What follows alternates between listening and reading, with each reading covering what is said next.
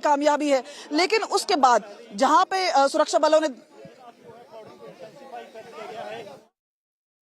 घायल हुआ है लगातार जीवन आपको Getting some troubling news this morning. The story is being reported from Jammu, where 3 people have died in an IED blast, and there is fear, in fact, and anger and panic as well in this particular village in Jammu. Pictures of the same on your screen right now. These are deferred pictures, and we're reporting from Rajouri in Jammu, where there are pictures of the injured being carried by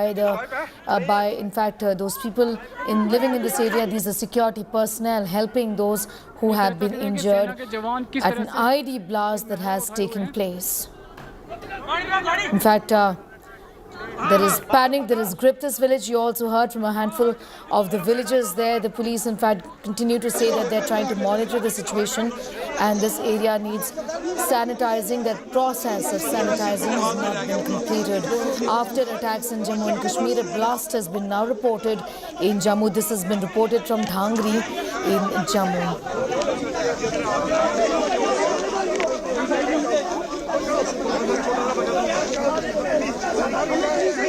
This area is being sanitized is what our reporters have been telling us on the ground. Confrontation of locals and police and security forces on the area being sanitized. This is what is happening right now as we speak, even as questions are being raised about the manner in which this major lapse has taken place. Sunilji Bhatt is with us. Sunilji Bhatt, in fact, the residents in this area are already protesting. There's been a great deal of anger against the security forces also. They continue to say that they need more protection. However, this blast has now taken place, injuring quite a few. Give us more details.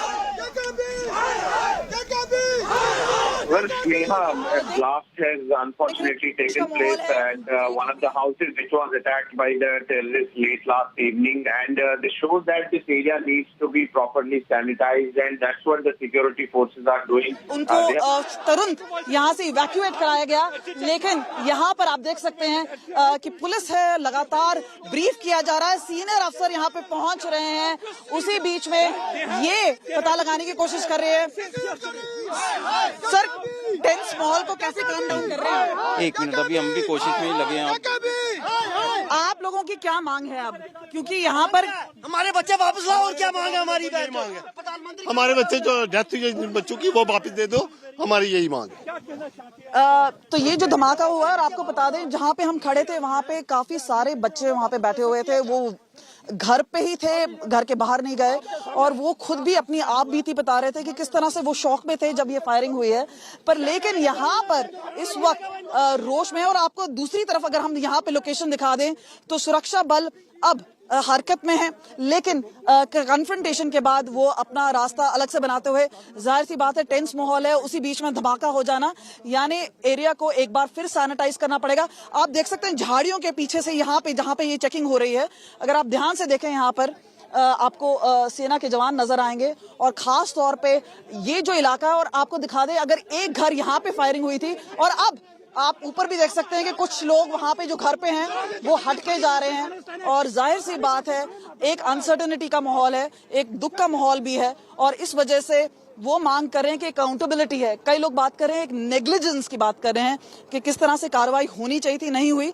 लेकिन क्योंकि अब ये एक live situation बना हुआ है, आधे गांव वाले अब बाहर हैं, कुछ अस्पताल में हैं, क्योंकि लाइव ब्लास्ट में कम से कम 3 से 4 लोग हैं वो घायल हो गए हैं। गांव वालों का मानना है कि कम से कम 2 की डेथ हो गई है। एक ऑफिशियल कंफर्मेशन का हम फिर भी इंतजार करेंगे, लेकिन क्योंकि ये धमाका एक जबरदस्त धमाका था और काफी खून बहा है, और यहाँ पे उसके बाद सबने हरकत ली है। अब आप देख सकते हैं कि सेना के जो जवान हैं और जो पुलिस के जवान हैं, अब वो घर पे पहुंच गए हैं और वहां पे वो जायजा ले रहे हैं, और इस पूरे एरिया को सैनिटाइज किया जाएगा। एक बार फिर ये जो लोगों से ही बात करते हैं, आपको लग रहा है कि सैनिटाइज, आप लोग कहाँ थे जब ये धमाका हुआ? ये हम उधर पावर प्रोटेक्शन कर रहे थे जहाँ डेड बॉडी पड़ी है, उधर जब धमाका हुआ हम गाड़ी लेके सभी इधर आ गए। पुलिस का काम है, कल की पुलिस यहाँ पे आई है, 10 बंदे उस कमरे बैठे हैं, जी हमारे चाय लो, ये करना वो कर रहा है। पुलिस किसी यहाँ पे आई है, क्या चेकिंग नहीं कर सकती? क्या क्या लगाओ यहाँ पे, क्या पुलिस कर रही क्या? ये क्या खुद क्या अपनी हिफाजत करेगी, दूसरे की क्या करेगी? ये ऐसे नोट चेक करेंगे कहीं नाके में मिल गया कोई आप गरीब लोग होता। घर जाएंगे शाम को या आपको लगता है कि कहीं और रहना पसंद करेंगे? हम तो यहीं रहेंगे, ये हमारा परिवार है, ये हम तो यहीं रहेंगे। हमें पुलिस नहीं चाहिए इधर, बस कोई फोर्स नहीं चाहिए, हम जो कर रहे हैं खुद कर लेंगे, खुद करेंगे, अपनी सुरक्षा खुद करेंगे इधर। जाहिर सी बात है, ये एक एंग्री रिएक्शन जिसे हम कह सकते हैं कि लोगों में काफी रोष है, गुस्सा है और अब वो मांग करें कि एक अकाउंटेबिलिटी भी होती है। पर लेकिन आपको दिखा दें, इस पूरे रोड पर अब हरकत हो चुकी है, एक्स्ट्रा डिप्लॉयमेंट लगाई गई है, सीनियर अफसर भी यहाँ पर पहुंच रहे हैं, लेकिन उसके बीच में यहाँ पर एक धमाका होना जिसमें और लोग घायल होने अपने आप में एक बहुत बड़ी शॉकिंग बात है और अचंभे की बात है। जाहिर सी बात है, इस पे सीनियर अफसर भी पूछेंगे कि किस तरह से हो गया है, लेकिन अपने आप में क्या वो एरिया सैनिटाइज नहीं होना चाहिए जहां पे क्राइम का साइड है? वो एरिया, उस घर में भी अटैक हुआ है, उस एरिया में कोई आर्मी नहीं दिख रही है, कोई ऑर्डर नहीं चल रहा, उसमें कोई सर्च अभियान नहीं चल रहा। तो ये 3 जो घर हैं जिनमें हिंदू परिवारों को बाहर निकाल के आधार कार्ड, एक में जहां पे हम गए यहाँ पर आधार कार्ड पूछा गया था जिसके बाद फायरिंग की, लेकिन जो पहला घर है जहां पे दीपक है, हमें बताया गया था वो 22-23 साल का था, उसकी नौकरी अभी लगी थी लद्दाख में और वहां पे ज्वाइनिंग तक नहीं हुई थी, 2 दिन में ज्वाइनिंग थी, पहला दिन था साल का, इस वजह से घर में सब लोग परिवार वाले एक साथ बैठे थे। दूसरे घर में कहीं ना कहीं खाना पक रहा था, वो खाना भी आधा छूट गया जब फायरिंग हुई। अब और एक और दिन बाद जहां पे वैसे ही लोग दुख में थे, इस तरह से एक और ब्लास्ट हुआ और यहाँ पर अब आप देख सकते हैं कि बच्चों को यहाँ से निकाला जा रहा है। आप देख सकते हैं कि उसी घर में से बच्चों को निकाला जा रहा है और यहाँ पर उनको सुरक्षित किया जा रहा है और जाहिर सी बात है वो डरे और सहमे होंगे इस वक्त और इनको अब निकाल के यहाँ से ले जाया जा रहा है और इनको एम्बुलेंस में इस वक्त लेके जाया जा रहा है। आपको दिखा दें, और बच्चे हैं, इनसे हम पहले बात कर रहे थे, ये वही बच्चे हैं जिनसे हम पहले बात कर रहे थे, अब उनको सुरक्षित निकाला जा रहा है। जाहिर सी बात है वो सदमे में हैं। आप ठीक हो? तो ये बोल रही हैं कि इनके कान में भी दर्द है, लेकिन यहाँ इस वक्त काफी शौक में है, यानी कुछ बच्चे अभी भी फंसे हुए हैं और जाहिर सी बात है एक सिचुएशन, एक ट्रॉमा है जो कि सामने नजर आ रहा है इस वक्त, क्योंकि ये बच्चे मिलने आए थे परिवार वालों से, दीपक के घर में आए हुए थे और इस वक्त भी आप देख सकते हैं कि इनको अब एक साथ एम्बुलेंस में ले जाया जा रहा है और कोशिश की जा रही है कि पूरी तरह से इवैक्यूएट कर दिया जाए, सैनिटाइज इसके बाद एक बार फिर किया जाएगा। क्यों ये घटना घटी वो बात की बात है। ये देखिए आप, एम्बुलेंस आपको नजर आ रही है और इसमें यहाँ पर इन बच्चों को ले जाया गया है। जाहिर सी बात है, सर आप एडमिनिस्ट्रेशन की तरफ से हैं, तो यहाँ पर आपको दिखा दें, यहाँ पर जो बच्चे हैं वो इस वक्त पहुंच गए हैं और काफी ट्रॉमा में लग रहे हैं और ये क्योंकि इन्होंने अब अपने आंखों से एक आईडी को फटते हुए देखा है। जाहिर सी बात है यहाँ पे जो बच्चे हैं और अब इन सबको यहाँ से ले जाया जा रहा है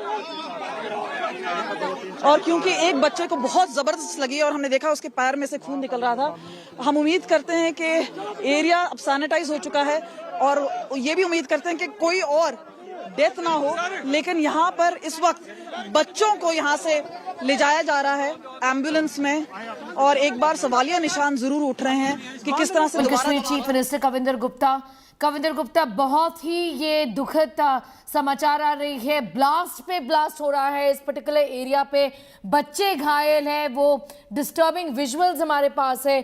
कैसे रिस्पॉन्ड करेंगे आप इस आईडी ब्लास्ट को लेके? कल भी हुआ है, आज भी हुआ है। आतंकी घटनाएं जो हुई हैं, ऐसा नहीं है कि सुरक्षा बलों द्वारा अच्छा काम किया जा रहा है, सुरक्षा बलों ने उस इलाके को घेरा है। पाकिस्तान की तरफ से इस प्रकार की अटेम्प्ट अक्सर होती हैं। आज जब कश्मीर को शांत किया गया तो उन्होंने इस इलाके को निशाना बनाया है, तो आज वहां पर पुलिस और सीआरपीएफ और दूसरे आला अफसर वहां पर पहुंचे हैं। जल्द इस पर एक्शन किया जाएगा और जो समझ आ रहा है कि उनको लगता था कि यहाँ पर लोग इकट्ठे होंगे और उनको निशाना बनाया जाए, तो अपनी घटना को उन्होंने अंजाम दिया है। एक बच्चे का जो जानकारी मिली है कि उसकी मृत्यु हुई है, तो मुझे लगता है लगातार ऑपरेशन जो है वो जारी है और जल्द ही इनको ढूंढ निकाला जाएगा और मार गिराया जाएगा। Former DGP of Jammu and Kashmir, Mr. SP Vaid is also now joining us, who's worked in this area. Mr. Vaid, once again, it's a new year. However, things don't change as far as this region is concerned. Hindus have been targeted once again, not one, but 2 attacks back to back. Yes, very unfortunate beginning of New Year in this Dangri village of Rajouri district of Jammu province. It is an attempt of targeted killing in Jammu region. What they have failed in Kashmir, after all their tentacles have been clipped, and in Kashmir Valley, target killing has been controlled. Now, this is an attempt by infiltrating group.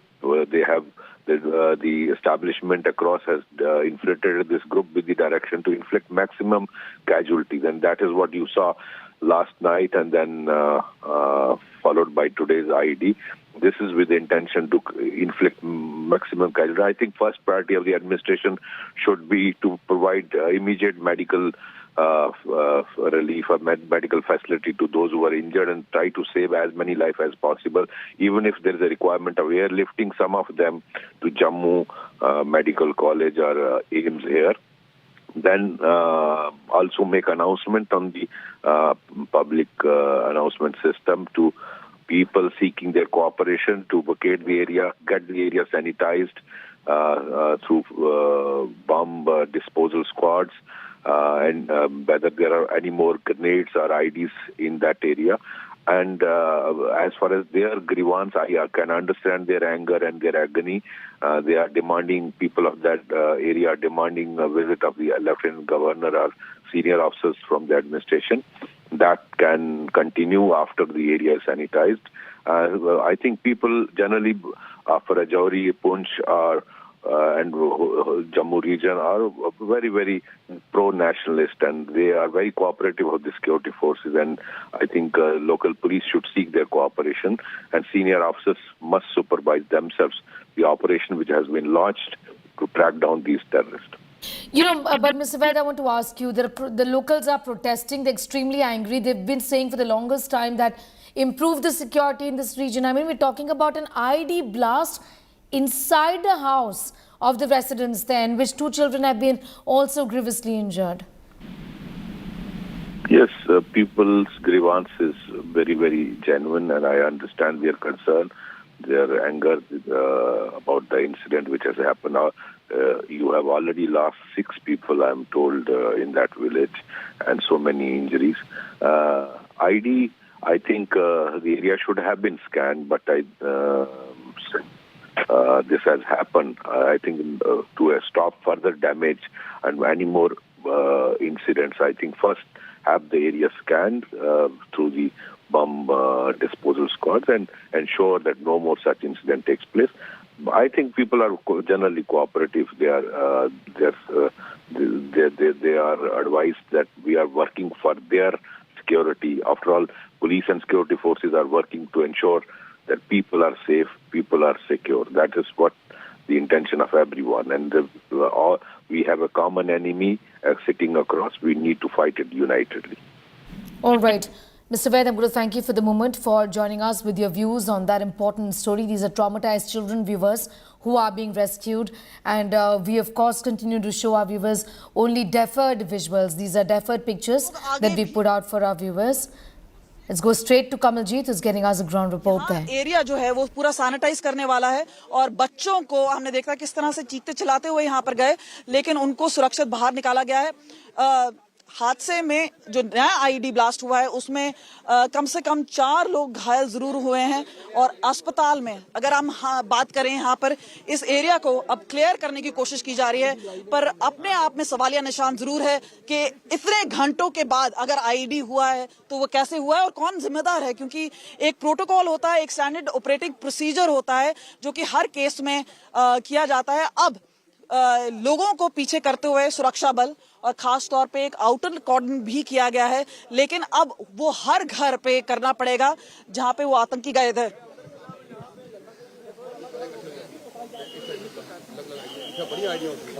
Men have opened fire at villages. This incident from yesterday and also again an ID blast today in the same village. There is panic and there is anger palpable on the ground, with the people there, residents, asking why this area was not sanitized properly. How is it that a blast took place inside the house of a local resident there? कपड़े पहने हुए थे और आपको यहाँ पे बता दें, जब वो आए तो हो सकता है वो पहाड़ के रास्ते आए हो, लेकिन किस घर में जाना है वो उनको पता था। ये पूरा एक हिंदू डोमिनेटेड इलाका है। यहाँ पर अब अगर हम बात करें, पहले घर में गए, उसके बाद वहां पे गोली मारी गई। प्रिंस और दीपक नामक के दो भाई हैं जिनके गोली लगी, दीपक की हत्या हो गई। दूसरा घर यहाँ से कुछ ही दूर है, हम वहां पे आपको दिखाने की कोशिश करते हैं, ज्यादा दूर नहीं है। उसके बाद वहां पे जाके आधार कार्ड मांगा गया, यानी 5-7 मिनट बाद ही आतंकी पैदल चल के वहां पे पहुंच गए। और उसके बाद जो तीसरा घर है जहां पे खून की होली खेली गई, क्योंकि वहां पे जबरदस्त फायरिंग की गई और खून के दाग वहां पे हर जगह लगे हैं। यहाँ तक जो टीवी है उसमें भी है और उसके दीवार पे भी काफी सारी गोलियां के दाग लगे हुए हैं।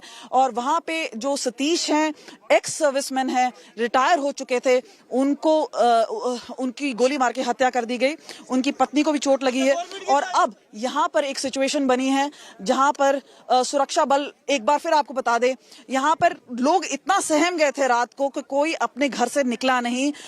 लोगों की चीखने चिल्लाने की आवाज आई, लेकिन कोई घर से गया नहीं। लेकिन अब क्योंकि एक दिन बीत चुका था, लोग जब आहिस्ता आहिस्ता 2 बजे के बाद बाहर निकले और पता चला कि इतनी बड़ी घटना हो गई है, सुरक्षा बल आई, उसके बाद वो बाहर निकल पाए। लेकिन आज सुबह सुबह जिस तरह से लोगों ने चौक पे घेराबंदी की है, वहां पे एक जवाबदेही मांगी जा रही है कि किस तरह से जो सुरक्षा बल हैं या फिर सिक्योरिटी फोर्सेस हैं, क्या वो अकाउंटेबल है। और जिस तरह के दावे किए जा रहे हैं इस वक्त कि किस तरह से माहौल है, वो जो बात की जा रही है। तो इस वक्त अगर हम आपको बता दें, यहाँ पे सुरक्षा बल अपनी पोजीशन लेते हुए, और यहाँ पर हमने लगातार देखा है कि 12 घंटे से ज्यादा हो चुके हैं और अब इस पूरे I'm just going to in fact go across to Ravindra Raina of the BJP, and Kamal continues to get us a ground report in a moment. To back to Kamal in a moment from now. Ravindra Raina, बहुत ही दुखद घटना है। यहाँ के जो locals हैं वो नाराज भी हैं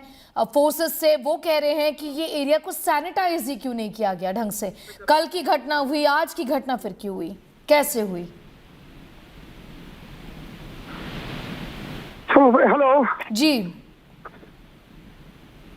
अभी इसी गांव में एक दूसरा हमला ब्लास्ट हुआ है।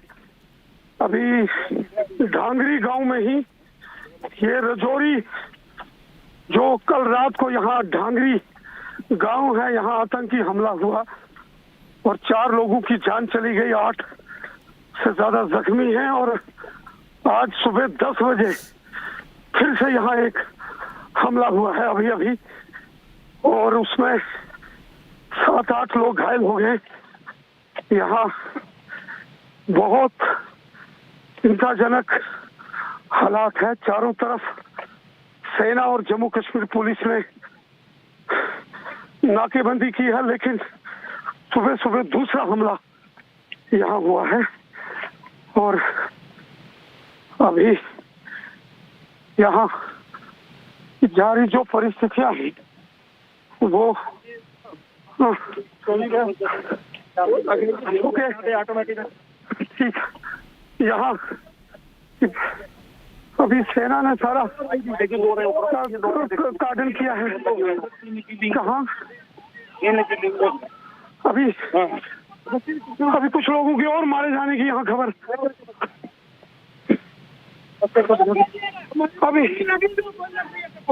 इस समय आप कहाँ पर है? क्या बता रहे हो? हम दिखा रहे हैं। रविंद्र राणा, पूछना चाहूंगी इस समय आप कहाँ पर हैं? एक मिनट आप थोड़ा सा करिए। एक मिनट। रविंद्र रैना पहुंचे हैं इस वक्त और आपको बता रहे हैं कि यहाँ पर हाय हाय के नारे लग रहे हैं इस वक्त। इस वक्त बात ना करते हुए यहाँ पर जिस तरह से नारेबाजी चल रही है, एक चीज साफ है कि प्रशासन से जवाब मांगा जा रहा है। और आप देख सकते हैं कि रविंदर रैना वहां पे चले गए हैं, शायद वापस आके बात करें, पर रविंदर रैना आगे बढ़ चुके हैं। 8 से 10 लोग जख्मी हुए हैं। बड़ी बात ये है कि ये जो In fact, BJP's Ravindra Rana is at the village where this incident took place. The terror attack from yesterday, the ID blast from today, this remember, is the second attack in the same village, and that's the reason why the villagers here are asking the authorities what did they do to safeguard the people here. The minority Hindus living in this area have been targeted twice. So first on yesterday, in fact on the 1st of January, and then again today, where an ID blast took place inside a villager's house. In fact, yesterday's killing also saw these terrorists walk into the homes of the people, ask them for their Aadhaar card and then shoot them, kill them. Tragic details coming in where children have been injured as well, taken to the hospital. These viewers are deferred visuals from earlier today. We have pictures, in fact, of the injured being taken away to the hospital. And there are 4 who have lost their lives in this horrific attack from yesterday. The police, in fact, is yet to give out the exact figures as to what really happened today, how many people have died, but this looks terrible. And this is a terror attack that we're reporting on twice, in fact, in a span of 24 hours. Another ID blast took place in the Rajouri village after the targeted killing yesterday. The death count in the terror attack from yesterday has risen to 4. There are 9 others who were injured yesterday. Right now we have information of 3 being injured. All of them are recuperating at the Government Medical College in Rajouri. In fact, some of them are critically injured. Many of them have been lifted to Jammu also, is what we know. The name of the village where this attack took place is Dangri. This attack took place last evening. 2 armed terrorists barged into 3 homes, opened indiscriminate fire is what the police has said. The search operation was launched. However, villagers are upset that proper sanitization of the area did not take place, because of which 1 ID blast was reported today as well. 4 people died in the attack from yesterday. This, remember, in fact, is the second incident of civilian killings in Rajouri in the past 2 weeks, after 2 people were killed outside an army camp on the 16th of December last year. The villagers, the headman, are slamming authorities, calling the attack a major security lapse. In fact, a protest also broke out a few moments ago, pictures of which we put out for our viewers. There is a threat perception and searches are being carried out, is what the authorities have been saying. How did this blast happen after the attack yesterday? The attack has understandably sparked up panic in the district. Several organizations have called for a strike to protest against this and demand swift action. The BJP has supported the Bandh call. Ravindra Rana of the BJP now, he is in charge of the BJP in the state and is at the Dangri village where this attack took place. ये देख सकते हैं कि सेना के जवान किस तरह से एक महिला को उठाए हुए हैं. In fact, a group of people earlier also gathered outside the hospital where the injured were recuperating, raising slogans against Pakistan and also terrorists for killing people. Slogans have been raised against. लेकिन खून के दाग लगे हुए हैं, और अगर यहाँ से देखा जाए तो खून के दाग अंदर भी हैं, और AK-47 की जो बुलेट कवर है, बुलेट शेल है, वो भी वहाँ पे नजर आ रही है। और यहाँ पर दुखों का तांता लगा हुआ है। परिवार वाले गए हैं, लेकिन यहाँ पर बच्चे मौजूद हैं और बाकी हैं। आपको सुनाई पड़ा था गोली जब चली थी? फायर हुए, बहुत फायर हुए थे। हमने सुना, हम अंदर भाग गए तो ताई जी की रोने की आवाज आ रही थी कि मेरे बच्चों को कोई बचाओ, तो वहां से आके इन्होंने बचाया। कोई पता नहीं, बस रोने की आवाज आई, हमें बाकी कुछ नहीं पता क्या हुआ क्या नहीं हुआ। ये 2 भाई हैं दीपक? हाँ, 2 भाई हैं, दीपक और प्रिंस। तो और प्रिंस की हालत कैसी? वो चंडीगढ़ ले गए, उनको कोई पता नहीं उनका। हम एक परिवार वालों से बात करते हैं। ये देखिए, यहाँ पे भी खून के दाग यहाँ पे नजर आ रहे हैं। आपके बेटे को भी गोली लगी है? हाँ जी, बताएंगे के बेटे को किया? वही पुआ के घर आया थी, पुआ गली नहीं है, मैं पुआ को जाना है। मैं जा फिरता वो आया तो बस जैसा ही आया था बस ऐसे फिर शुरू हुई है। कुछ 10 मिनट 15-20 मिनट रुकिया, फिर मैं उतो तक लिया मैं इधर फैर आया फैर कुदर आया फिर मैं कोई रेफरेंस चेक कर रहे सन एक रोने नहीं आवाज आई है फिर कोई नहीं आवाज आई फिर कस्मान पे ये कह रही काफी उधर बुने भी ये बुल परला भी। आपको कब पता चला कि आपके बेटे को फायर लगा है? आहो गोली लगी है गोली लगी है बांह टूटी तक क्या कोई नहीं सर आपने हमने बच्चे निकाले हैं जाके पुलिस वालों को बोलते हैं उनको गोली लगी है और इधर कोई रात को कोई सर्च ऑपरेशन नहीं हुआ कोई सर्च ऑपरेशन नहीं हुआ शर्म आनी चाहिए शर्म आनी चाहिए 12 बजे अभी तक नहीं आया। Let's go straight to some news just coming in. Mehbooba Mufti has spoken out, condemned this cowardly act. Condolences to their families. Despite being under BJP rule and its bogus claims of ending militancy, violence continues unabated. Had Jammu and Kashmir had its own elected government, the same media would have hauled them over the coals, is what Mehbooba Mufti has now said. Former Jammu and Kashmir Chief Minister Mehbooba Mufti has spoken out against the back-to-back attacks, condemning it, says it's cowardly, offers condolences to their families. In spite of being under BJP rule and its bogus claims of ending militancy, violence continues unabated, is what Mehbooba Mufti has said. Had there been a government in Jammu and Kashmir, an elected one, the same media referring to the press coverage would have hauled them over the coals, is what Mehbooba Mufti has clearly said.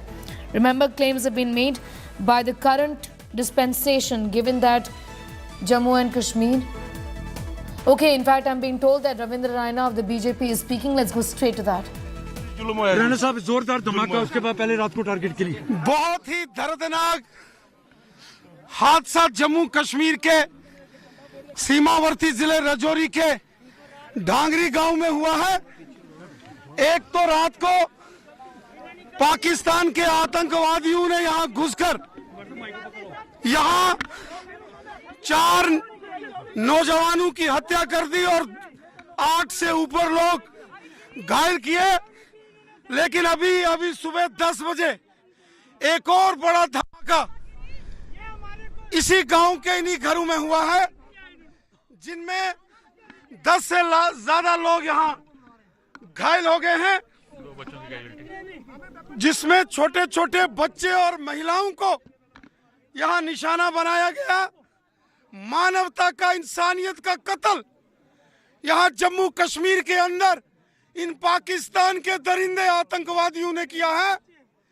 बहुत ही पीड़ादायक, बहुत ही दर्दनाक ये सारा घटनाक्रम है।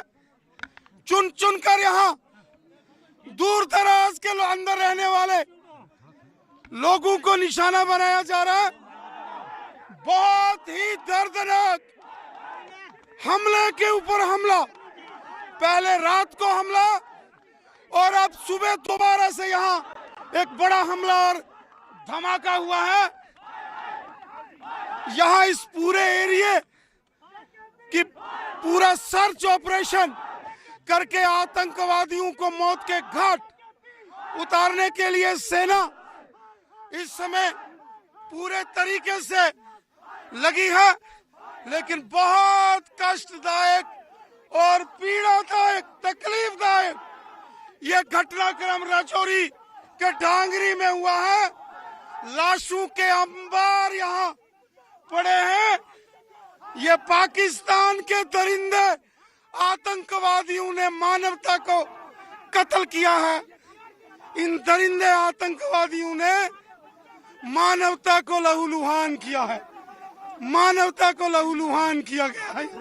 छोटे छोटे बच्चों को, महिलाओं को यहाँ निशाना बनाया गया है। बहुत बड़ा जुल्म, अत्याचार, महापाप इस राजौरी के डांगरी में हुआ है। बहुत बड़ा पाप, बहुत अत्याचार। हमारे पास बहुत है जो मकान नीचे है तो Terrible news we are getting in this morning. One child has succumbed to his injuries is what we know. Kamaljeet has more details on that. Kamal, this is heartbreaking in every sense of the word. A child has succumbed to cowardice of terrorists there. की search operation करके इन आतंकवादियों को मौत के घाट उतारा जाता। Sir आपको लग रहा है कोई नेग्लिजेंस? देखिए बहुत बड़ी साजिश है, हमले के ऊपर हमला, हमले के ऊपर हमला हुआ। Rena there, and obviously this is where the anger is actually now being felt, and this is where he's talking and obviously being out by the locals because they are demanding accountability. They're saying the same thing that now he's saying, which is that this area should have been sanitized in the first place. This is obviously just the beginning of the year and the challenge now coming in the face of terrorism. Remember, the claim was made that at least 172 terrorists have been killed and the numbers will fall down to 2 digits. But right at the beginning, when there was a lot of confidence being shown, that is where the terrorists have now really hit. And we've seen a spike happening both in Kashmir, incident taking place in Kupwara of a gun snatching, and obviously a success coming in with a rifle being taken away. There was also an attempt to a grenade blast in Srinagar, and then a bigger incident happening right here in this particular area in Rajouri, and now there's also another IED being found, and this is where the area is being sanitized. We will have to see. A lot of people saying, why is there no safety equipment, no dog squad? And this is where the locals are showing their anger, and they're also showing how upset they are. Remember, they have not been done with the mourning of the 4 people, and now 1 child has died. Now these children were the ones who were staying back home because home is where the safety really is, and that is where most of the family members had actually moved away, and they were at the chalk with the bodies saying they will not move away till justice is done, till an encounter is done, till VDCs are empowered. So they were demanding extra security, army deployment right here, and back here where there was a lot of patrolling. And if you can just try and show you 365-degree view, there are locals out here just outside the house where the blast, where firing had taken place. But if we turn around and show you, you will see that there is a lot of deployment done here, and then you will see the vastness of that entire area. It's a very green belt. The houses are very distant, and this is where the terrorists have chosen to attack what is the Hindu-dominated village. This is where they went to 3 of the houses. In at least 1 house, they demanded an Aadhaar card. So this started at 7 o'clock. By 7:30, they were done with the carnage. There's bullet-ridden bodies all around, and a lot of people were just hiding in their houses, only waiting for the deployment to come back. Now, this was yesterday, and after that, once the deployment was there, they thought the worst could have been over, and today, when they were mourning, that is where the second IED has taken place. And let me just try and show you. This is where we were doing the interview, and if that interview is shown, we were speaking to those very children who were later very traumatized, and that's the place they were sitting and talking about what they had actually gone through. This is a lot of trauma for a child to go through, and this is where they were recounting horror, only to be known that in the next few minutes that they themselves could become a target. But this is where the situation in J&K sometimes becomes extremely uncertain. But we've seen incidents taking place. Now, these are certain booby traps, and we've seen it happening in Naxal area and other areas where sometimes the IDs have been left behind. We've seen them happening in other operations, but in something of a civilian area, which is not a live encounter which has taken place, which is a terror attack, the tactics being used here, and this is definitely an ID being kept, not just 1, but 2 IEDs. 1 went off. We do not know whether this was a timer ID or whether it was a remote control one. Most likely it was a timer ID. It went off after 12 hours. So people who were just sitting there were caught completely unaware, and there was plumes of smoke which really came out, and then what we heard was a lot of crying and screaming, and obviously people going into a panic situation because this involved small children, kids, and this is where this entire area is once again being sanitized. Now the blood stains are all spattered across, but once again this area is now being sanitized as far as security force personnel are concerned. Look at, there are multi-layer deployment which is being done, but clearly questions will be raised as to why the second IED actually went off, especially after the bodies were taken away after the first round, especially if it was sanitized. That should have been taken care of. But meanwhile, was this a violation of SOP or was it a pure negligence? That is something which will be looked after later. But yes, another life has been snuffed out, and this is purely because the area was not sanitized.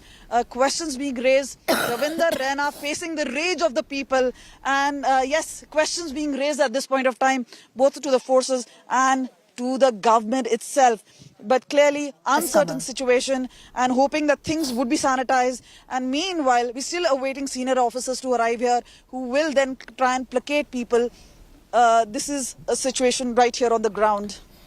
Kamal, be with us. I'm going to come back to you in a moment from now. In fact, my colleague Pooja Shali is also with us. Pooja, you were in fact telling me, and we've been talking about this, that in Jammu, such targeted killings are actually a rarity. This, in that sense, is a huge worry. The manner in which this penetration to this village in Jammu, in Rajouri, has become now possible for the terrorists who had confined themselves for the longest time in the Kashmir region, isn't it, Pooja?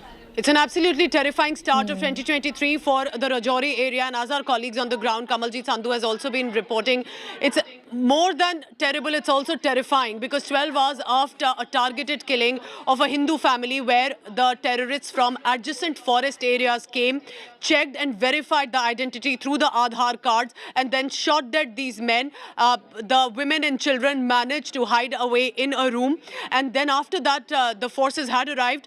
It appeared that all was over, search operation was done, and then 12 hours later, while people are, of course, around in that area, are rushing for treatment, another IED blast, which is an improvised explosive device blast, takes place in that same village. So imagine after a targeted killing, then a blast. And as Rajouri is a border area, it's always been on alert. But for the longest time, the terror attacks were in the Kashmir Valley, and therefore for these attacks to start taking place, the manner in which it has done in series in Jammu region and specifically in Rajouri is definitely a security concern that the agencies need to look at. There was an intelligence alert, but to the manner in which, remember, the inhuman action of targeting innocent people, families in this village area, women crying, and now for us to be told that a child has lost his life, the child has succumbed to injuries due to an IED blast.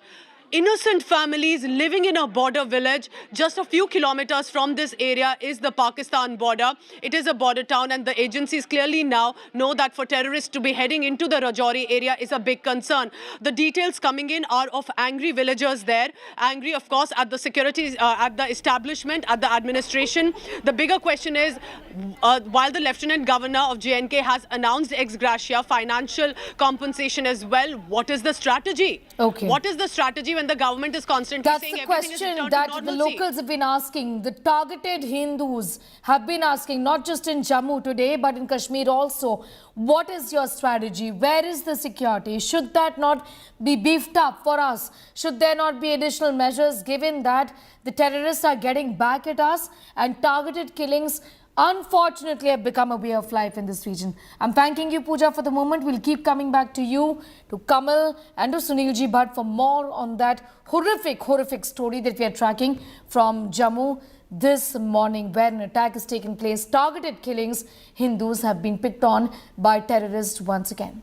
With that, it's time for a quick break here. News continues in just a minute.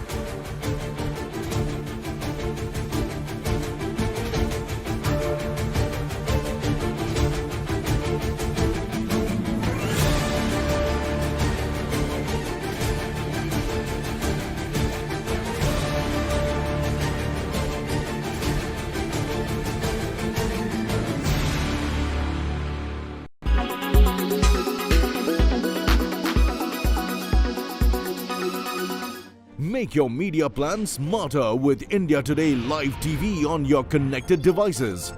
Amplify your brand with 100 million smart internet viewers. To advertise, mail us at sales@aajtak.com.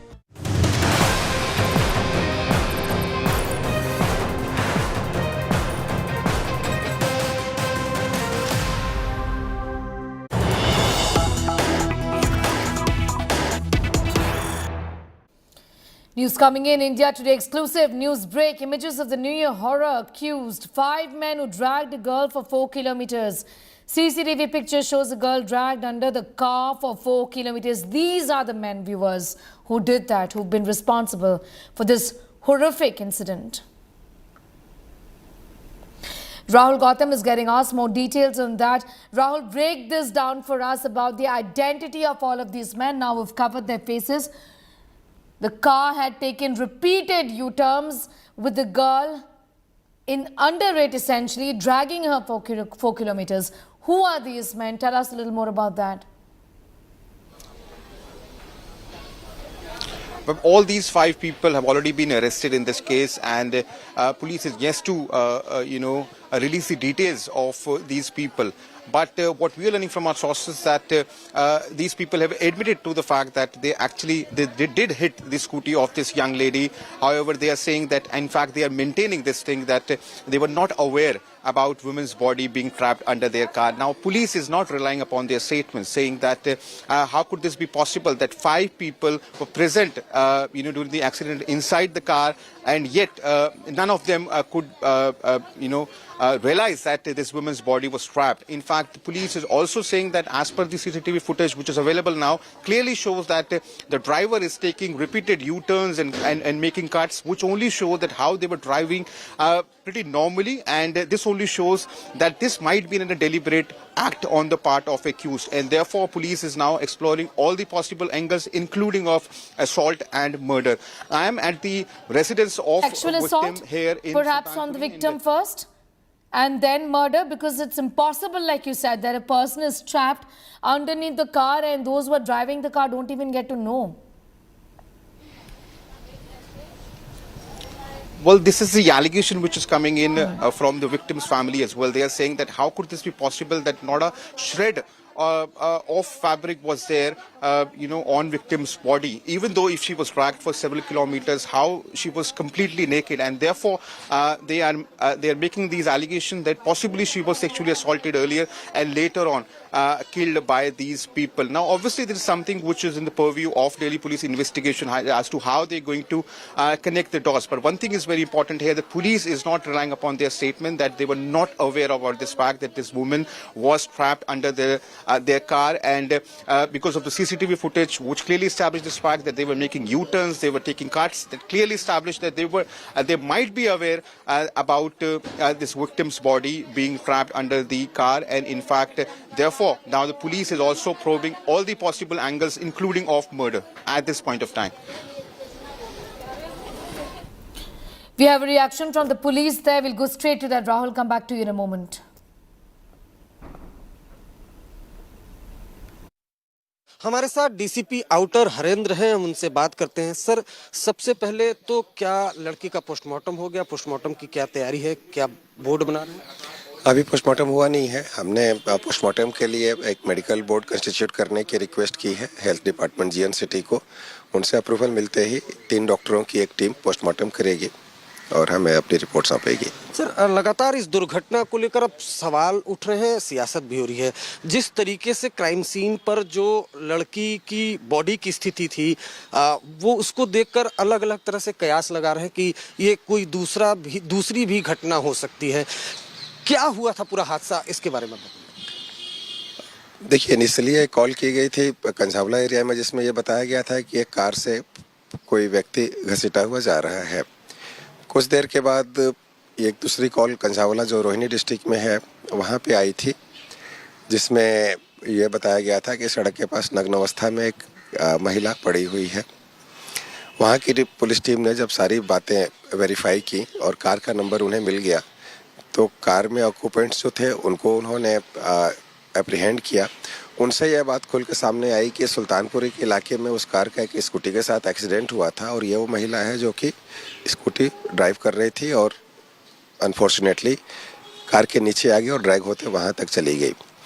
Parallelly Sultanpuri में जो हमारी team थी, patrolling team थी और हमारे SHO की team थी, उन्होंने भी पेट्रोलिंग के दौरान ये नोटिस किया था कि करीब 3-3:15 बजे एक्सीडेंट हालत में एक स्कूटी पड़ी हुई है, लेकिन वहाँ पे कोई विटनेस नहीं था, ना ही विक्टिम या कोई इंजर्ड वहाँ पे था। तो स्कूटी को उन्होंने इम्पाउंड करके थाने में रख लिया था कि अगर कहीं किसी हॉस्पिटल से किसी एक्सीडेंट की इन्फॉर्मेशन आएगी तो उस पर वो आगे कार्रवाई करेंगे। इन द मीनवाइल हमें कंझावला से ये इन्फॉर्मेशन मिली कि ये स्कूटी जो ड्राइव कर रही थी वो लड़की का शव वहाँ कंझावला में मिला है। Then we could correlate and establish the whole sequence of event, जिसमें सुल्तानपुरी के इलाके में एक्सीडेंट के बाद जो मृतका है वो कार के नीचे आ गई और काफ़ी किलोमीटर तक ड्रैग होती गई हैं, जिसकी वजह से शरीर पे इस तरह की इंजरीज भी हैं, कपड़े भी छत हालत में मिले हैं। सर, क्या जो अक्यूज हैं उनका मेडिकल एग्जामिनेशन हो गया है? क्या उन्होंने ड्रिंक कर रखा था या नहीं कर रहा था, इस बात की पुष्टि हुई है? उनका मेडिकल एग्जामिनेशन हुआ है, हमने उनको अरेस्ट भी कर लिया है और उनके ब्लड सैंपल्स हमने प्रिजर्व कर लिए हैं। ब्लड सैंपल में अगर अल्कोहल के ट्रेसेस आते हैं तो वी विल एक्ट अकॉर्डिंगली। गाड़ी कौन चला रहा था, उसका नाम क्या है और बाकी अक्यूज? जो इन्फॉर्मेशन है उसमें दीपक खन्ना है जो गाड़ी चला रहा था, बाकी 4 उसके ऑक्यूपेंट्स हैं, उनको भी हमने अरेस्ट किया हुआ है। यूजुअली एक्सीडेंट के केस में सिर्फ ड्राइवर के खिलाफ कार्रवाई होती है, बट इस केस में हमने ना सिर्फ ड्राइवर को बल्कि कार में बैठे बाकी 4 लोगों को भी अरेस्ट किया है। साथ ही मैं ये भी बताना चाहूँगा कि जो राजस्थान नेग्लिजेंट ड्राइविंग में एक्सीडेंट के केसेस फैटल होते हैं उसमें सिर्फ 304A IPC इन्वोक किया जाता है और ये एक बेलेबल ऑफेंस है जहाँ कि उसको थाने से ही बेल मिल जाती है। इस मैटर में हमने ना सिर्फ 304A बल्कि 304 सेक्शन भी लगाए हैं और सभी एक्यूज्ड के खिलाफ जो 5 ऑक्यूपेंट्स कार के थे उन सबके खिलाफ लगाए हैं, जिससे ना सिर्फ उनकी थाने से बेल रिजेक्ट हुई बल्कि आज उनको हम कोर्ट में प्रोड्यूस करेंगे और कोर्ट को रिक्वेस्ट करेंगे कि हमें उनकी पुलिस कस्टडी दी जाए।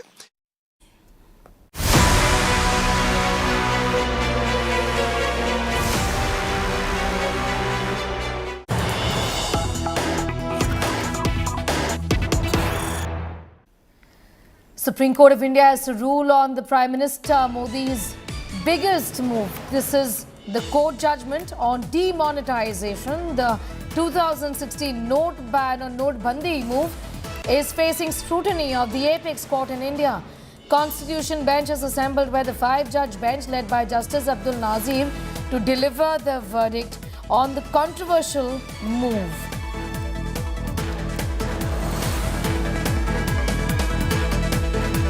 The court is going to deliver the first day post its winter recess, the verdict on a batch of petitions. Anisha is tracking all of those developments very closely. Talk to us about the batch of petitions. There are going to be 2 judgments. Anisha, correct me if I'm wrong. Well, this is the first judgment that is being pronounced right now. There are 2 opinions that are going to be pronounced at the moment as we speak. Justice B.R. Gavai of the Supreme Court is reading out his opinion on the demonetization case. Now, remember, this is a very, very crucial question that is before the Supreme Court. Not only whether the demonetization decision of 2016 was correct, but also if it was correct or incorrect, what are the steps that the court can take at this stage. Now, we are being told that 2 separate opinions will be pronounced at this moment as we speak. Justice Gavai is pronouncing his opinion. What is being said at the moment is he's reading out the questions that have been framed by the Supreme Court, where the 6 questions have been framed by the Supreme Court to consider the various issues involved in the matter, whether the power of the centre can be restricted to any series of notes under the Section 26 of the RBI Act, whether the power of the centre amounts to excessive legislation, whether the period provided for exchange of notes was correct or not, whether the notification, the demonetization notification itself is can be struck down or not. Now, the court is looking into all of these issues. Now, remember, this is a 5-judge bench verdict. There were a lot of issues raised. The petitioners had raised the allegation.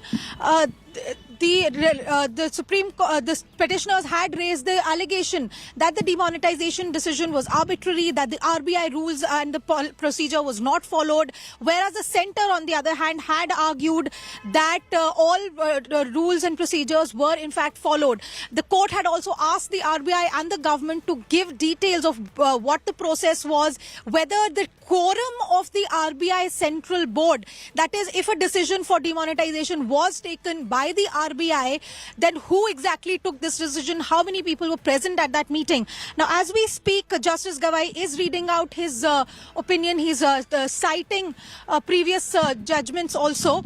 And as we speak, he is pronouncing his verdict.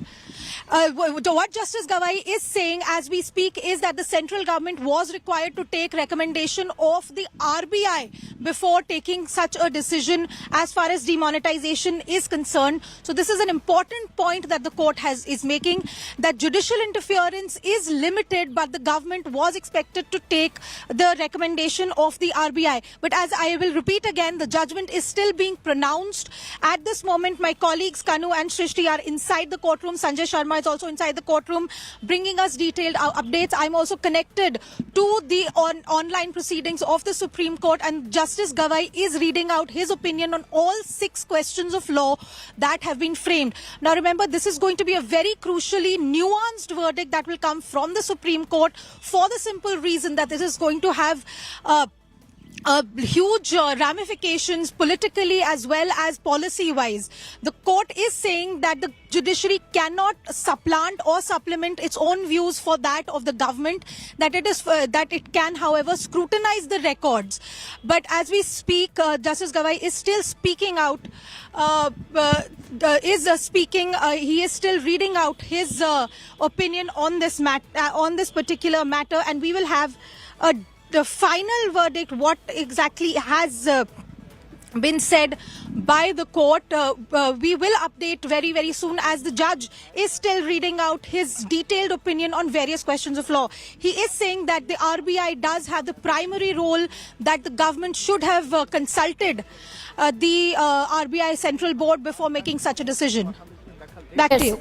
You know, Anisha, even as we are standing by for that, and like you said, you're listening to this, to what Justice Gawai is saying right now, vis-a-vis his opinion on the same, and there will be 2 is what you said. Just quickly take us through the details of what the centre has said in the defence of demonetization and the kind of hardships that people have faced.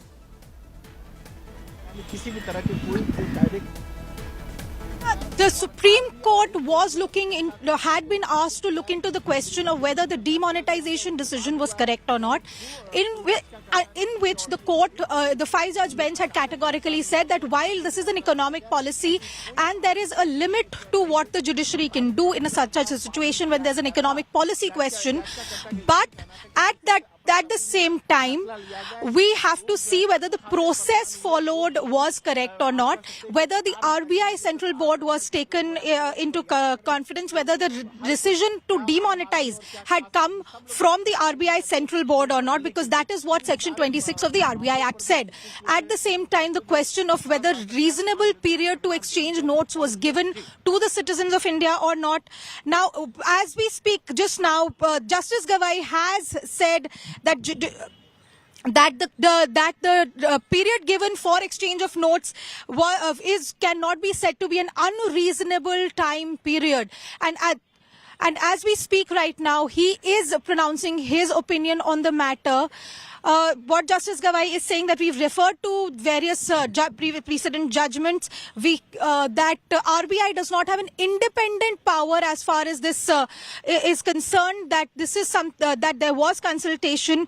So it seems that the court is taking into account the fact that there was consultation with the RBI and the government for 6 months, and that was the stand taken also by the centre and the RBI before the Supreme Court of India during the arguments. The centre had said that consultations on this issue had begun in February 2016, prior 6 months before the demonetization decision was actually taken. And Justice Gawai, as we speak, while pronouncing his opinion, is saying that there seems to be a reasonable nexus with regard to the exercise of the government's power, that therefore Sneha, as we speak, as I said, we are getting updates continuously. The judge is giving his opinion as we speak. The court is saying that that there was consultation between the centre and the RBI for a period of 6 months. There seems to be a reasonable nexus to bring the demonetization measure, and the RBI does not have independent power. Now, the question really remains: what is the final verdict of the Supreme Court? That is something that we will find out as the court continues to pronounce its verdict. At the moment, Justice Gawai, in his opinion, seems to have said that the RBI was in fact consulted, that there is no need for there is no excessive delegation. There are inbuilt safeguards in this particular process, and and it seems that the court is saying that there is no need to strike down certain provisions of the RBI Act, because remember, the petitioners had said that these notifications and the RBI provisions of the RBI Act need to be struck down because this seems to be giving extensive and unabridged powers to the centre and to the RBI. Justice Gawai's opinion, as we speak, the Justice Gawai's opinion seems to be that the provision is in fact correct, that the timeline given to exchange notes is not unreasonable, that the RBI does not have excessive powers, it does not have independent powers. So it seems that, at least in Justice Gawai's opinion, the demonetization decision seems to be correct at this moment. But as I said, this is one opinion that is being given. The detailed order of the court is still being pronounced. Justice Gawai has said that this matter needs to be considered by an appropriate bench of the Supreme Court. So it seems that there are certain dissents, certain issues with this entire situation. I repeat once more, this is going to be a very nuanced, very complicated judgment as far as the various issues concerned are there. Justice Gawai, in his opinion that has been pronounced so far, has said that the demonetization does not seem to be incorrect, that it is not relevant if the objective sought to be achieved is achieved or not. There should be a reasonable nexus between the objective of the exercise and what has actually been done by the government. He's also said that the time period given to exchange money was not unreasonable. Therefore, at least one opinion coming in from the Supreme Court, read out by Justice Gawai, seems to be that that this notification of demonetization is not flawed, that the previous period provided is not unreasonable. But at the same time, we are still waiting for further opinions to be read out by the Supreme Court. The judges at the moment are Justice Nagaratna is now starting to pronounce her verdict in this particular matter, and we will be updating you. We will be updating you on what exactly. Anisha, if you just look at what is being said now, she is dissenting on certain points. Okay. You know, I'm just going to come back to you in a second from now. The notification of demonetization cannot be struck down, is what Justice Gawai has said.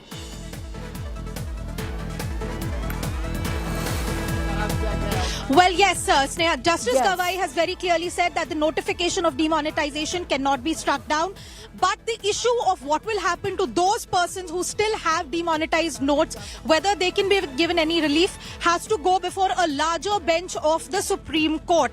So there are 2 points that have been effectively 2 lines of verdict coming in from Justice Gawai, that the power of the centre did have the power to demonetize, that the decision was taken in consultation with the RBI, and as far as the RBI is concerned, it does not have the power to accept the demonetized notes beyond the time limit that had been prescribed by the government. But as far as the issue of whether there can be any relief for the people who still have demonetized notes is concerned, Justice Gawai has referred this matter to a larger bench of the Supreme Court. And as we speak, Justice Nagaratna is speaking out her opinion of in this particular matter. And as we said, we've been reiterating this, these are 2 separate opinions being read out. At this moment, we do not know whether this is a split verdict or whether Justice or whether this is a 4:1 verdict. But it is very clear that at least one verdict, one opinion here coming in from the Constitution bench is that the notification was not flawed, that the demonetization decision was correct, that there is no, that the time period provided for the people to exchange their money was in fact correct. Back to you. All right, the matter referred to the larger bench on the issue whether the people who still have demonetized notes, what are they going to do? What is the kind of relief that they should be extended? What is the kind of relief, Anisha, are they expecting really?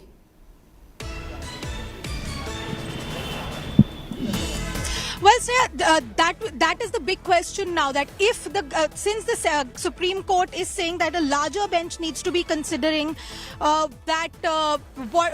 will happen to those persons who still have demonetized notes, has to be sent to a larger bench. Remember, the petitioners have been saying that the people who still have demonetized notes because they were either out of the country at the time or were ill or had some reason were not able to get the notes exchanged in time should be given some sort of a relief.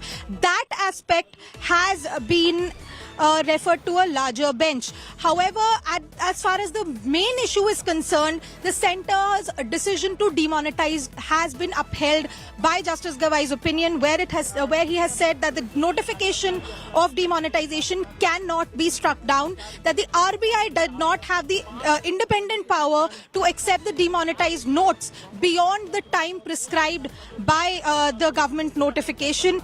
The court has also said that the RBI cannot decide on demonetization by itself. It does not have independent powers. And as we speak, the court has also said in Justice Gawai's opinion that the Section 26 of the RBI Act has inbuilt safeguards. There is no reason to strike down that particular specific provision that had provided for the demonetization powers. Now, as we speak again, Sneha, I will reiterate that Justice Nagaratna at the moment, even as I speak, is giving her opinion on the particular matter. Justice Nagaratna is saying that she differs on certain reasoning and conclusions given by Justice Gawai, that the Justice Nagaratna, in fact, has very clearly dissented, saying that Justice Gawai's judgment does not recognize that the RBI Act does not envisage demonetization by the government. Now, this is a very, very crucial observation given by Justice Nagaratna, where she has said that the recommendation has to be initiated by the RBI and not by the government, that there is an importance of the RBI and the RBI Act. And Justice Nagaratna, as we speak, is reading out her opinion on this matter, or the parameters of the entire exercise, whether the proposal for demonetization emanated from the centre or from the RBI. All of that is now being discussed by Justice Nagaratna. Now, remember, this is a very crucial point in this entire argument that was made by the petitioners, because the petitioners have been saying again and again that the demonetization exercise was incorrect because it was not the RBI which had proposed demonetization, it was something that the government had proposed. Now, Justice Nagaratna, as I speak, is discussing this entire issue of Section 26 of the RBI Act, whether the proposal for demonetization had come from the centre or from the RBI. She is also talking about the origination, or like where exactly did this proposal originate from and what the law specifically says about this particular issue. Now, remember, as we've been discussing this, these are various nuances of the law, of the policy. And while Justice Gawai has very clearly given a clean sheet to the government, Justice Gawai has very clearly said that there is no need for judicial interference. The notification does not need to be struck down. The Act does include its own inbuilt safeguards. Justice Nagaratna seems to be dissenting on that particular point at the moment. And as we speak, Justice Nagaratna Anisha, in a moment from now, these proceedings are live, viewers, and we'll just dip into the court proceedings right now. Listen in. Process of demonetization. The next question would be, whether the central government can, on initiating the process of demonetization, proceed to issue a gazette notification to demonetize any or all series of any or all denomination of banknotes on the strength of subsection 2 of section 26 of the Act. Consideration of this issue would also answer the contention of learned senior counsel for the petitioners regarding subsection 2 of section 26 of the Act being unguided and arbitrary in nature and hence unconstitutional. To this end, the following aspects have to be examined. A. Whether demonetization can be initiated and carried out by the central government by issuing a notification in the Gazette of India as per subsection 2 of section 26 of the Act. B. Extent of the central government's power to carry out demonetization, that is, whether all series of all denominations may be demonetized.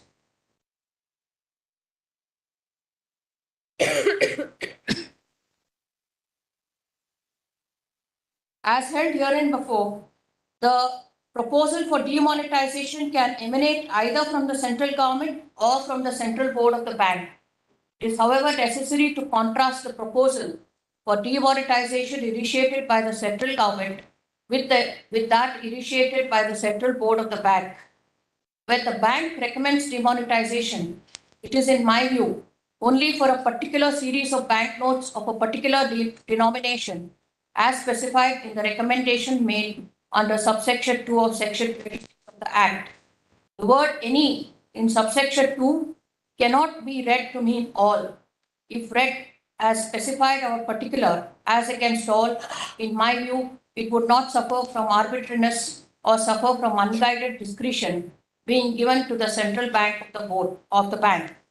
On the other hand, in my view, the central government has the power to demonetize all series of banknotes of all denominations if the need for such a measure arises. It cannot be restricted to such powers in such manner as the central board of the bank is under the above provision.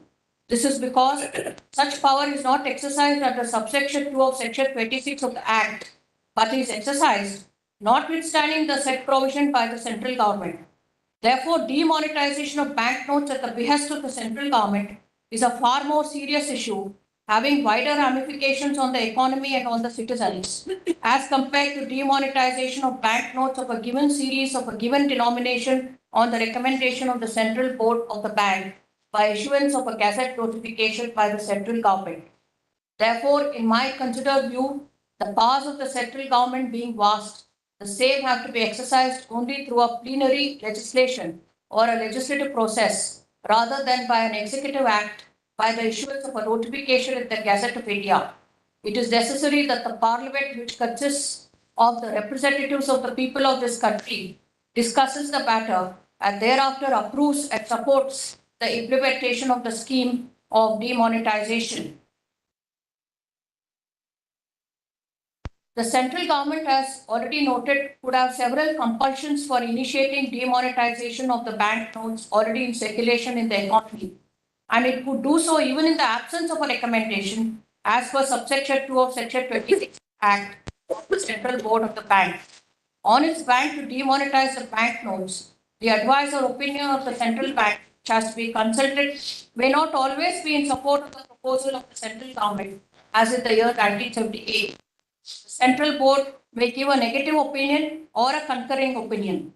In either of the situations, the central government may proceed to demonetize the banknotes, but only through a legislative process, either through an ordinance followed by a legislation if the parliament is not in session, or by a plenary legislation before the parliament, and depending upon the passage of the bill as an act, carry out its proposal of demonetization.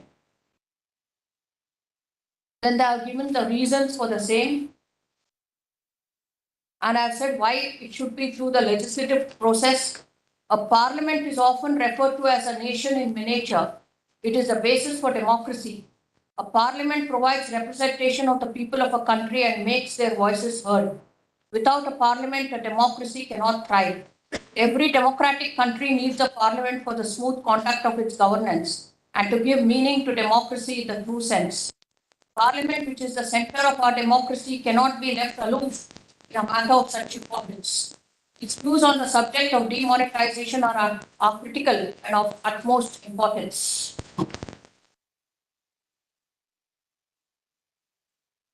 nobody states that the impugned gazette notification dated 8 November 2016 of the central government was published on the initiation of a proposal of demonetization by the Central Board of the Bank. Proposal for demonetization was initiated by the central government by a letter dated 7 November 2016, addressed by the Finance Secretary to the Governor of the bank. The central government, having obtained the advice of the bank on its proposal, proceeded to issue the Gazette notification on the very next day, dated 8 November 2016. The same was followed by an ordinance and thereafter an enactment was passed.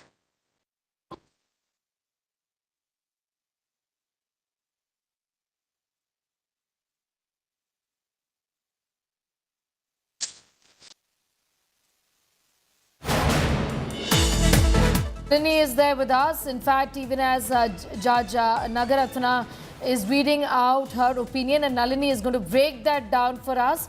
She's deferred at least in one point. Explain to us and put this into context, Nalini. Well, Sneha, what we need to understand is that all of these judges in this 5-judge bench have held together that the centre, in fact, does have the powers to demonetize the currency notes of all series in case it requires to do so. What Justice Nagaratna differs on is the manner in which this is supposed to be done.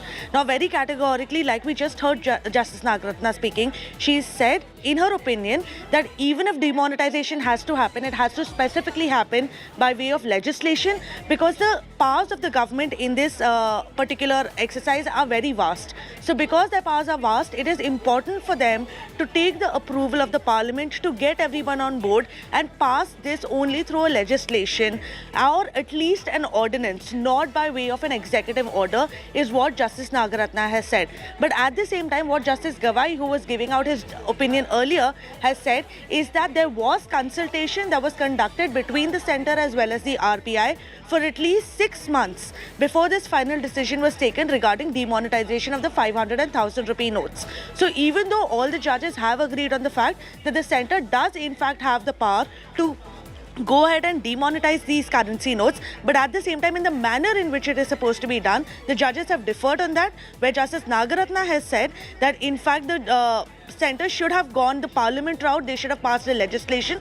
On the other hand, Justice B.R. Gawai has said that what the manner in which the RBI was consulted and the centre had passed this was done in the correct manner, and there is nothing apparently wrong with the process, at least on the face of it. It remains to be seen how many judges have agreed with Justice B.R. Gawai versus Justice Nagaratna and exactly what the split in the bench is going to be, but at least all the judges seem to be on the same page regarding the fact as to whether or not the centre has the powers to go ahead and demonetize the currency notes of all series or not. The only differing point here is not her backing the process, but her backing the ban, but not the process per se. But all of them have in fact arrived at the consensus that indeed this was a move that was needed. Be with us, Nalini. I'm going to come back to you. We're going back to the live streaming of the court once again.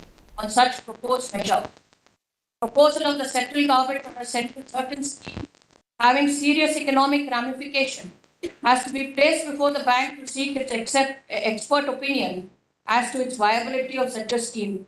The bank as an expert body may render advice on such a proposal and on some occasions may even concur with the same. However, even such concurrence to a proposal originating from the central government is not akin to an original recommendation of the Central Board of the Bank within the meaning of Section 26, subsection 2 of the Act.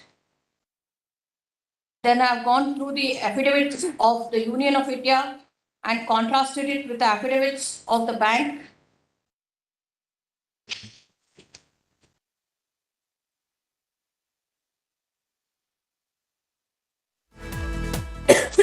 On a close reading of the notification dated 8th November 2016, in juxtaposition with the records, the following aspects emerge. One aspect of the matter which emerges with no ambiguity is that the proposal for demonetization originated from the central government by way of its letter addressed to the bank dated 7th November 2016. This aspect forms the central plank of the controversy at hand, that the recommendation did not originate from the bank under subsection 2 of Section 26 of the Act, but was obtained from the bank in the form of an opinion on the proposal for demonetization submitted by the central government. Such an opinion could not be considered to be a recommendation as required by the central government in order to proceed under subsection 2 of section 26 of the Act. Even if it is assumed for the sake of argument that the said opinion was in fact a recommendation under subsection 2 of section 26 of the Act, in light of the interpretation given by me herein above to the phrase any series or any denomination, means specified series or specified denomination, the recommendation itself is void inasmuch as it pertained to demonetization of all series of banknotes of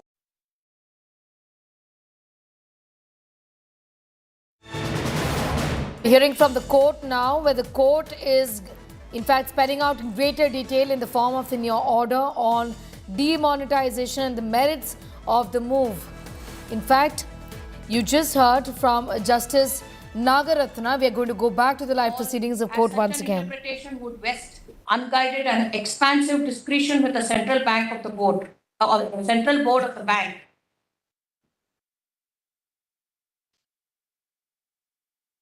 Then legal principles applicable to the case, I have said that to do a thing a particular way or not to do at all, that is Taylor versus Taylor, Nazir Ahmed versus King Emperor, and the various cases of this court on the said principle are cited. What emerges from the above? BJP's Amit Malviya is also now joining us. Your reaction to what has been said, 4:1 judgment in favor of the Notebandi move. Well, the Supreme Court's judgment has only gone on to reiterate that the central government took a decision which it is well within its right to do. The Constitution of India provides a framework for central government to take economic decisions, policy decisions which are in the best interest of the country, and opposition using courts to settle political scores is something that is not going to find favor with the highest court of the country. Having said that, demonetization has had long-lasting impact on the country's economy. 5 lakh crores and more have found its way into formal banking sector. Today we have a very big digitized economic environment where billions of transactions happen over the internet, over several apps and online banking channels, making sure that we have a much larger formal economy today.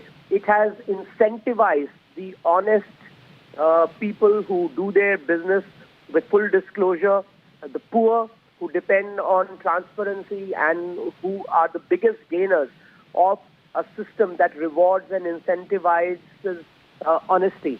The only people who were aggrieved by this entire demonetization exercise were the corrupt who had accumulated a lot of black money, illegitimate wealth, and the country has seen that the opposition was batting for such people. Therefore, the politics of the opposition stands exposed post this decision. I also want to ask you, in fact, an important observation made by Justice Nagaratna, who continues to speak right now, is the fact that she's spoken about that there was no independent application of mind by the bank, referring to the RBI, in such an important issue is what she says. Look, I don't want to... Okay, in fact, we have a reaction coming in. Let's go straight to that. बहुत कुछ इस judgement के मुतालिक लिखा जाएगा और बहुत से जो कानून के जानने वाले लोग हैं इस पर टिप्पणी करेंगे, मगर आज मैं ये कहना चाहता हूं कि सरकार के फैसले को उचित ठहराया गया है संविधान की रूह से। जो आपत्तियां दर्ज की गई थी उसको लेकर आप क्या कहेंगे? क्या वो आपत्तियां खारिज करना अब विपक्ष इस मुद्दे को उठाएगा, नहीं ठंडे बस्ते में चला गया है? देखिए, विपक्ष को किसी भी मुद्दे को उठाने का अधिकार है, क्योंकि जो इतिहास जब लिखा जाता है तो वो एक फैसले से नहीं लिखा जाता। मगर ये बात सच है कि अब सुप्रीम कोर्ट के फैसले के बाद मैं समझता हूँ फिलहाल इस मुद्दे को उठाने में कोई औचित्य नहीं है। यानी अश्विनी कुमार जी ने साफ कर दिया है कि सुप्रीम कोर्ट के इस फैसले के बाद अब इस मुद्दे को उठाने का कोई औचित्य नहीं, कोई मतलब नहीं, कोई मकसद नहीं रह जाता है। फिलहाल विपक्ष के लिए या फिर याचिकाकर्ताओं के लिए ये बड़ा झटका तो है, क्योंकि कोर्ट ने, संविधान पीठ ने केंद्र सरकार की दलीलों को और इस अधिसूचना को बिल्कुल वैध ठहराया है और ये माना है कि सरकार ने पूरी प्रक्रिया के साथ ही नोटबंदी के लिए, नोटबंदी के अधिसूचना जारी करने से पहले, नोटबंदी लागू करने से पहले इस पूरी प्रक्रिया का पालन किया है। कैमरामैन अश्विनी हेलन के साथ संजय शर्मा, दिल्ली आज तक। All right, Nalini is with us as well. Nalini, it's clear that as far as the verdict is concerned, it's 4-1 in favor, although questions have been raised, for example, on the role of the RBI in all of this, the role that they played in facilitating all of this and their involvement in this judgment, isn't it? Just take us through the nuances of what has been said in court as of now.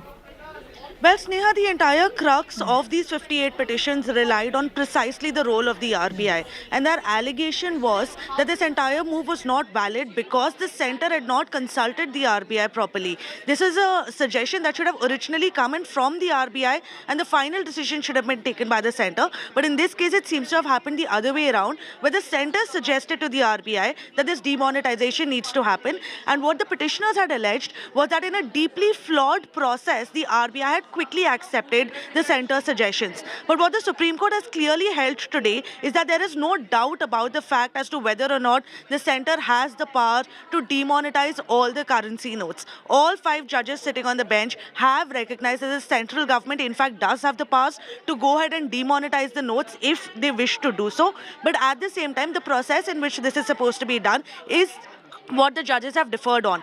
While 3 of the judges have sided with Justice B.R. Gawai, making it a 4:1 split, they've said that a proper consultation with the RBI was done by the centre in this case, and therefore no questions can be raised as to the procedure, at least in this matter. What Justice B.V. Nagaratna has said is that this is something that should have been done either by way of legislation or at least an ordinance, because bringing the parliament on board with a significant move like demonetization was very important, because the powers of the centre are extremely vast in this case. So it is the process and the manner in which it was done is what the judges have differed on. But at the same time, all the 5 judges in one voice have said that the centre in fact did have the power to do that. And now in a majority 4:1 judgment, the Supreme Court upheld the validity of the 2016 demonetization process, which have been petitions that have been long pending before the Supreme Court. But finally, these petitions have found closure, with the Supreme Court dismissing all of these 58 petitions that had come before it after all the petitions from across high courts had been transferred. And in a very clear verdict, the Constitution bench of the Supreme Court has held that the centre had the powers and the entire process was done in a proper manner. You know, so it's important to point this out that in principle, no problem with note bandi. The problem is with the process, with Justice Nagaratna also saying that it should have been done by way of a legislation. Nalini. Precisely. And Sneha, if you remember, when the matter had reignited once again before the Supreme Court, for a long time the debate before the Supreme Court Constitution bench was as to whether or not there's any point in even looking into this, because it's become a purely academic exercise. But at that time, the petitioners had urged the Supreme Court that it not become a purely academic exercise because of the large number of people that were impacted by this entire process, the kind of money that was lost, along with the hardships that the people had to face at that time. After which the Supreme Court had agreed with the petitioners, so they had given them a fairly long hearing. I think it was about 5 to 7 days, when the Constitution bench had sat on every single day and heard arguments in detail by the petitioners, by the centre and by the RBI as well. And both the centre and the RBI had categorically defended the move before the Supreme Court. They had placed all the records in a sealed cover before the top court, including the minutes of the meeting, of the crucial meeting that was held on the 8th of December before this decision was announced to the nation. So all of those minutes of the meeting were placed before the Supreme Court. The Supreme Court had perused all the records, and after that they've come to the conclusion that all of this was done in a proper manner.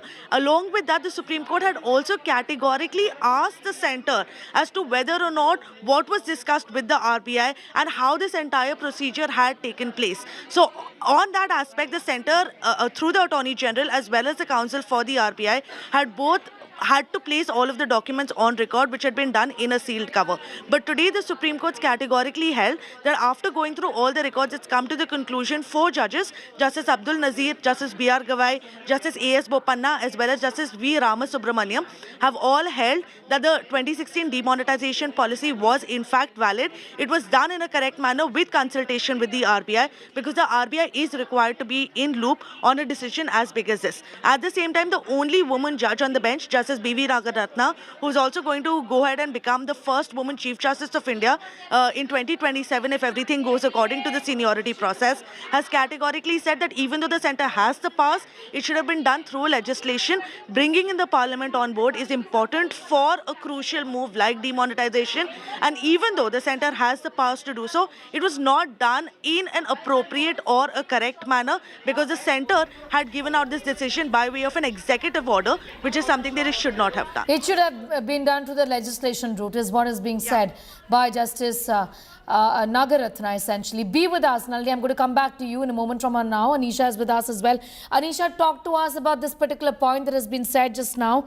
Justice Nagaratna saying that since the 2000 note was released, thereafter it can be seen that the object which centre sought to achieve may not have been achieved at all. That's a question. Okay, I'm going to come back to you, Anisha.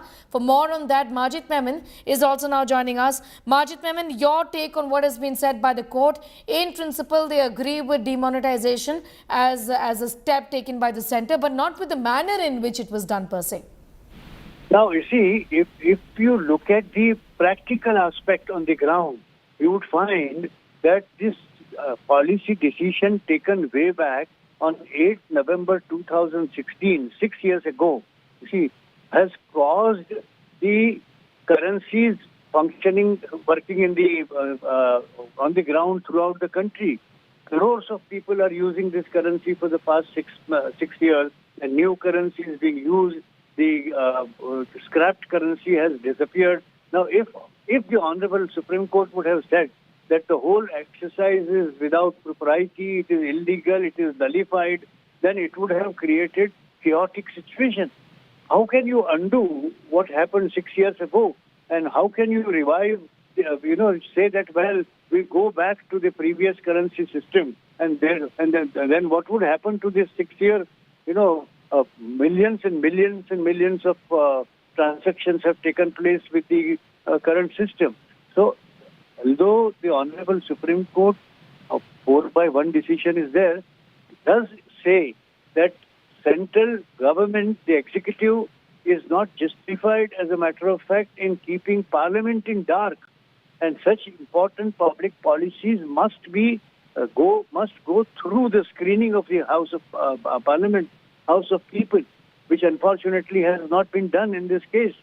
Now, therefore, what is for the posterity, what is for the future for the government is that they should resist from taking any such decision. Although Supreme Court realizes that nullifying that policy decision would create a chaotic situation.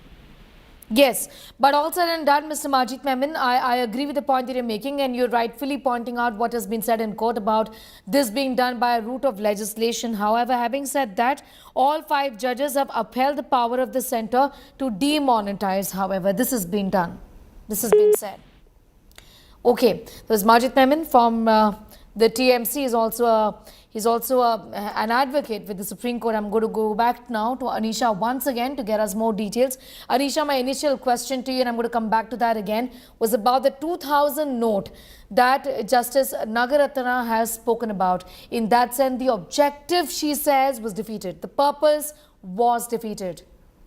और याचिकाकर्ताओं की सभी बातों का खंडन किया था कि इस तरीके की Well, yes, Neha, the Justice Nagaratna, in her separate dissenting opinion, has raised several very crucial observations, including the fact that 98% of the currency that was demonetized has been exchanged and has come back into circulation. In addition, a 2,000 rupee note had also been released, which basically seems to indicate that the objective for which this demonetization exercise was carried out does not seem to have been met. However, at the same time, the court, the Justice Nagaratna is also saying that demonetization was meant to target evils such as terror funding, counterfeiting, etc. And therefore, this measure, we are not saying that this measure was not meant for anything but that the measure is unlawful according to us purely on the grounds of procedure. Because remember, it is a 4-1 verdict, while Justice Gawai and the other 4 judges, Justice Nazir, Justice Ramasubramaniam, Justice Gavai have said that have upheld demonetization, saying that the centre did have the power to do so.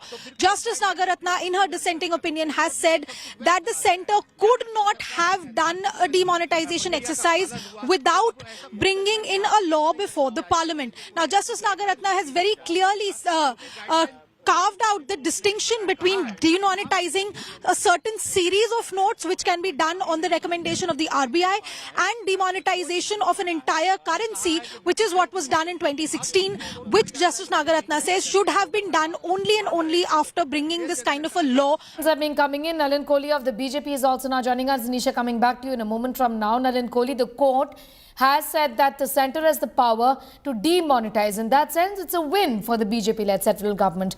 However, okay, Nalin Kohli is not with us. We'll just try and reconnect with him once again. But we're getting all the details about what has been said in court. Remember, all the petitions in question have been dismissed by the apex court, which says, in principle, that the centre, in fact, had the power to demonetize. They're okay with what they wanted to achieve. However, was that achieved is the question that has been asked by one of the dissenting judges there. Justice Nagaratna also has asked about the objective of demonetization, given that 2,000 rupee notes were introduced soon after. Also asking if this can be done, could have been done rather, by the way of legislation. Essentially questioning the process in all of this. I'm going to try and go back to my colleagues once again if Anisha is with us, if I could have a confirmation on that. However, this is, in fact, this is what the court essentially has said. We're getting in all the details. I can see Nalini and Anisha. Anisha, you're making a point about what Justice Nagaratna had essentially said about the processes.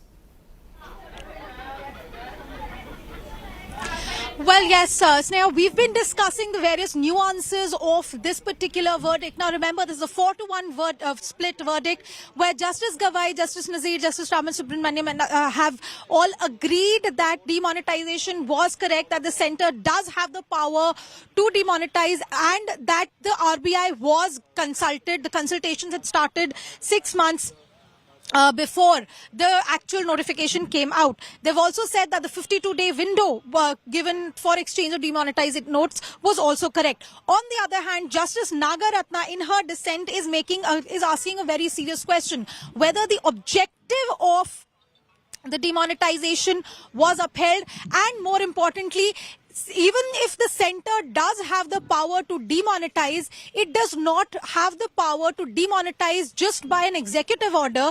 Justice Nagaratna says that the centre, according to procedure, should have brought a law before the parliament before taking this demonetization decision.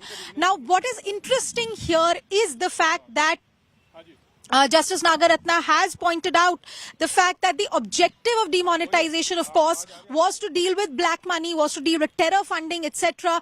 And while she has said that the objective of that we are not questioning the motives of the government when it goes into this issue of eradicating evils like black money, terror funding, etc., she is asking the question that 98% of the demonetized currency did come back into circulation. So was the objective... Back to you, Nalin Kohli is also with us. Nalin Kohli, by and large, it's a win for the centre, though one of the dissenting judges has questioned if this could have been done better, at least through the legislation route, is what she said. Let me first make it clear, as a practicing lawyer also, you need to look at the principles. The government has every right to take a decision that it has the administrative power to do so, or the executive power to do so, obviously based on a statute or the statutes that provide that power. Now, the government took a decision. Some people were unhappy. They approached the court. When you approach the court, you come up with your set of arguments challenging that decision, and the Honorable Court, in this case the Honorable Supreme Court, has heard the arguments of all sides. A differing judgment does not mean that the majority does not hold or is by and large a victory. It is a victory for the government. It is a confirmation that the government's decision was correct. It was sound, and there cannot be a challenge to that decision. That's what it confirms. Now, what one would hope is that unlike Rafale, people don't politicize it thereafter. Because again, if I look at the example of Rafale, The government of Prime Minister Modi took the decision in national interest with regard to defense requirements. People and political parties, individuals challenged it. They kept questioning that process. They kept alleging things in it. The court looked at everything, finally said there is nothing wrong, closed the matter. But then people started questioning the court. And that would be an unfortunate outcome, and that would then mean that the actual petition was filed with mala fide interest, not really to check the decision, but to do politics on it. And I hope that that would not be the case with demonetization and the judgment having come out. All right. Yes, you rightly pointed out that this indeed is a minority view of what has been said by one of the justices. In fact, one of the judges there, beg your pardon, one of the judges in what she says about this being unlawful, and if it could have a better route to do it, there could have been a better route to do it. However, what we know is that in that sense, with the petitions being dismissed, Anisha, this indeed, at the end of the day, is a victory from the optics of it also, since this move is criticized year after year, especially around the time of the anniversary of Notbandi. This essentially is a message also as far as politics is concerned that the BJP government did right. Well, yes, Neha, politically this is a big win for the BJP because it now has another reason to attack the opposition. The opposition, of course, has been saying has been attacking the demonetization decision since 2016. The questions that have been asked by the opposition have now been laid to rest by the government, by the Supreme Court's decision. And we've been seeing this entire politics over demonetization about the state of India's economy also playing out for the last several years. Especially now with the 4:1 majority upholding the demonetization decision, saying that what was done was correct procedure. Only one judge, Justice Nagaratna, who will at one point take up the mantle of the Chief Justice of India, she has questioned whether the objective of the demonetization has actually been met, but has at the end of the day said that the centre should have brought the law through the parliament, and that is why she's declared it unlawful. We also saw the opinions coming in from the opposition parties, including P. Chidambaram, senior Congress leader, and the senior advocate who was in fact leading the charge in the Supreme Court as far as the petitioners are concerned. He was the senior advocate arguing on behalf of the petitioners. In fact, Mr. Chidambaram had raised several legal issues as well as pointing out the difficulties faced by the people. But now, P. Chidambaram in his has reacted on social media. He's put out tweets saying that once the Supreme Court has declared the law, we are obliged to accept it. However, it is necessary to point out that the majority has not upheld the wisdom of the decision, nor has the majority concluded that the stated objectives were achieved. In fact, the majority has steered clear of the questions whether the objectives were achieved at all. In fact, Chidambaram has celebrated the fact that Justice Nagaratna, in her dissenting minority opinion, has said that she has. And I'm reading out Mr. Chidambaram's tweet here. He says that we are happy that the minority judgment has pointed out the illegality and irregularities in demonetization. It may only be a slap on the wrist of the government, but a welcome slap on the wrist. The dissenting judgment will rank among the famous dissents recorded in the history of the Supreme Court. Now, politically, this entire situation, Sneha, is not going to come to an end just very easily, because we've seen the kind of arguments, counter-arguments, allegations being raised by the opposition parties, particularly on the question of the hardships faced by the people of the country. And even Justice Gawai's opinion, which was the majority opinion of the four judges, Justice Nazir, Justice Gawai, Justice Bopanna and Justice Ramasubramaniam, even that verdict has said that the issue of what happens to the concerns of the people who could not exchange their notes, that has to be referred to a larger bench. So there, that point is the politically important point as far as the people of the country are concerned, Sneha.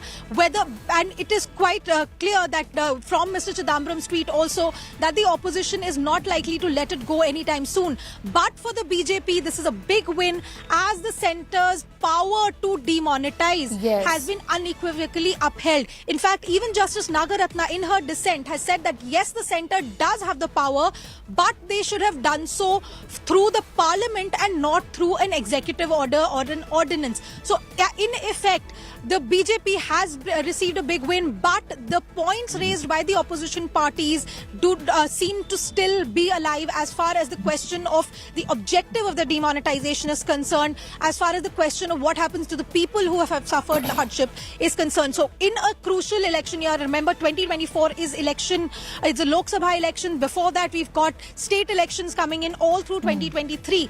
The question now is, will this continue to be, particularly with the state of India's economy and the state of the world economy, the kind of inflation we are seeing, the kind of economic measures that and especially with the budget session also coming up in just a few weeks. Question now is, how is the opposition going to use this particular verdict as far as political the political sphere is concerned? Yes, absolutely. The majority opinion, Anisha, once again is on the power of the centre to demonetize. So that has been essentially is a majority opinion. But you've also in fact underlined that even within the majority opinion, questions have been raised on the objective of the move essentially.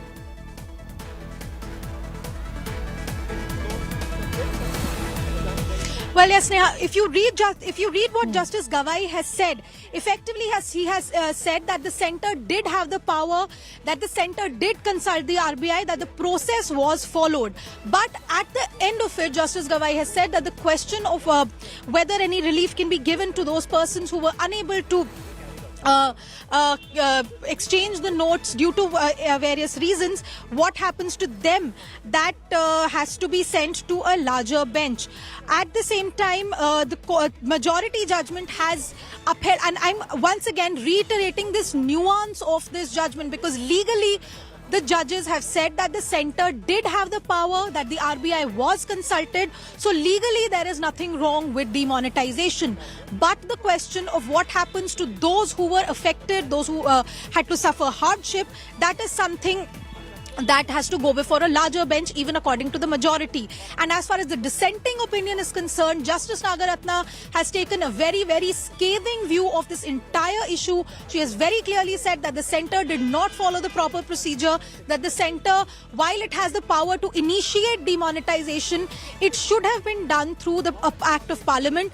Also, more importantly, she has, while accepting that the demonetization decision was well intentioned and it was meant to curb the evils of black money and terror funding, etc. And this is also, again, I'm pointing out the nuances of the observation here. Even Justice Nagaratna, while saying that the government should not have done what it did the way it did, has said that the government's heart was in the right place. Yes. But has at the same time pointed out, did you actually get what you wanted? Two wanted buzzwords to here. curb black money. You know, Anisha, and I'm just going to bring in Nalini on this point actually. Nalini is also with us. Nalini, one important point that even Anisha is making, that even amongst the dissenting judges, this is what she said. It is beyond doubt that such measure was well-intentioned, number one, and it demonstrates foresight. This is really crucial, isn't it? Well, absolutely, Sneha. But at the same time, another important thing that Justice Nagaratna said during her dissenting judgment, and even though Anisha is right when she says that all the judges in one voice have upheld the centre's pass to make such a move, but they've differed on the way that such a move was made. And Justice Nagaratna has, in her judgment, said that without Parliament, a democracy cannot thrive, and a Parliament cannot be left aloof on such an important decision like demonetization. So what Justice Nagaratna has categorically said in her dissenting judgment was that it was important to get the Parliament on board, because this is a judgment, that this is a decision that not only impacted a certain section or few people in the country, but everybody from the north to the south was impacted by demonetization, which is why it was important for the government to implement it in the right manner, to bring in an act and to bring in an ordinance after the decision has already been taken and implementation has been made on the ground. means nothing, which is why she said that the manner in which this was done was actually unlawful. But at the same time, it's also important to focus on the judgment that has been given by Justice B.R. Gavai, because that is the judgment that has the majority of the 4 judges that were sitting on the bench, who have said that in fact a proper procedure was followed in taking this decision. Justice Gavai has clearly said that the government and the RBI were in consultation for 6 months before this decision was taken, unlike a consultation just for a couple of days, what the petitioners were trying to state while making their arguments before the Supreme Court. Because what the petitioners had claimed was that the RBI was only informed by the centre. They were barely given any time to make a decision or to even analyze this entire move. But the Supreme Court today, after going through all the documents, has categorically held that they were in consultation for 6 months, that the RBI was in loop, and that this decision was taken by the due procedure being followed, which is why the 2016 demonetization policy, irrespective of what impact it had, was at least done in a proper manner and through a proper procedure. And that is why, by a 4:1 verdict, the Supreme Court has today upheld not only the centre's powers, but also the entire demonetization move that had taken back in 2016. They've said that due procedure was followed, and the centre does in fact have the power to come forth and make such a move, even in the future, if they might feel to do so.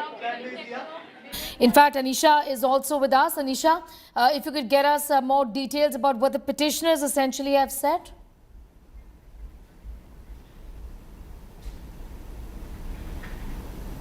We are speaking. Behind me is Advocate Vivek Narayan Sharma, who's the lead petitioner in this matter. Let's hear what he has to say. 30% decline in the terror incidents. This is the report of U.S. State Department. Similarly, prior to that period, Financial Task Force. Said about the Just a minute. Let me just explain. So, Financial Action Task Force (FATF) had found out there were more than suspected transactions, 11,50,000 suspected transactions at that time, prior to demonetization. Post that, they had decreased substantially. So, if we look at the perspective, that the demonetization exercise was very much successfully carried out in relation to reducing the terror impacts in India, and till now those impacts are at the reduced capacity. So what has the court said about the people who had to face hardships as far as the demonetization exercise was concerned? Because that is something that the 4 judges have also pointed out, and Justice Nagaratna. For that, we will have to examine the judgment in detail. Okay. Summarily, they have mentioned that people had faced hardship, but at the same time, at that point in time, Supreme Court had also issued certain guidelines, and constantly there had been, the central government was also issuing notifications. एक बात और कही थी उन्होंने, कोई points है, कुछ points जिनको CGI के पास रखेंगे further. What has been said? हाँ, these are those applications where people have sought submission of their money for exchange.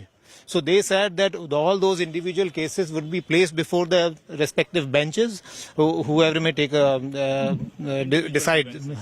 Sir, but as far as the main point is concerned, it's a 4:1 judgment saying that the demonetization exercise was lawful, while Justice Nagaratna has said it was unlawful. Justice Nagaratna said that this power does not flow from Section 26(2). Thank you very much, sir. So, Sneha, you just heard from Advocate Vivek Narayan Sharma, who's the petitioner, lead petitioner in the matter, who is saying that the issue with regard to the individual petitioners, as far as their hardships is concerned, as far as their demand to be allowed to exchange the notes that still remain with them is concerned, those issues will have to be placed before the bench, before specific benches by the Chief Justice of India. Those issues will have to be decided on an individual level. Remember, these were 58 petitions before the Supreme Court, many of which had challenged the demonetization exercise, while many had also raised the concern that these are senior citizens or NRIs or persons who had been outside of India when this demonetization exercise had been undertaken, and they were not able to exchange the notes within that 52-day time period. Now, while the court has said that this 52-day period was a reasonable time given, this is what Justice Gavai has said, side, the 4 judges of the bench have also at the same time said that these individual cases will have to be considered by specific benches to be set up by the Chief Justice of India. Okay. But at this point, as we've been discussing this judgment, the petitions have been dismissed. The court has upheld the demonetization exercise, and at the same time, some questions raised about the hardships faced by the people of the country, and more importantly, Justice Nagaratna in her dissent saying that the Parliament as the supreme democratic body should have been consulted. Could Back to you. legislation have been a better route is the question that is being asked in court today. I'm going to thank you for the moment, Anisha, but we'll just come back to you for more details on that big developing story. Essentially, it's a win for the Government of India in court, where the court in majority has upheld the right of the Government of India to demonetize. That continues to be a top focus story. For the moment, we're pausing for a break.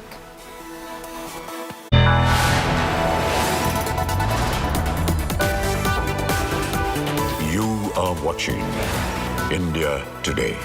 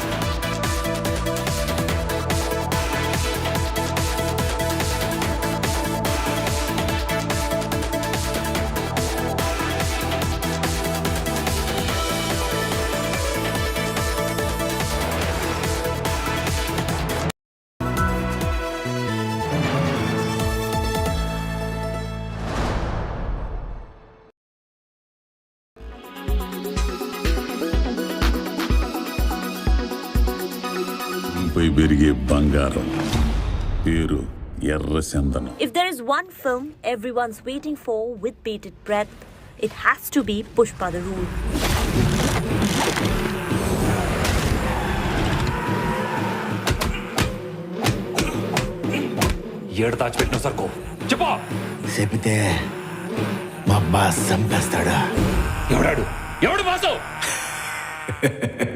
The next in the Allu Arjun starrer franchise, which will be in continuation of its first part.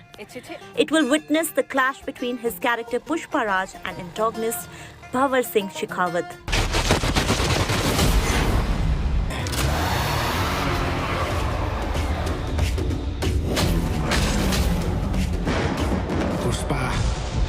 Pushpa Raj. Fahad Fasil is already a part of Pushpa franchise, and reports also suggest that the makers have approached Vijay Sethupathi for a crucial role in the film. Pushpa and the flower and fire. So if at all he comes on board, it surely is going to be double trouble for Allu Arjun's character Pushpa Raj. The film went on floors in August, and building up further excitement among fans, the makers shared behind-the-scenes picture from the sets of the movie. Speculations are rife that the sequel of Pushpa The Rise is being made on a whopping budget of 350 crore rupees, and the film is expected to release in the second half of 2023.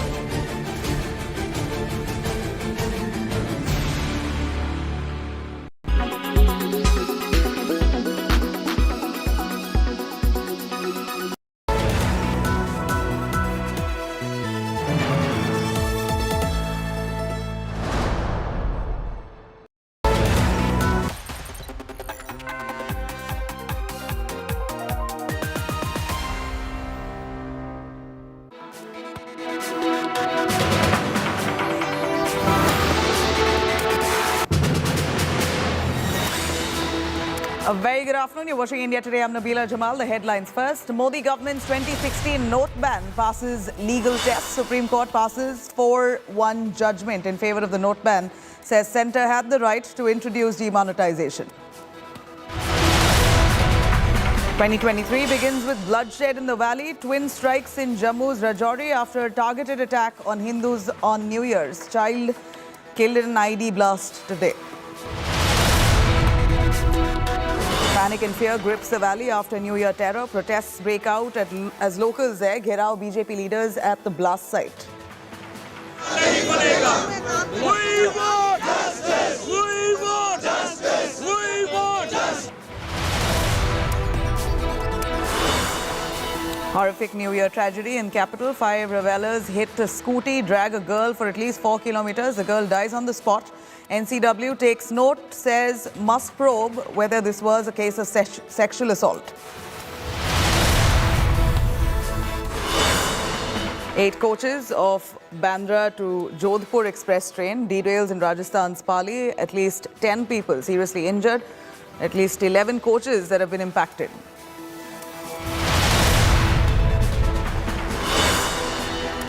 Mathura Mosque survey to begin today. January 28th deadline for Eidgah Mosque survey. The plea seeks to shift mosque from temple premise.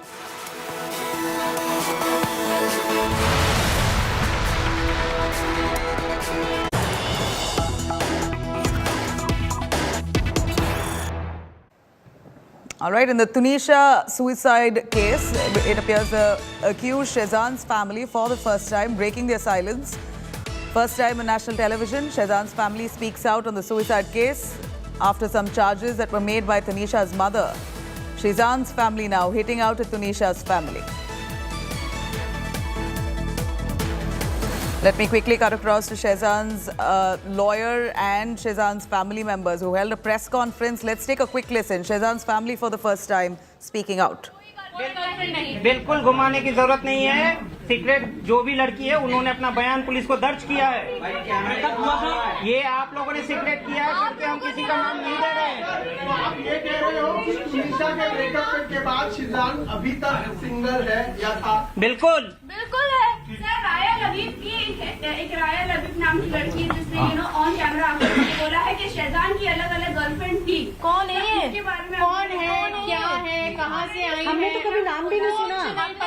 Tunisha की उन्होंने टुनीशा की Instagram profile पे क्या वो follow करती है उसको, क्या वो उसको फॉलो करती है? 15 मिनट फेम और 2 minute fame, we are not gonna discuss that because it is a waste of time, हमारा भी और आपका भी। फलक से एक सवाल है, फलक जब आपकी अंडरस्टैंडिंग, आपकी फैमिली की अंडरस्टैंडिंग तुनिशा से जब इतनी ज्यादा अच्छी थी, तो आखिर जब आपको ये सारी बातें पता चली कि वो इतनी ज्यादा मेंटली डिस्टर्ब है, उसकी माँ से वो परेशान है, तो कभी आपने खुल के उससे बात क्यों नहीं की, या फिर जो रिश्ते थे आपके वो आपने उसकी माँ से साझा क्यों नहीं किए? हमने किए थे, ये अच्छा सवाल, ये बहुत अच्छा सवाल है। प्लीज इधर आइए। यही किया था, उनकी मदर के अभी व्हाट्सएप चैट में आप देख सकते हैं, हम उन्होंने अपना एड्रेस भेजा था और 13 सितंबर को हम यही क्लेरिफाई करने गए थे कि आंटी ऐसा क्यों है, आप टुनीशा पे ध्यान क्यों नहीं दे रहे हो।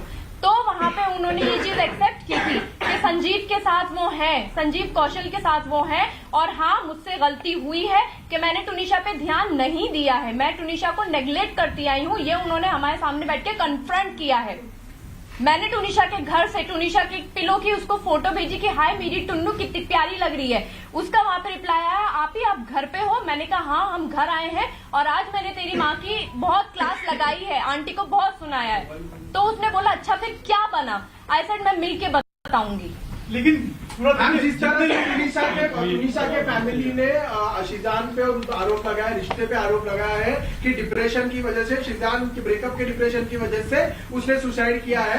तो आपको क्या लगता है कि उसने जो सुसाइड किया उसका कारण, डिप्रेशन का कारण क्या उसकी माता जी है, क्या उनके जो रिलेशन की आप बात कर रहे हैं वो सारी चीजें? उसके डिप्रेशन का कारण उसके बचपन का चाइल्डहुड ट्रॉमा है, वो बचपन से उस ट्रॉमा को लेती आ रही है। एक 20 साल का बच्चा 10 साल के दिमाग के साथ वो उस ट्रॉमा को बैगेज के साथ खींचती आई है।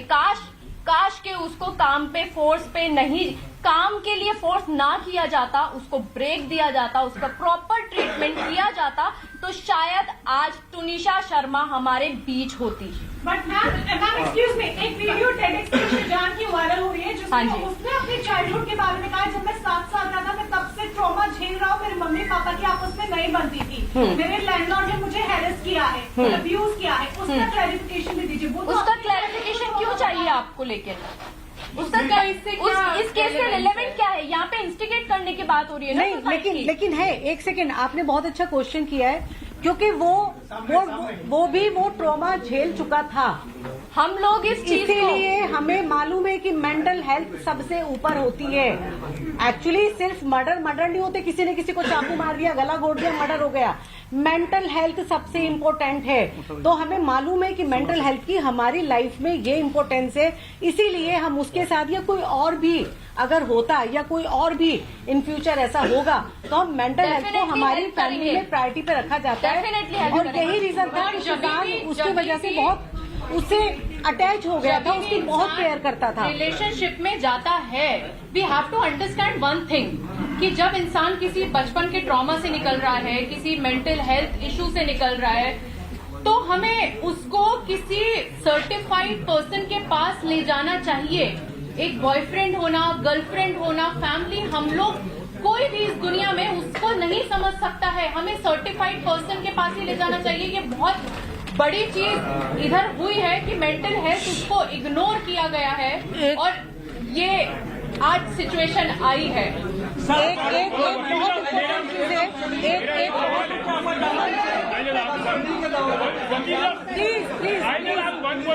एक मेरी बहुत इम्पोर्टेंट बात है, सुननी चाहिए वो चीज प्लीज। जब हम वनीता शर्मा जी के घर पर गए और हमने उसकी टुनीशा की मेंटल हेल्थ के बारे में और उनके आपस में जो रिलेशन थे उनको अच्छा करने के लिए उन दोनों से हमने बात करने की कोशिश की, और हमें वो सारी चीजें हमारे सामने खुलकर आई। हम भी ये चाहते थे कि जो भी प्रॉब्लम है, हमें मालूम था कि बच्ची इन सारी चीजों से अकेले जूझ रही है, और हम ये चाहते थे पर्सनली के इसके और इसकी माँ के बीच का जो बॉन्ड है ना, वो बहुत अच्छा हो जाए और बच्ची अभी भी ठीक हो सकती है। तो एक सेकेंड। उसके बाद नेक्स्ट डे वनीता जी, उसके बाद नेक्स्ट डे वनीता जी हमारे घर पर आई, सुनीता हमारे घर पर आई, और उसके बाद उन्होंने हमसे डॉक्टर के नंबर भी मांगे कि हमें प्लीज जो अच्छे साइंटिफिक है उनके नंबर दीजिए। हमने वो नंबर भी उनके दिए हैं और उसका ट्रीटमेंट भी चलाए। बहुत इम्पोर्टेंट सवाल ये है, जिस प्रकार से वनीता शर्मा ने आप लोगों पर आरोप लगाया, तो आप चाहती हैं जिस प्रकार के एलिगेशंस आप लोग लगा रहे हैं, क्योंकि डिप्रेशन का कारण उनकी माता थी और संजीव कौशल थे, तो क्या संजीव कौशल और वनीता शर्मा को इस केस में आरोपी बनाना चाहिए? नहीं, देखिए पहली बात तो हम किसी पे इल्जाम नहीं लगा रहे। पहली बात तो ये है, हम सिर्फ आपको वो सिचुएशन बताने की कोशिश कर रहे हैं। पहली चीज ये क्लियर है कि हम किसी पे यहाँ पे इल्जाम नहीं लगा रहे, किसी पे भी, नॉट वनीता जी।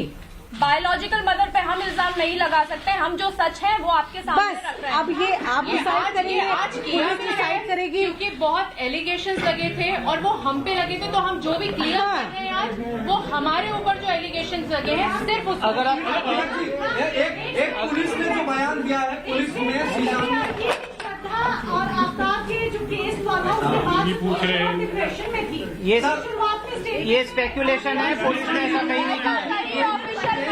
मेरा एक सवाल है कि सीजान ने जो बयान दिया था, मुझे सिर्फ एक बयान दिया, एक ऑडियो भी सुनाने वाला हूँ, थोड़ा समय दीजिए मुझे खत्म करने दीजिए। मैं एक सवाल ही पूछना चाह रहा हूँ, सीजान ने जो बयान दिया था पुलिस में कि वो मतलब बिकॉज वो शादी करना चाह रहे थे, मगर because of the religion they couldn't, और आदिल और शहजा के लिए वो सही है या गलत है? तो ये पुलिस ने कहा है कि उन्होंने इस तरह से नहीं कहा। बहुत सारी चीजें ऐसी बोली गई हैं और ऐसी निकाल दी, जिसका जो मन किया है ना उसने वो बोला है, और उन्होंने कैमरे पे आके भी चीजें बोली हैं, and it is so wrong and it is so irrelevant. Breakup का कारण क्या है? अरे आप मेंटल हेल्थ पे क्यों नहीं जा रहे हैं? क्या मेंटल हेल्थ हमारे यहाँ पे प्रायोरिटी नहीं है? जब उनको उतारा गया, हम सवाल क्या था, उनको उतार ब्रेकअप का रीजन पहले बता। 30 मिनट के बाद उनको लेके जाया गया अस्पताल, 30 मिनट के बाद। जिस लोकेशन पे होती है ना, मैं वहाँ पे शूट किया है, मैं आपको बता देती हूँ, वो चिंचोटी से अंदर जाने के लिए वो रास्ता इतना खराब है कि 15-20 मिनट, आधा घंटा भी लगता है। मैं शूट करती हूँ क्योंकि मेरा हनुमान का शूट वहाँ पे चलता था। इसका स्पष्टीकरण मैं दे देता हूँ। पुलिस ने ऑलरेडी सीसीटीवी फुटेज रिकवर किया है, जिसमें यह क्लियर कट दिखा गया है कि शिजान ने बिना टाइम वेस्ट किए उसको गोदी में उठा के गिरते पड़ते उसको नहीं गिरने दिया, गाड़ी में बिठाया और वहाँ से तुरंत निकले हैं। कोई 15 मिनट कहीं नहीं रुका है, और उसके साथ ये सरासर आरोप झूठे हैं। और वो अकेला एम्बुलेंस नहीं बुलाई, तो एम्बुलेंस अगर अंदर बुलाते तो आधा घंटा 40 मिनट लग जाता। प्रोडक्शन की गाड़ी थी तो वो लेके भागे, क्योंकि वो सेंसिबल डिसीजन था, और अकेला शिजान रूम में एंटर नहीं किया था, दरवाजा तोड़ा गया था। लोगों ने उसके साथ में दरवाजा तोड़ा है, तो विटनेस है जो पुलिस के पास है, ये बाहर जा चुके हैं। यस, तो ये सच नहीं है। एक सवाल ये है कि ये मामला एक सवाल ये है कि एक मामला उस समय आया है।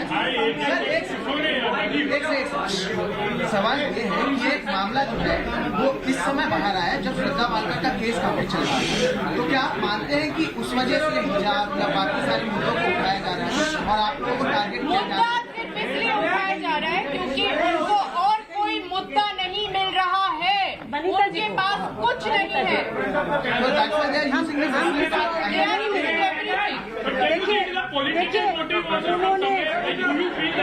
They better know what they want to do. धर्म की वजह से टारगेट किया जा रहा है।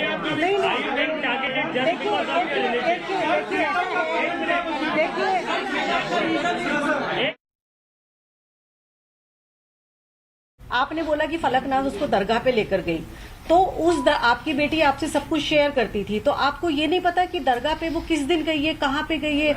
आजकल सोशल मीडिया है, सोशल मीडिया पे उसने कहाँ फोटो अपलोड की है, किस दरगाह पे वो एक्चुअली गई है और कितने बजे गई है, किस डेट में गई है, तो आप प्रूफ भी तो लेकर आइए ना। आप कुछ भी आप बोल रही हैं।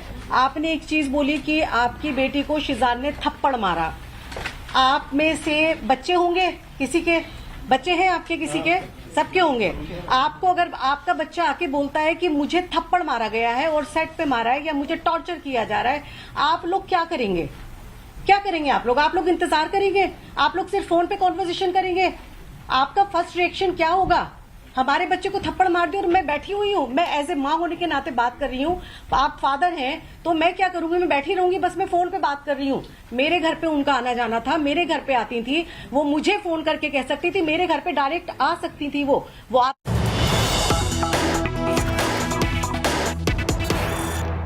All right, we are cutting across to a live press conference by the Congress Party's Pawan Khera on demonetization इस verdict. प्रक्रिया को भी सही ठहराया है, उन तक ने इसके परिणाम पर कोई टिप्पणी नहीं की है। यह बात हमें स्पष्ट तौर पे समझ लेनी चाहिए।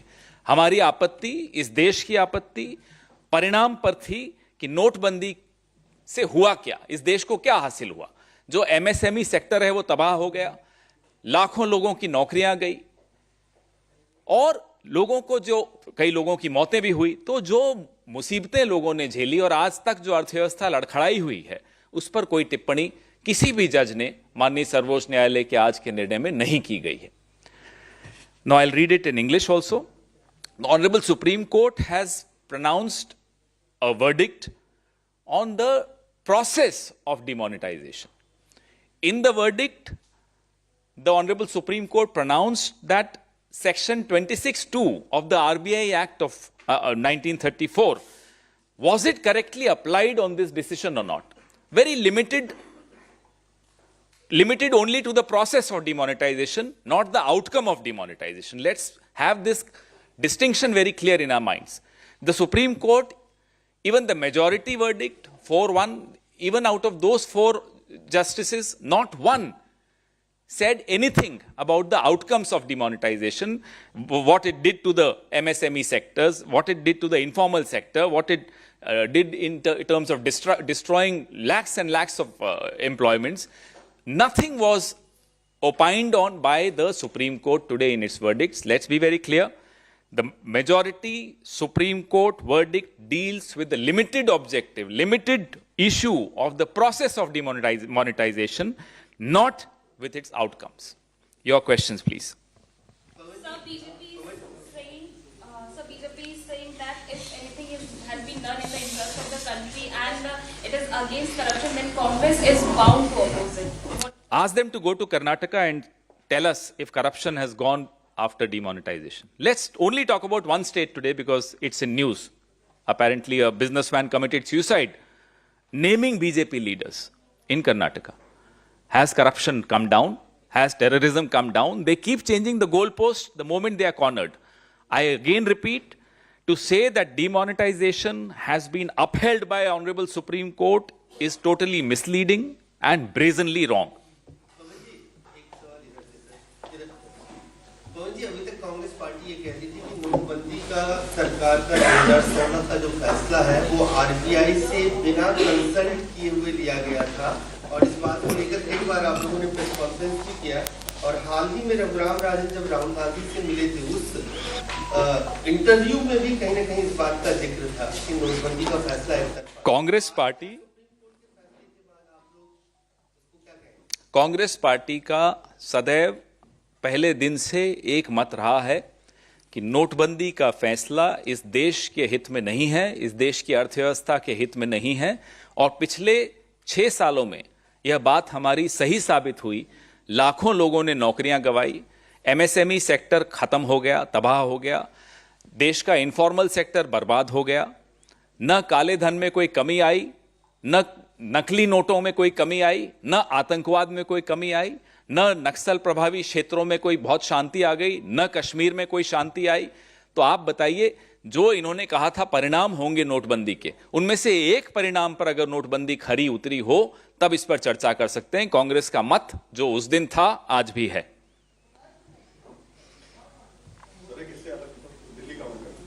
पहले इस पे कर लें, आज दिल्ली पे तो आ ही जाएंगे। Anything else, any other question?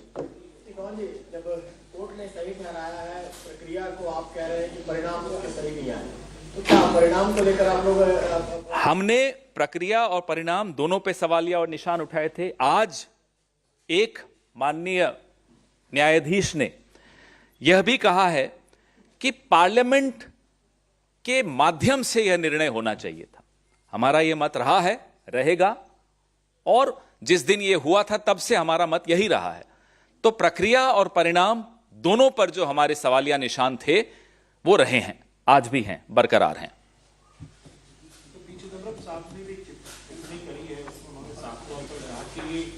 तो ये माइनॉरिटी जजमेंट है, और एक पॉइंट उन्होंने कहा कि न्यायपालिका ने कार्यपालिका के मामले में हस्तक्षेप ना करने की टिप्पणी करी है, बात कही है वहाँ पे। उम्मीद है कि आगे भी ऐसे ही करती रहेगी।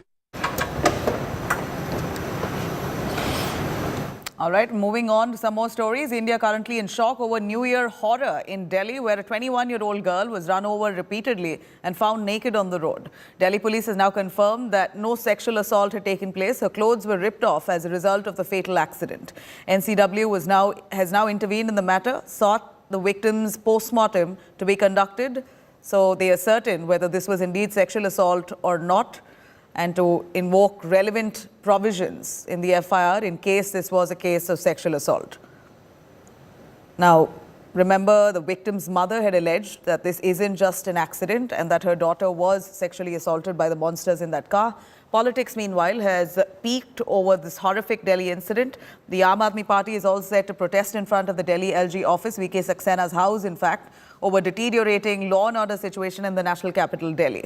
Meanwhile, Delhi Lieutenant Governor VK Saxena has said that he was shocked at this monstrous insensitivity of the perpetrators. In a tweet, he's mentioned that all aspects will be looked into thoroughly.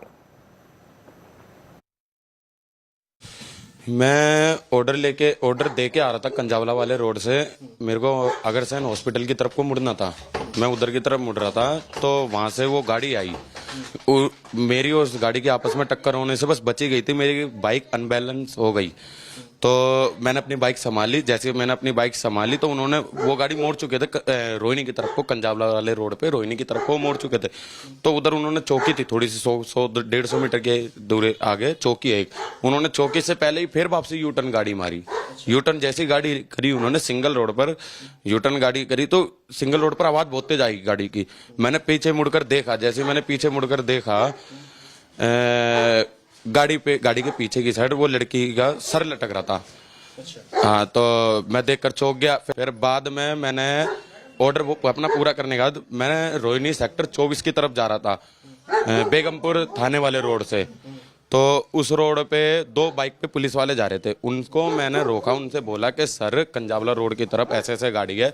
उनको बकायदा मैंने colour भी बताया था, अपने मेरे phone का colour वैसे ही है। अभी पोस्टमार्टम हुआ नहीं है। हमने पोस्टमार्टम के लिए एक मेडिकल बोर्ड कंस्टिट्यूट करने की रिक्वेस्ट की है हेल्थ डिपार्टमेंट जीएन सिटी को।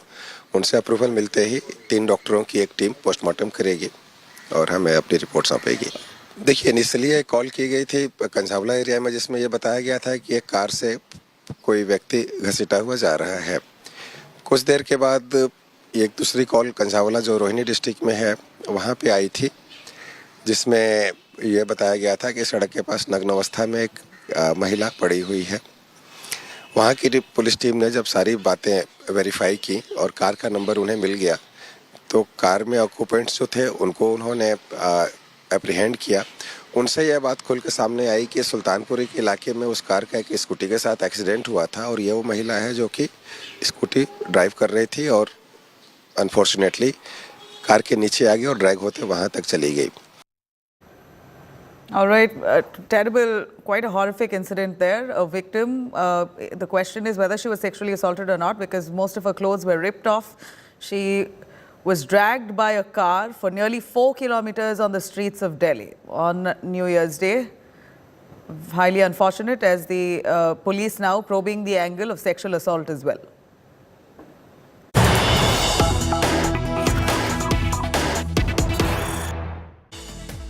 All right, here's Arvind Kejriwal reacting to the horrific incident that's happened on Delhi streets, demands strict punishment to the perpetrators.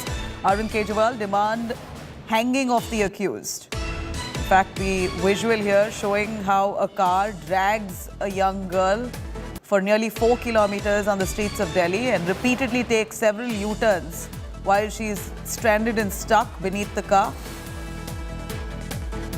It's driven at least 4 kilometers across Delhi streets. Arvind Kejriwal, Delhi Chief Minister, now demanding strict punishment to the perpetrators. In fact, Kejriwal demands the hanging of the accused. Aam Aadmi Party all set to protest on Delhi's law and order situation right outside VK Saxena, the Lieutenant Governor's house. Let me cut across to Shreya Chatterjee joining us for a little more. Shreya, we are seeing some images of men who have been detained. Who are these people who the police have arrested? And take us through this gruesome crime. What exactly happened? What time was it? And who is this girl? Well, Nibila, first and foremost, the 5 people who were arrested from the Baleno car, they were the one who actually were involved in this accident, is what the Delhi police is stating. Now, where I am right now, just important to highlight to our viewers, this is the very stretch where the scooty of the girl was recovered. Now, I want to point it out that from this stretch to the point where her body was recovered is 13 kilometers. And that in itself is a big question, that where was the Delhi police for the stretch of 13 kilometers when a dead body was being dragged by a car. Now, the Delhi police is obviously investigating. Ever since we are here, we've seen that the Delhi police has come to different places. They're trying to look into CCTV evidence, trying to locate where exactly the accident happened. And from the little bit of details that we've unearthed from our sources, from this very stretch, the Baleno car and the scooty both had been identified. Stay with us, Shreya. I'm going to quickly cut across to Delhi Chief Minister Arvind Kejriwal, who's reacted on the same. Listen in.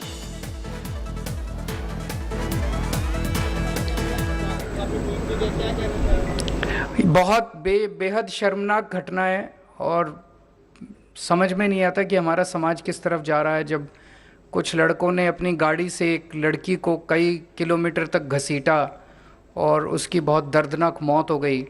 अभी उसका postmortem मैंने पता किया था, अभी postmortem शायद चल रहा है और जो भी उसकी रिपोर्ट आएगी, मैं उम्मीद करता हूं कि और अपील करता हूं कि चाहे जितने भी रसूख वाले क्यों ना हों जो दोषी हैं, उनको सख्त से सख्त सज़ा मिलनी चाहिए। ऐसा ये तो रेयरेस्ट ऑफ रेयर क्राइम्स में आता है, ऐसे लोगों को तो फांसी की सज़ा मिलनी चाहिए। ये तो गलत है, पत्रकारों को ऐसे अरेस्ट करेंगे तो आवाज़ कौन उठाएगा फिर? वही मैंने कहा, जो भी कोई भी हो, मैं उसमें अभी नहीं जाऊंगा, लेकिन चाहे कितने भी रसूख वाले लोग हों, ये तो किसी की भी बेटी के साथ हो सकता है, किसी की भी बहन बहू के साथ हो सकता है। तो इसमें चाहे कितना भी कनेक्शन वाले लोग हों, पॉलिटिकली कितने भी कनेक्टेड लोग हों, हम सबको मिलकर प्रयास करना है कि उनको सख्त से सख्त सज़ा मिलनी चाहिए। Thank you.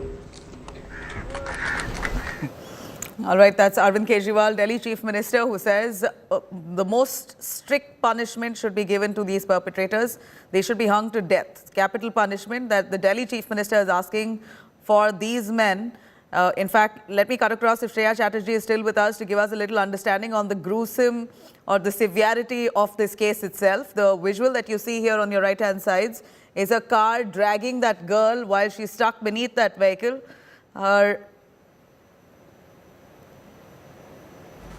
All right, I'm going to quickly cut across to our reporter Sushant Mehra, who is joining us live from Sultanpur. This is precisely the place where the incident has taken place.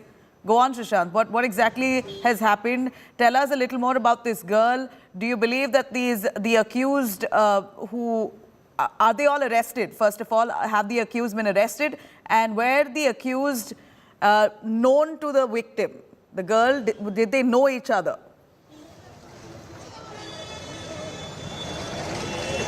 Nabila, मैं आपको बताना चाहूँगा कि इस वक्त हमारी मौजूदगी Sultanpuri police station के बाहर। आपको दिखाना चाहूँगा कि तस्वीरों में किस तरीके से बड़ी संख्या में यहाँ पर इलाके के जो लोग हैं वो इकट्ठा हो चुके हैं और जमकर नारेबाजी दिल्ली पुलिस के खिलाफ जो है वो की जा रही है। इन लोगों का साफ तौर पे कहना है कि यहाँ पर जो उनकी जो 31 दिसंबर की रात को जो घटना हुई, जिस तरीके से पीड़िता को पूरे रास्ते जो है वो सड़कों पर धकेला गया, घसीटा गया गाड़ी के जरिए, वो एक्सीडेंट नहीं, क्योंकि पुलिस लगातार इसको एक्सीडेंट बता रही है, जबकि उनका ये कहना है कि एक्सीडेंट नहीं बल्कि उसके साथ जो है वो रेप अटेम्प्ट किया गया। उसके बाद इस तरीके से उसको सड़क पर जो है वो घसीटा गया। लेकिन फिलहाल इस पूरे मामले मामले पर महिलाएं यहाँ पर इंसाफ की मांग कर रही हैं कि इस पूरे मामले पर उसको इंसाफ जो है वो मिलना चाहिए, उसकी पूरी जांच जो है वो होनी चाहिए। लगातार आप देख सकते हैं कि बड़ी संख्या में यहाँ पर लोग जो है वो इकट्ठा होते जा रहे हैं और जमकर नारेबाजी जो है वो सड़कों पर बैठकर दिल्ली पुलिस के खिलाफ जो है वो हो रही है। लोग चाहते हैं कि इस पूरे मामले में जो पीड़ित है उसको इंसाफ मिले, उसके परिवार वालों को इंसाफ मिले और इसी को लेकर के लगातार यहाँ पर माहौल जो है वो फिलहाल जो है वो बदलता हुआ नजर आ रहा है, क्योंकि अभी फिलहाल जो पूरे 5 आरोपी हैं जिसमें अंकित खन्ना और अमित खन्ना, दीपक और इसके साथ साथ मनोज मित्तल है, उन सबको पुलिस ने जो है वो अरेस्ट कर रखा है। पुलिस स्टेशन में थाने के अंदर ही उनको रखा हुआ, लगातार पूछताछ जो है वो की जा रही है। चश्मदीद जो विकास है उनकी तरफ से भी ये कहा गया था कि देर रात जब ये घटना हो रही थी उन्होंने बेगमपुर के पास जो है वो पुलिस को इत्तला भी जो है वो की थी, लेकिन पुलिस ने उस पर कोई कार्रवाई जो है वो नहीं की। यही वजह है जिसके चलते इस पूरे मामले पर लीपापोती जो है वो पुलिस कर रही है। पुलिस की नेग्लिजेंस जो है वो साफ तौर पर नजर आ रही है इस पूरे मामले के अंदर। परिवार वालों का ये आरोप है जिसको लेकर के नारेबाजी जो है वो देखने को मिली। कई परिवार उनके सदस्य लोग कोशिश करेंगे उन सबसे भी बातचीत करने के लिए। हम ये चाहते हैं या तो उन्हें हमारे हवाले कर दिया जाए या उन्हें सारी हम फांसी दी जाए। हमें इंसाफ चाहिए हमारी बेटी था। अब वो पूरा फैमिली था, सब चीज चला रही थी, उसकी मम्मी थी, दोनों चिटनियाँ खराब है और 3 बहन भाई है छोटे, उसकी मम्मी दोनों चिटनियाँ खराब है। जवाब दे रहा था उसे भी हॉस्पिटल वालों ने, सारी चीज हम देख रहे, मौसी मामा सब देखते हैं उन्होंने। पुलिस की तरफ से कुछ बताया गया? Police All right, Shashank there, who is bringing us the reactions from that area, the family members, friends who call this an absolute targeted event. They say that this was murder. It was not an accident, just like the Delhi police may have said. This is what residents and family members are saying. This is much more than just an accident. It's sexual assault, it's murder. This horrific incident happened on New Year's. A 23-year-old woman who was on her way home was dragged by a car for around 4 kilometers from Sultanpuri to Khanjawala in Delhi. Her scooty was hit by a car. Delhi police traced the car down, have launched an investigation into this matter. Let's have a quick look at this detailed report.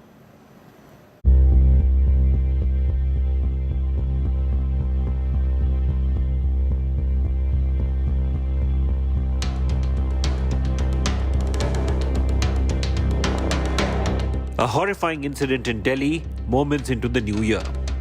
A 20-year-old dying a painful and ghastly death. Anjali, who used to work part-time for weddings and other functions, was returning home on her scooter from one such event. According to cops, Anjali's scooter was hit by a car being driven by 5 New Year revelers. The car dragged Anjali and her two-wheeler for around 4 kilometers after hitting her. Anjali suffered grievous injuries and all her clothes got torn. She was found naked on the road with injuries which killed her on the spot. So far, the cops have said that no sexual assault took place and it was a killer accident. Cops are probing if the revelers were drunk. हमारे investigation के मुताबिक पूरे तौर पे ये तय है कि ये एक फैटल एक्सीडेंट है जिसमें कार चलाने वाले लोगों ने विक्टिम को ड्रैग किया, काफ़ी दूर तक खींचते हुए ले गए, जिससे शरीर के कपड़े भी रिमूव हो गए थे और रिब्स एरिया भी डैमेज हो गया था, सारा पोर्शन छिल गया था। मैम, सबसे पहले मैंने वो देखी 3:18 मैंने शॉप खोली थी। मैं दूध का काम करता हूँ। उस टाइम मैं अपनी दूध की गाड़ी का वेट कर रहा था। अब दिखाइए कहाँ पे, अगर आप थोड़ा दिखा सकते हैं हमारे दर्शकों मैं को। अपनी ये दुकान है, यहाँ मैं खड़ा था और गाड़ी थी यहाँ से 100 मीटर पीछे। ठीक है। वहाँ से आवाज जा रही थी कि जैसे टायर फटने की आवाजें होती हैं, उस प्रकार से मैं गाड़ी की तरफ लगा। वहाँ टायर फट रहा हुआ शायद। गाड़ी बिल्कुल सामने आने के बाद मेरे को पता चला इसके नीचे डेड बॉडी फंसी हुई है। The Delhi police traced the car and arrested the 5 accused. A team from Delhi Forensic Department is also examining the car and Anjali's seriously damaged scooter. ये एक्सीडेंट के बाद भी 3 से 4 किलोमीटर तक इसी गाड़ी में जो लड़की टायर में फंसी हुई थी उसको खींचते हुए आरोपी ले जाते हैं। अब जो बड़ी खबर इस वक्त आ रही है कि फॉरेंसिक की टीम आई थी और दिल्ली पुलिस ने जो गाड़ी इस वक्त सुल्तानपुरी के थाने में है, इसी बलेनो गाड़ी का फॉरेंसिक सैंपल लिया है, स्कूटी का सैंपल लिया है, यानी कि अब यहां से जांच की प्रक्रिया को आगे ले जाया जा रहा है। Anjali, a resident of Aman Vihar, is survived by her mother, 4 sisters and two brothers aged 9 and 13 years. रात को 9 बजे करीब कॉल आई थी, करी थी मैंने बेटा आ नहीं रही, नहीं मम्मी अभी काम नहीं खत्म हुआ। मैंने क्या अच्छा, फिर मैं दवाई लेके सो गई, मुझे नहीं पता फिर, और मैं बहुत ज्यादा बीमार हूँ, मेरी दोनों किडनी खराब है, मेरा गुजारा करने वाली दाल रोटी का वो ही थी। Delhi Women's Panel has taken cognizance of the matter. Panel Chief Swati Maliwal raised questions about Delhi Police, asking why it failed to prevent the crime. A notice has also been issued to the Delhi Police seeking probe details. मैं ये जानना चाहती हूँ कि new years ewe पर Delhi police की दिल्ली में क्या सुरक्षा व्यवस्था है कि लड़की को इतने किलोमीटर तक घसीट कर लेकर जाया जाता है और कोई चेक पोस्ट नहीं है। वो लोग दारू पी के गाड़ी चला कैसे रहे थे, उनके ऊपर कोई एक्शन नहीं हुआ। Meanwhile, politics has erupted over the tragic incident. Aam Aadmi Party trained its guns at Delhi LG VK Saxena, blaming him for the mishap. Aam Aadmi Party MLA Saurabh Bharadwaj claimed Jungle Raj under centre-appointed LG. Delhi losing a daughter to reckless and dangerous New Year revelry. With Amit Bharadwaj and Shriya Chatterjee from Delhi, Bureau Report, India Today. All right, coming up on the other side of a short break here, 2023 begins with bloodshed in the valley. Twin strikes in Jammu's Rajouri after targeted attacks on Hindus on New Year's. A child now has been killed in an IED blast today. More details coming up next. Stay with us.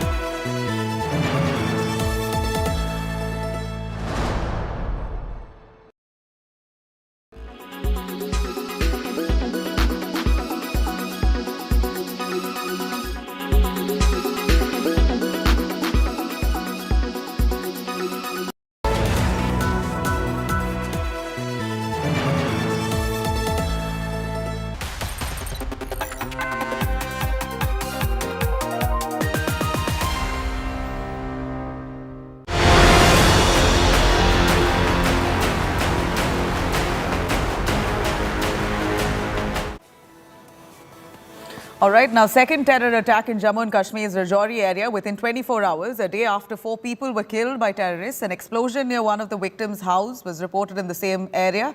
In fact, a child was killed. 5 people were injured in the explosion that took place in Rajouri's Dangri village. Sources tell India Today that NIA team will visit the attack spot, will investigate the matter. Locals in the valley have staged a massive protest and gherawed Jammu and Kashmir BJP chief. PDP chief Mehbooba Mufti has slammed the BJP for attacks, saying despite Jammu and Kashmir being under the Saffron Party's rule, there's no end to militancy. Attacks in Jammu and Kashmir's Rajouri has come just days after the intelligence has sounded terror alerts across the valley. In fact, what we hear in the latest is a young child has also died in an attack. As we see targeted killings there continuing in Jammu and Kashmir Valley particularly, you have the opposition parties there saying that law and order seems to be deteriorating and also blame the courts for not intervening. Let's cut across to details, reactions on that. आतंकवादी हमला होता है कल रात को, वहां 4 लोगों की जान चली गई और 8 से ऊपर लोग यहां जख्मी हो गए और आज सुबह फिर से यहां यह मामला हो गया। क्या इस पूरे एरिया की सर्च ऑपरेशन करके इन आतंकवादियों को मौत के घाट उतारा जाता? सर आपको लग रहा है कोई नेग्लिजेंस भी है? देखिए बहुत बड़ी साजिश है, हमले के ऊपर हमला, हमले के ऊपर हमला हुआ।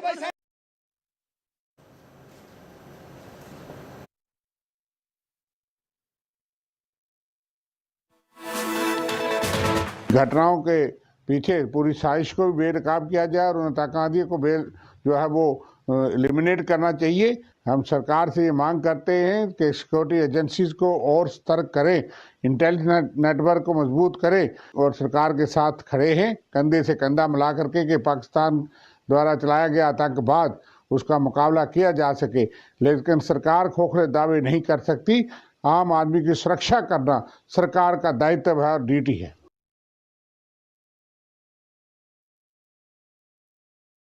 ये तो बहुत ही दुखद की खबर है। आतंकवाद अभी खत्म नहीं हो रहा है और आतंकवाद को खत्म करना बहुत जरूरी है अगर अमन इस रियासत में लाना है। और खासकर एक परिवार को इस तरह से उनकी जिंदगी लेना, ये कोई धर्म नहीं कहता है, ये धर्म से बहुत दूर है। ये एक ऐसा संगठन है जो मैं समझता हूँ कि बर्बादी की तरफ ले जा रहे हैं, न सिर्फ अपने आप को बल्कि सारे दुनिया को ले जा रहे हैं ये लोग जो आतंकवादी हैं। और इनका मुकाबला करना बहुत जरूरी है और बहुत जोर से मुकाबला करना है और आतंकवाद को खत्म करना। जो परिवार, मैं उनके साथ इस दुख में शरीक हूँ। ये कौन कर रहा है, क्या कर रहा है, मगर इसका खात्मा तो करना पड़ेगा और हम लोगों को वो रास्ता निकालना पड़ेगा जिससे ये आतंकवाद बंद हो। तो आप पाकिस्तान को क्या कहेंगे? मैं कहूंगा ये आतंकवाद ठीक नहीं है। अगर वहां से आ रहा तो ये ठीक नहीं है, ये बर्बादी की तरफ ले जाएगा उनको भी। वो इससे बच नहीं सकेंगे। किसी को, वो हिंदू हो, मुसलमान हो, सिख हो, ईसाई हो, उसको बेदर्दी से मारा जाए, ये समझता हूँ कि एक बहुत गलत है। ये होना नहीं चाहिए हमारे देश में।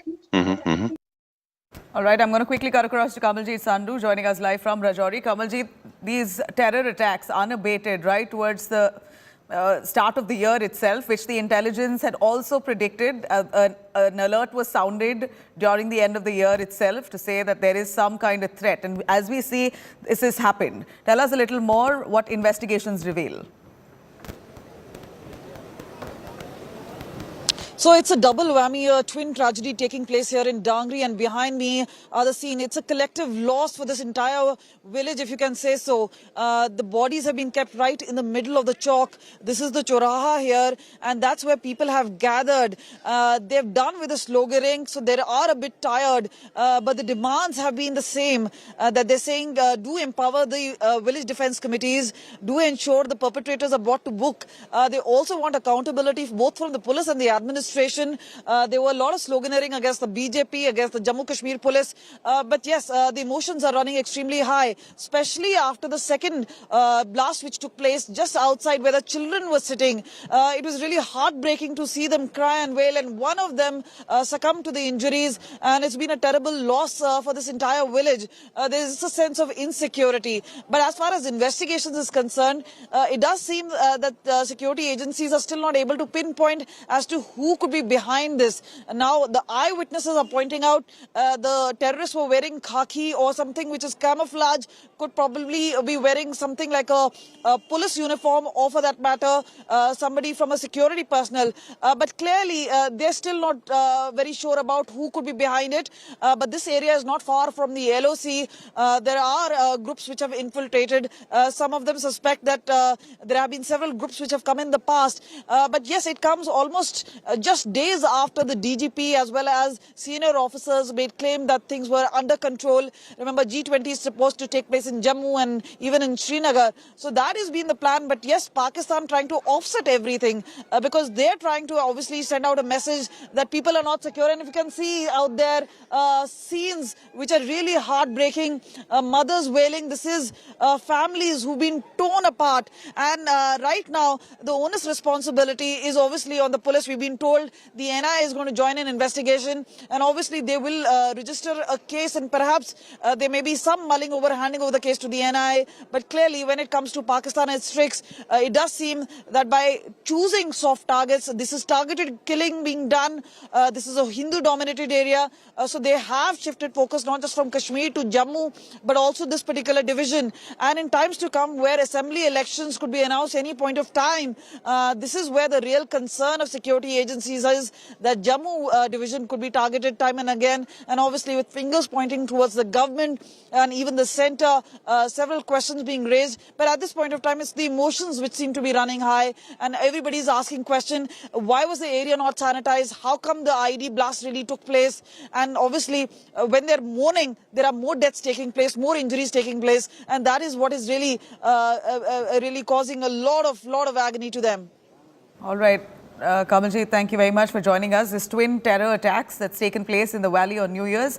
At least 4 civilians were killed while 10 others sustained injuries in the firing incident in Jammu and Kashmir's Rajouri district. Another terror attack took place in Srinagar, where terrorists hurled grenades at CRPF vehicles. In fact, 1 civilian was injured as well. Security forces have reached the spot, launched a search operation. Anger grips the valley as locals have now blocked Rajouri Dangri Chowk, keeping dead bodies at the chowk in ambulances. They're demanding intervention of the Delhi LG, and also they want administration to allow civilians and ex-servicemen to keep guns for their own safety. Other than that, they are also raising demands for army post at Dangri village and also recruitment of locals in Special Operations Group Police.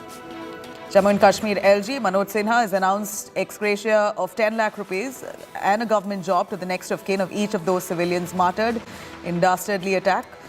Seriously injured would be given 1 lakh rupees. Now, sources privy to the development here say that the NIA team is en route to Jammu. They will be probing the targeted killings that has literally left the valley in shock in the last 24 hours. Firing की कुछ आवाज़ आई, हम आगे आए तो हमें जैसे ही आके हम मतलब किसी घर में यहाँ पे नीचे में एक्चुअली नॉन नहीं हो इतना, उनके घर के आगे आए तो सर मतलब उनको उठाने की हालत में नहीं थे। ये देखो सर हालत बिल्कुल उनके सर बिल्कुल टोटली मतलब यहाँ से कुछ था ही नहीं। इसी घर में अटैक हुआ है? नहीं सर, हाँ बिल्कुल इसी घर में सर, बिल्कुल मतलब वो टोटली मतलब on the spot dead declare थे वो। इस वक्त मैं उसी घर में मौजूद हूं जहां पर आतंकियों द्वारा हमला किया गया है। यहां पर वो स्पॉट में आपको दिखाने का प्रयास करूंगा जहां पर आतंकियों ने हमला किया है, और इसी घर का एक चिराग आतंकियों ने बुझाया है। राजौरी जिला की ये डांगरी पंचायत का घर है जिस घर में ये हमला जो है वो किया गया है। ये आप देख सकते हैं कि तस्वीरें बिल्कुल वो वहाँ पर किस तरह से खून के निशान जो है वो वहाँ पर अभी भी पड़े हुए हैं, और जो जख्मी है इस वक्त जिंदगी और मौत की जंग जो है GMC राजौरी में लड़ रहे हैं। 3 घरों को निशाना बनाया। अपर डांगरी के गांव का इलाका था जो थोड़ा सड़क से हटके है, जिसमें 4 लोगों की कैजुअल्टी हुई है, 5 और ज़ख्मी हैं। जो 2 ज़ख्मी यहाँ लाए गए हैं वो अभी स्टेबल हैं। रजौरी में भी जो ज़ख्मी हैं वो भी स्टेबल है। तलाशी अभियान जारी है। पुलिस, CRPF और आर्मी के ट्रूप्स ने उसी पूरे इलाके की घेराबंदी कर ली है। तलाशी अभियान शुरू हो जाएगा। बहुत जल्द हम कोशिश करेंगे कि इन दोनों को न्यूट्रलाइज कर दिया जाए।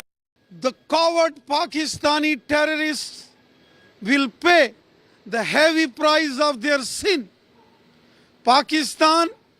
Pakistani terrorists are the murderers of humanity. They are the murderer of people of Jammu and Kashmir. They can't face the brave jawans of Indian Army and Jammu and Kashmir police. And these cowards targeted the innocent people. Shame on Pakistan. Shame on terrorists. देखिए, आज जिस तरह से राजौरी जिले में आतंकवादियों द्वारा हमले में 3 लोगों की शहादत हुई है, हम इस आतंकवादी हमले की निंदा करते हैं। प्रशासन का वह सारा दावा फेल साबित हुआ है जिस तरीके से आतंकियों ने जम्मू खित्ते को अपना निशाना बनाया है। प्रशासन को ये चाहिए कि पुख्ता इंतजाम किए जाएं आतंकवादियों के इन हमलों के रोक।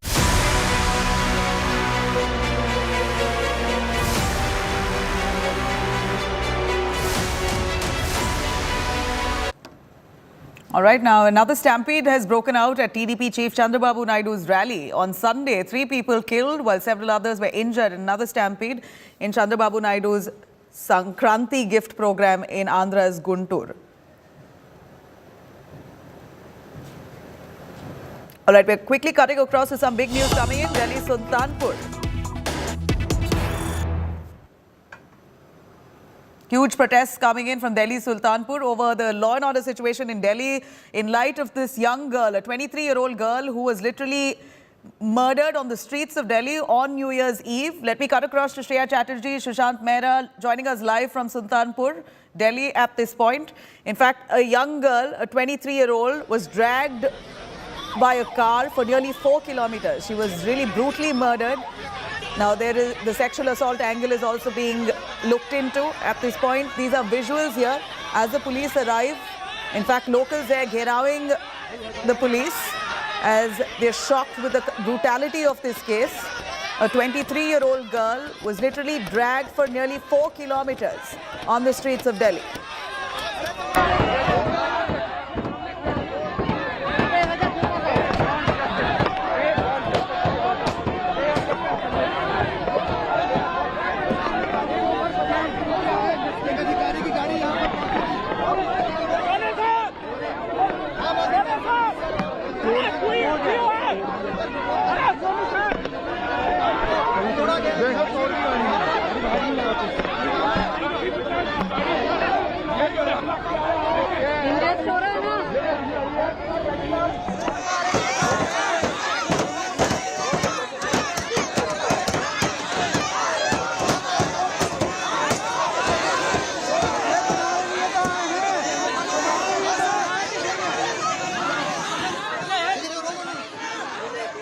आम आदमी पार्टी की लीडर और राखी बिरला डिप्टी स्पीकर यहाँ पहुंची थी। जमकर विरोध का सामना जो है वो उनको करना पड़ रहा है। उनकी गाड़ी को तोड़ा गया है। ये देखिए यहाँ पर जमकर हंगामा जो है वो देखने को मिल रहा है राखी बिरला की गाड़ी पर। आप देख सकते हैं कि अब यहाँ पर राखी बिरला जो है वो फिलहाल यहाँ से भागती हुई नजर आ रही है। इनकी गाड़ी को यहाँ से काटने की वजह से हटाया जा रहा है। देखिए राखी बिरला यहाँ पर पहुंची थी पुलिस से मिलने के लिए, लेकिन लोगों के विरोध का सामना जो है वो यहाँ पर फिलहाल राखी बिरला को जो है वो करना पड़ा है। कैमरा पर्सन अंकित खंडेलवाल के साथ सुशांत मेहरा, दिल्ली, आज तक।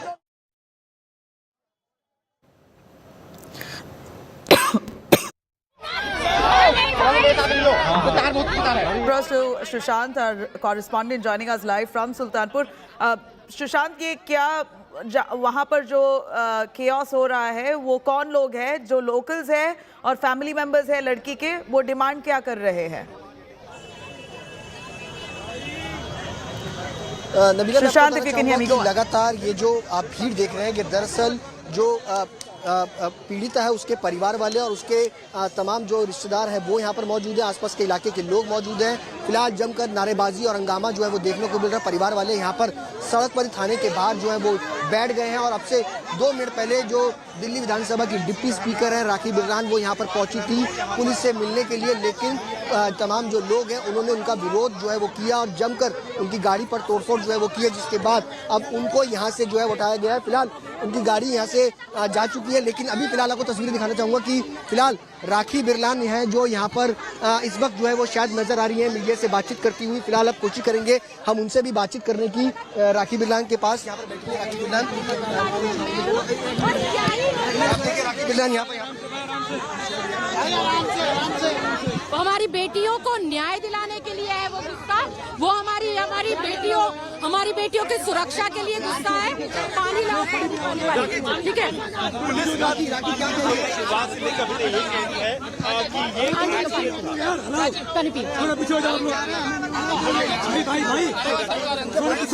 एक में भाई रुक जा, भाई तू क्यों खींच के मार रहा आंटी जी को?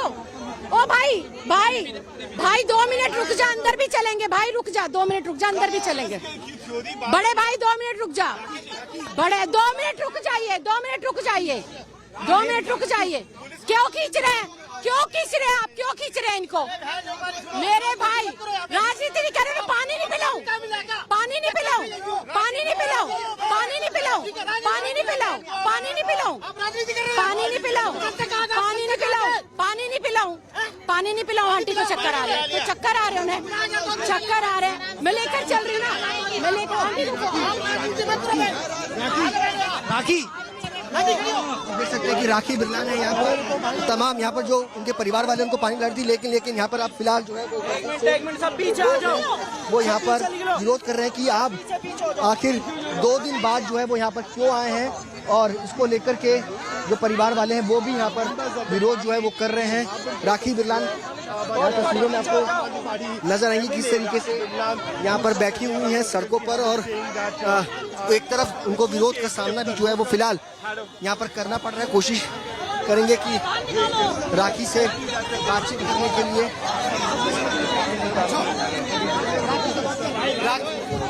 यहाँ पर आप देखेंगे कि राखी नजर आ रही है। यहाँ पर जो है यहाँ पर जो परिवार वाले हैं वो यहाँ पर विरोध कर रहे हैं। उनका कहना है कि राजनीति जो है वो इस पूरे मामले पर जो है वो क्यों की जा रही है, और यहाँ पर तस्वीरें जो है वो एकदम से बदलती हुई यहाँ पर नजर आ रही है। यहाँ पर लोग विरोध कर रहे हैं कि आखिरकार राजनीति क्यों की जा रही है।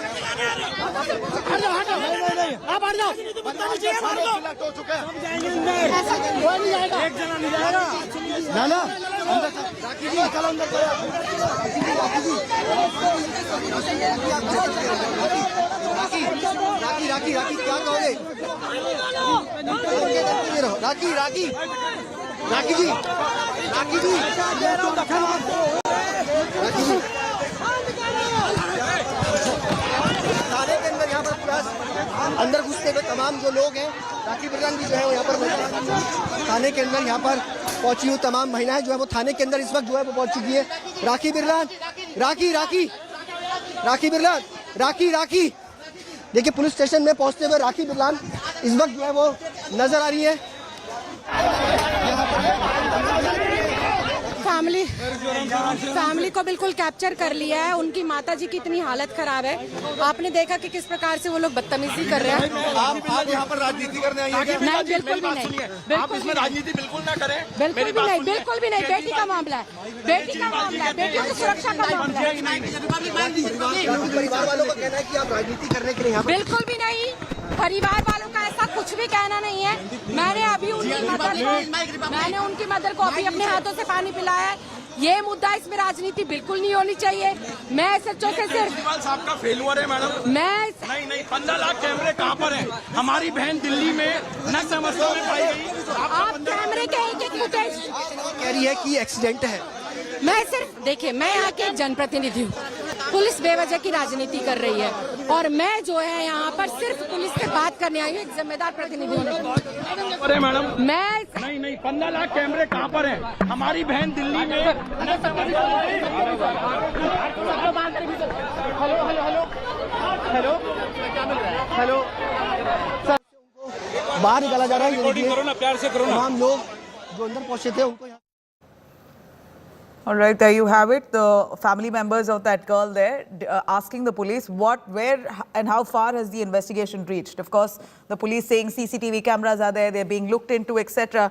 But none of that really convincing the family members about Delhi's law and order situation, saying that it has completely dilapidated. And the classic example is this case where the girl was dragged on the streets for... तमाम लोगों को धक्के मार के बाहर जो है वो फिलहाल जो है पुलिस की तरफ से निकाला जा रहा है ताकि लोगों को बाहर निकाला जाए। क्या देखिए कि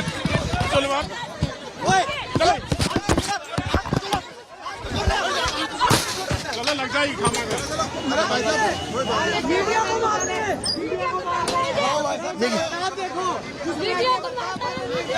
Joining us, angry family members and locals there condemning Delhi police for the dilapidated law and order within the state, the national capital, after a girl was dragged for several kilometers by a car in the wee hours of the morning. We hear that this car that you see on your screens, this is the very same vehicle that hit a girl who was in a scooty, and her body was entangled in the car, beneath the car, and that car went on to drive for several kilometers with the girl being dragged for at least an hour and a half. She finally was found dead and naked at one spot in Delhi. Of course, the family members livid and furious, demanding justice. All right, this is our top story. We're going to continue tracking those developments. For now, a short break. We'll be right back with all the headlines.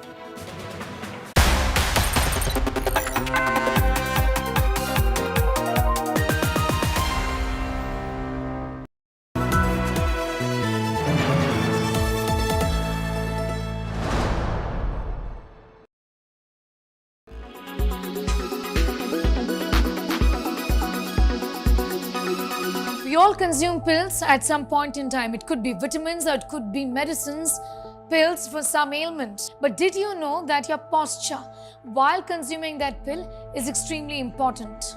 How you take your pills may affect how they work. According to a recent study published in the journal Physics of Fluids, the position of your body when you swallow a pill has a direct bearing on how effectively it is working. The team actually tested 4 postures to understand absorption of the medicine: standing, sitting upright, lying down, turn to the right, lying down, turn to the left.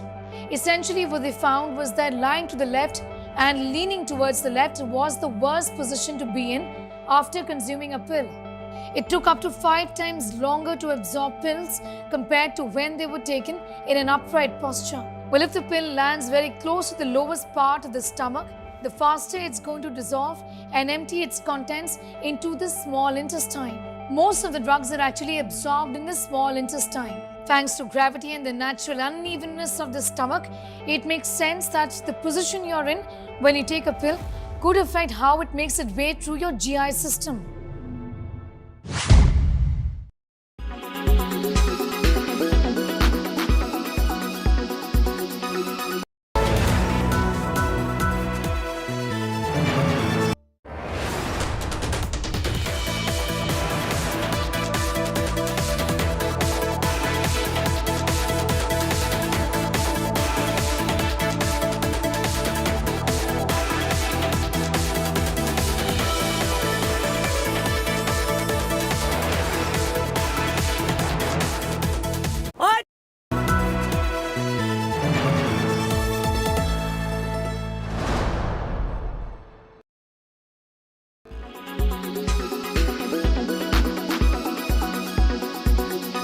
A horrific accident has been reported on New Year Eve from outer Delhi area, where a girl died after her scooty met with an accident with a Bolero car.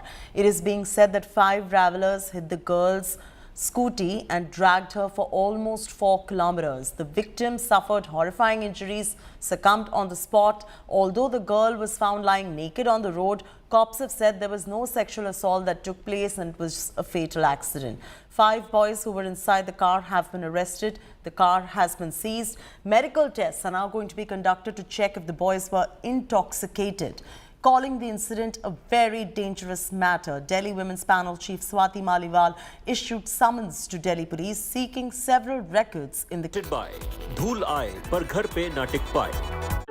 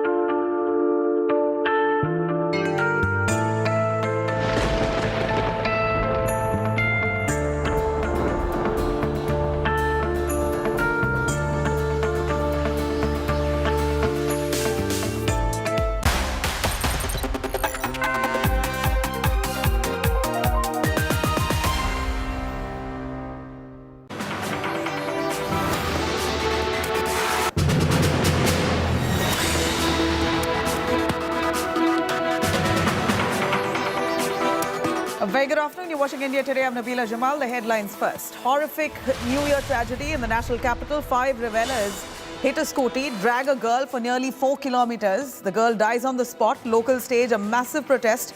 Kejriwal now demanding the capital punishment, that the perpetrators must be hung to death. और appeal करता हूं कि चाहे जितने भी रसूख वाले क्यों ना हों जो दोषी हैं, उनको सख्त से सख्त सज़ा मिलनी चाहिए. ऐसा ये तो रेयरेस्ट ऑफ रेयर क्राइम्स में आता है. ऐसे लोगों को तो फांसी की सज़ा मिलनी चाहिए. Modi government's 2016 note ban passes legal test. The Supreme Court passes 4-1 judgment in favor of note ban, says the centre really had the right to introduce demonetization.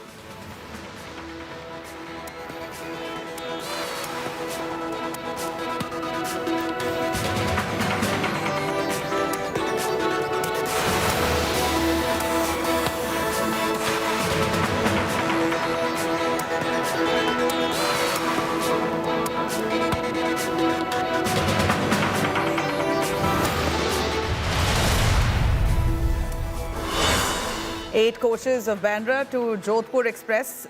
The train derails in Rajasthan's Pali. At least 10 people seriously injured. 11 coaches have been impacted. And Mathura Mosque survey to begin today. January 20th deadline for Eidgah Mosque survey. Plea seeks to shift mosque from temple premise.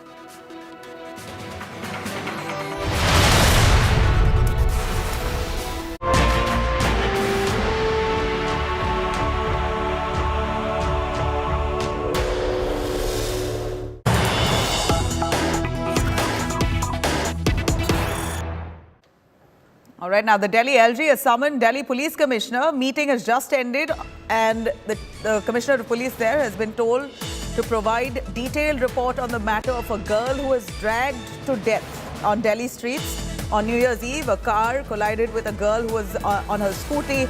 She fell off, entangled in the car and then was driven around Delhi's city limits for nearly 4 kilometers. About an hour and a half they've dragged her along and that car there taking repeated U-turns.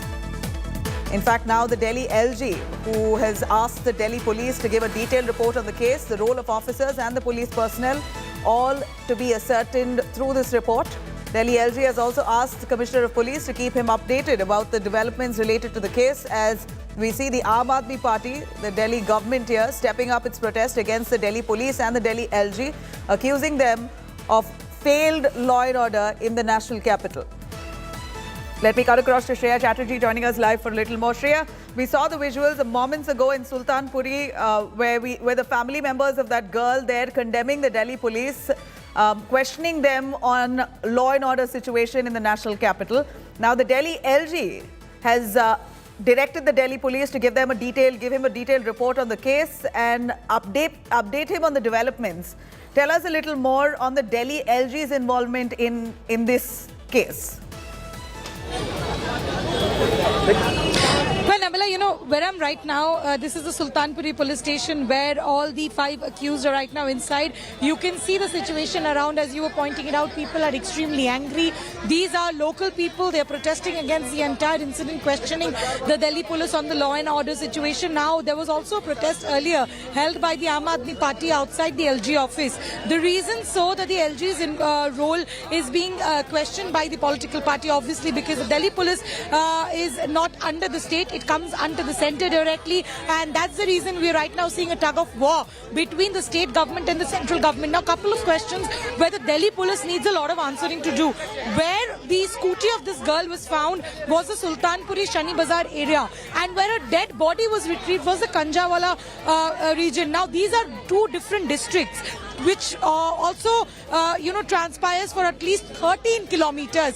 Big question, where were Delhi police patrolling van? We have already spoken with the eyewitness who called the PCR. He claims that he chased the car. He also alerted a PCR near the Begumpur area, and the PCR van police were not in the best of condition to even respond. They were not even responding to this person. So a lot of question on law and order, on surveillance, on security, because last year we saw Delhi police saying that they have decentralized the police control room vehicle system. Even after that, when they say that the manpower is increased, it will be easier for them. Why was there no PCR van on this 13-kilometer stretch? If a Zomato delivery boy, if a milkman could see this car, why could a Delhi police PCR van not intercept the car? That's a big question, and somewhere down the line, Delhi police will have to answer that, Nabila.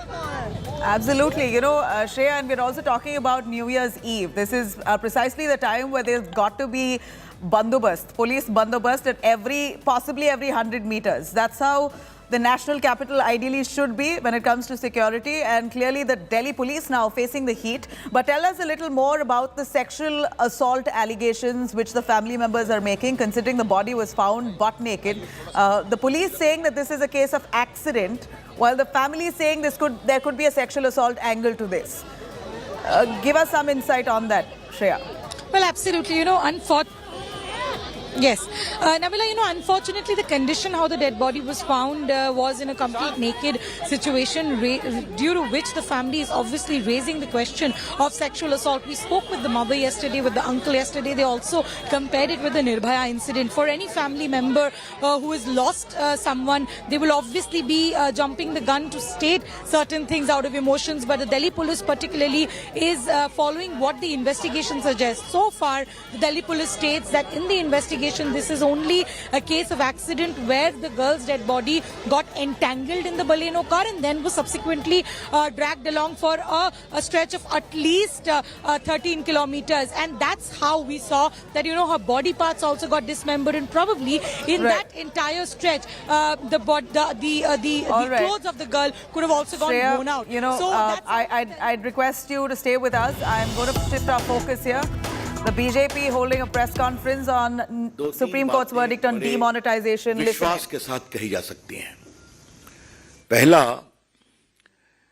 कि this whole exercise was done for a valid cause, namely removing fake currency, containing terror funding, black marketing, etc. ये पूरी नीति terror funding, fake currency को रोकने के लिए और आपके money laundering etcetera, black marketing को रोकने के लिए की गई थी. और ये उद्देश्य सही है और गवर्नमेंट ये पॉलिसी डिसीजन ले सकती है, उसको लेने का अधिकार है. दूसरी बात जो कही गई थी कि आरबीआई से कोई कंसल्टेशन नहीं हुआ, बाकी नहीं हुआ, कोर्ट ने उसको भी रिजेक्ट किया और कहा कि आरबीआई से कंसल्टेशन हुआ था. स्वयं आरबीआई ने कोर्ट के सामने अपने वकील के द्वारा हुआ कि एक कंसल्टेशन हुआ था और कोर्ट ने यह भी कहा कि reserve bank of India act के सेक्शन 26(2) में का भी कोई वायलेशन नहीं है.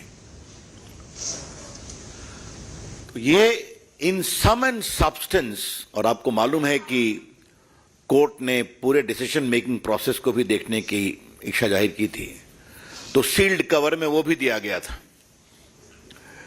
इसका मतलब यह हुआ कि कोर्ट ने पूरे डिसीजन मेकिंग प्रोसेस को सही पाया.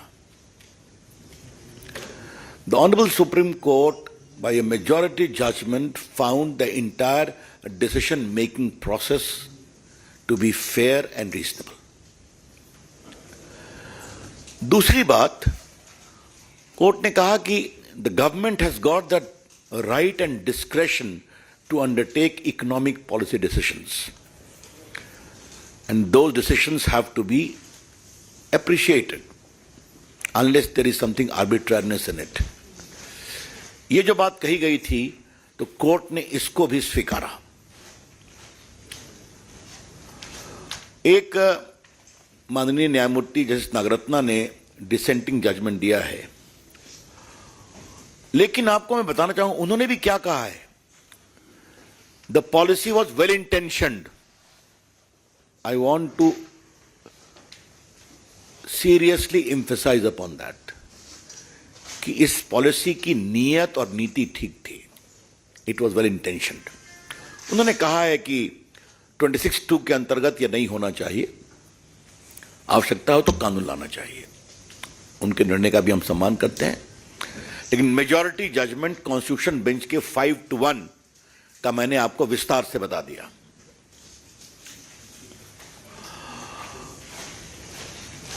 आज मुझे पार्टी के राष्ट्रीय मंच से कुछ गंभीर पॉलिटिकल सवाल उठाने हैं. कितना बड़ा तूफान हंगामा खड़ा किया गया था कांग्रेस पार्टी ने डिमोनेटाइजेशन को लेकर के. यह सिर्फ यही नहीं हुआ था, राहुल गांधी विदेश में भी जाते थे तो इसी के बारे में बोलते थे, आपको मालूम है। और दूसरी बात क्या है कि जिस तरीके से शब्दों का प्रयोग किया गया, बाकी किया गया, वो बहुत ही दुर्भाग्यपूर्ण है। एक बात हम बार बार कहते थे और बड़े गर्व से कहते थे कि डिमोनेटाइजेशन का उद्देश्य गरीब कल्याण भी है। The BJP was very firm in espousing the great commitment of Shri Narendra Modi ji that this is designed to subserve the interests of the poor, and secondly to bring in cleanliness in our economy, हमारे आर्थिक स्थिति में सफाई आए। आज मैं आपसे ये कहना चाहता हूं कि जिस तरीके से ट्रांसपेरेंसी आई है, और आज इस विषय को उठाने का दिन है, इस विषय को आज उठाने का दिन है, और मैं आपसे दो तीन बातें खाली आपकी जानकारी के लिए कहना चाहता हूं। डिजिटल पेमेंट में कितनी बड़ी गति आई है।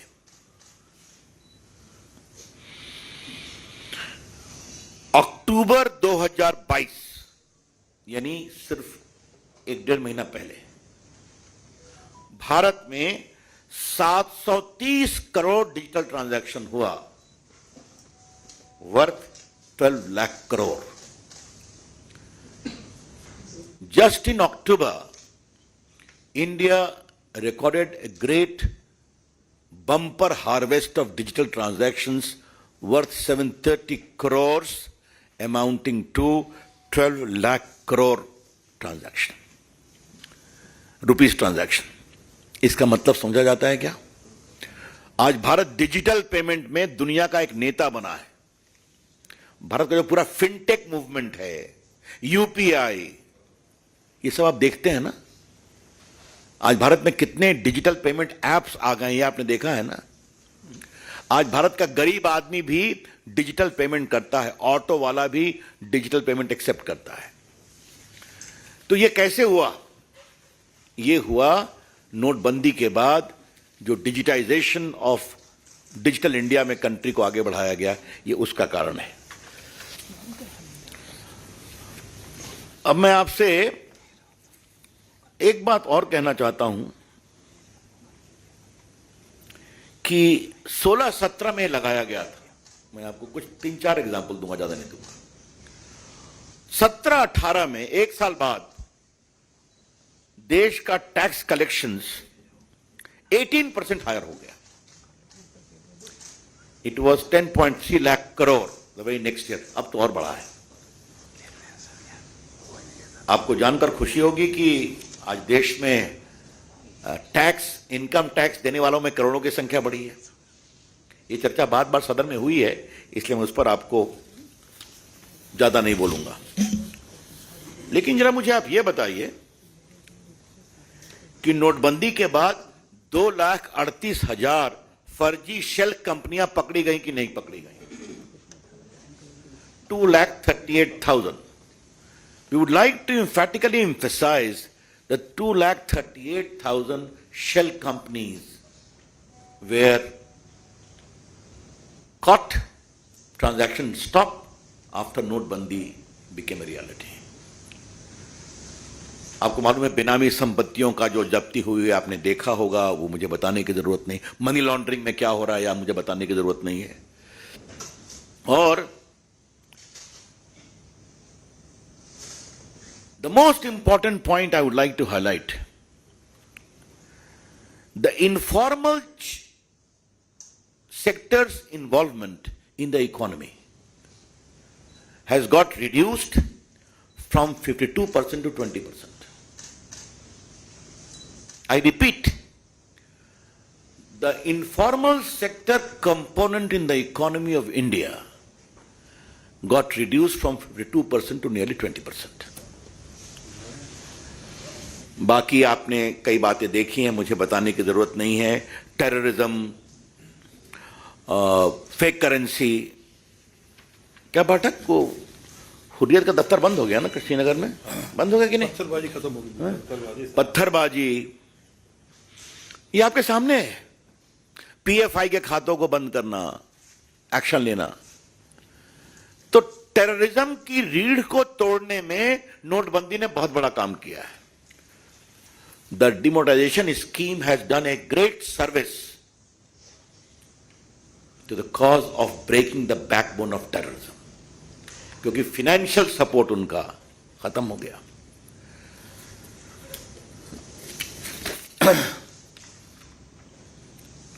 और इसीलिए if I can put it in very frank term, demonetization policy is the biggest blow to terrorism, and I say so with full sense of responsibility, because terror funding is integral to terrorism.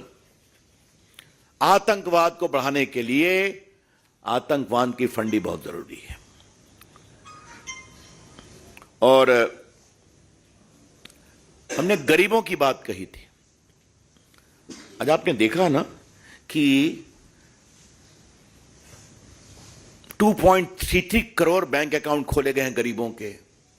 Direct benefit transfer में कितना, Jan Dhan account में कितना फायदा हुआ, ये सब आपको जानते हैं। मुझे आज इसको विस्तार से बताने की जरूरत नहीं है, कभी होगा तो हम उसकी चर्चा करेंगे।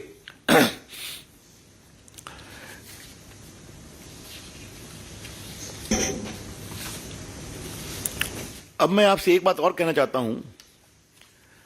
प्रधानमंत्री जनधन योजना में भी जो जितने डिपॉजिट थे वो भी बहुत आगे बढ़े। तो ये जो हमारे कांग्रेस के बंधु लेड बाय राहुल गांधी बार बार ये हल्ला करते थे, तो कभी आप समझने की कोशिश करते हैं क्या? क्योंकि राहुल गांधी जी के बारे में मैं एक बात कहूंगा, वो समझते हैं तभी जब कोर्ट का फैसला होता है, उसके पहले वो नहीं समझते। और मैं आपको एग्जाम्पल देता हूं, राफेल पर क्या क्या नहीं कहा उन्होंने। 19 का पूरा चुनाव जिस तरीके से उन्होंने हमारे प्रधानमंत्री के बारे में अपशब्द शर्मनाक कहे, उसको हम रिपीट नहीं कर सकते हैं। देश जनता ने जवाब दिया। जब सुप्रीम कोर्ट का फैसला आया तो ठंडे हो गए।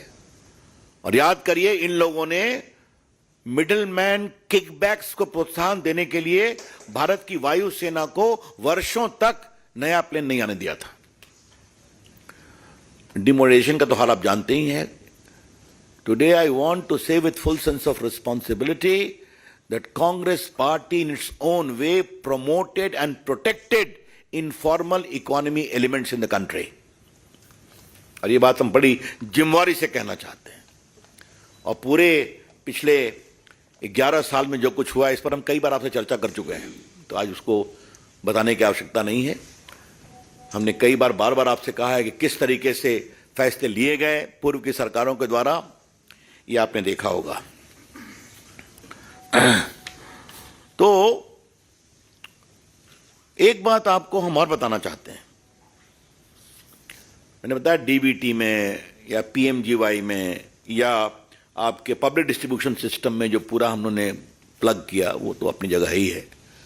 लीकेज को डिजिटल पेमेंट से, आधार लिंकेज से आपने देखा है। एक बात मैं आपसे और कहूंगा कि सिर्फ हम डिमोनेटाइजेशन पर ही नहीं रुके। हमने 2015 में black money undisclosed foreign income and asset imposition of tax act भी बनाया था। I repeat, black money undisclosed foreign income and assets and imposition of tax act. आपको जानकर आश्चर्य होगा कि इस कानून के अंतर्गत 65,250 करोड़ अनडिक्लेयर्ड इनकम टैक्स के सामने आया। 65,250 crore of previously undeclared income. तो हमारा खाली कहना यह है कि ये जो कुल बातें आपके सामने आई हैं, इस पर संसद में भी बहुत कहा गया है। तो इसके मोटे बिंदुओं को मुझे आपके सामने इंश्योर करना था। और आज सुप्रीम कोर्ट ने जो फैसला किया है वो एक बहुत ऐतिहासिक फैसला, उसका हम सम्मान करते हैं। और ये फैसला देश हित में है और एक देश हित में किए गए फैसले को कोर्ट ने सही माना है।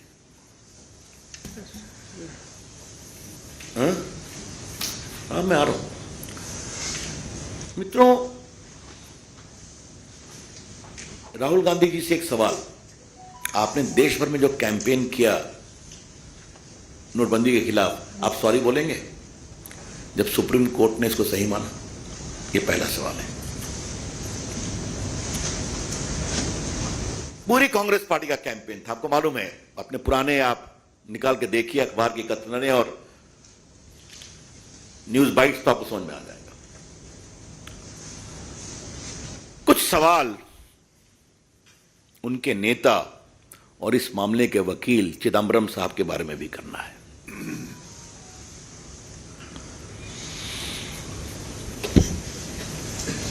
मेजॉरिटी जजमेंट पर खामोश हैं। वो भी कहते हैं कि they have steered clear of the questions of whether what is the utility of this. ठीक है, but very interesting minority judgment.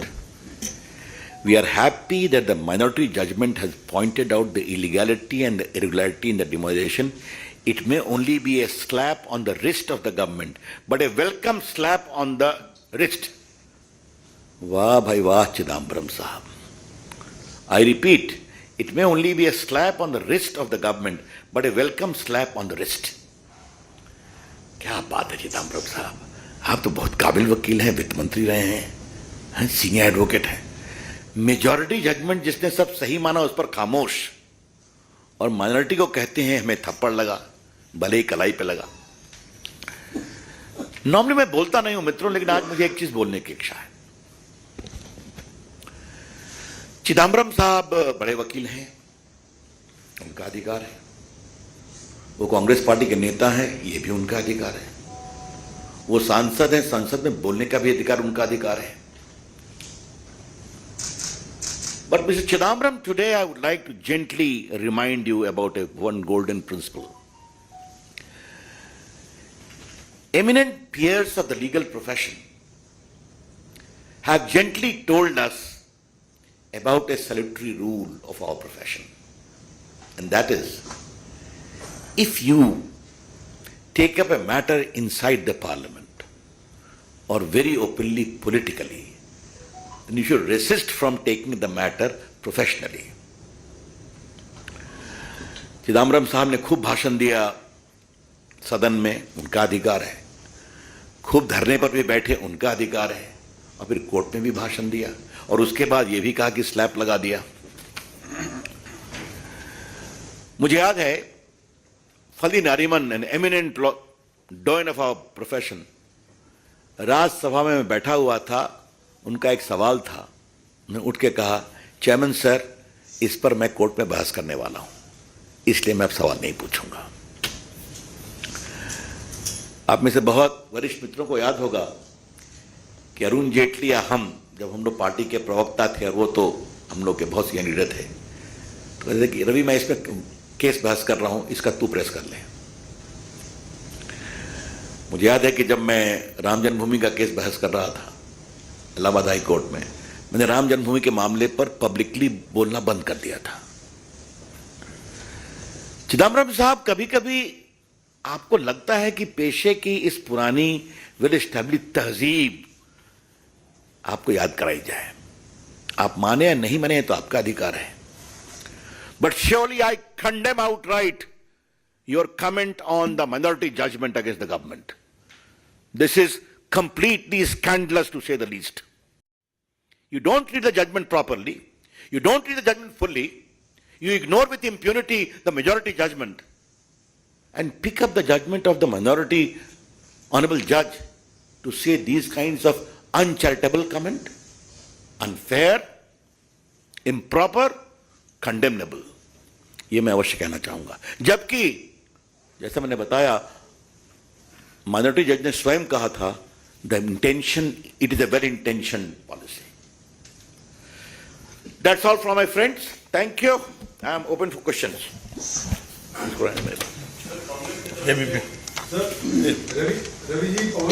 पहले उन्होंने कहा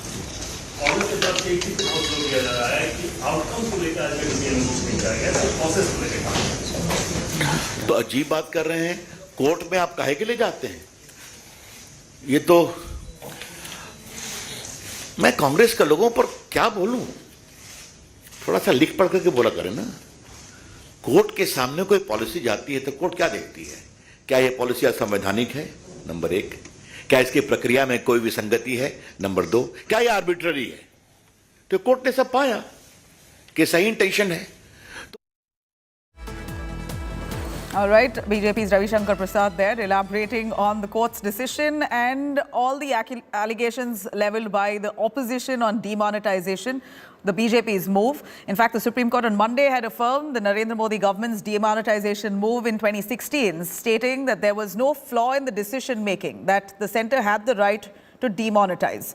The top court said the centre had the powers to demonetize all series of banknotes, adding the November 8th, 2016 decision can't be said to, it cannot be quoted as unreasonable, nor was it hit by the doctrine of proportionality.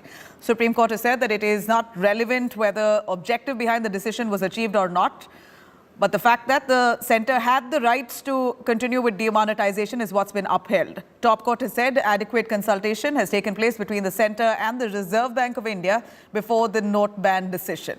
However, Justice B.V. Ranganatha deferred from, in fact, his views differed from the majority view and rendered a dissenting judgment on this. In fact, she argued that demonetization decision was unlawful and illegal. Proper legislation was required to carry out a note ban. Modi government had in 2016, remember, demonetized currency notes of 500 and 1,000 demonetizations, which constituted around 86% of the currency in the country, and released new currency notes of 500 and 2,000. This is a decision of the highest court, and I think constitutionally speaking, legally speaking, it puts the lid on the subject. The judgment is important for different reasons.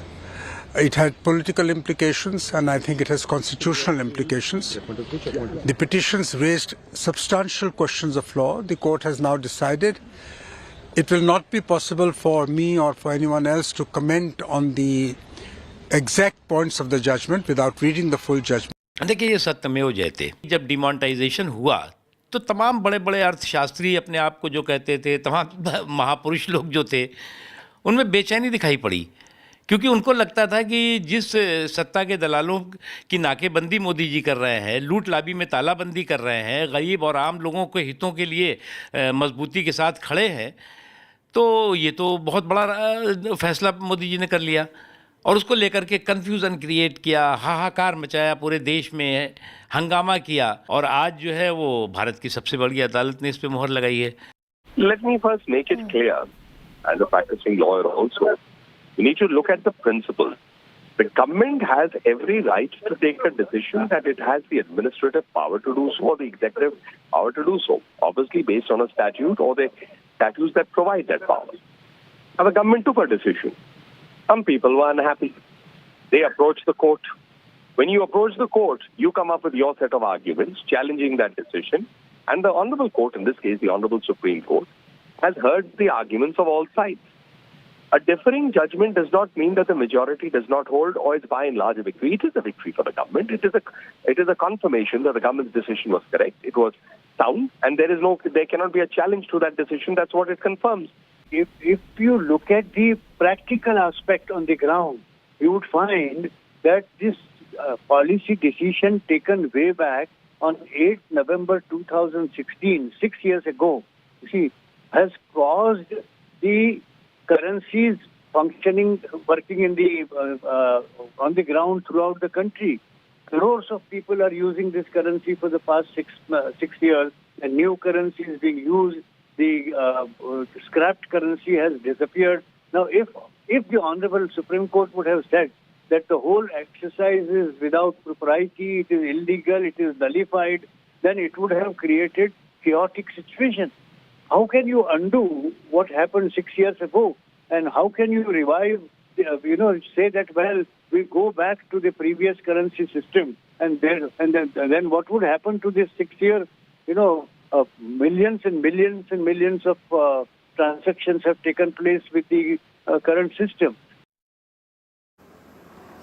All right, on that note, we're slipping into a short break. Coming back on the other side, Delhi's terrible accident, or rather the family members calling this a murder, where a 23-year-old girl was dragged on the streets of Delhi for nearly an hour and a half. Now, Delhi's law and order situation has become a huge concern, with the Aam Aadmi Party stepping up their protests against the Delhi police. More on this on the other side of a short break. Do stay with us.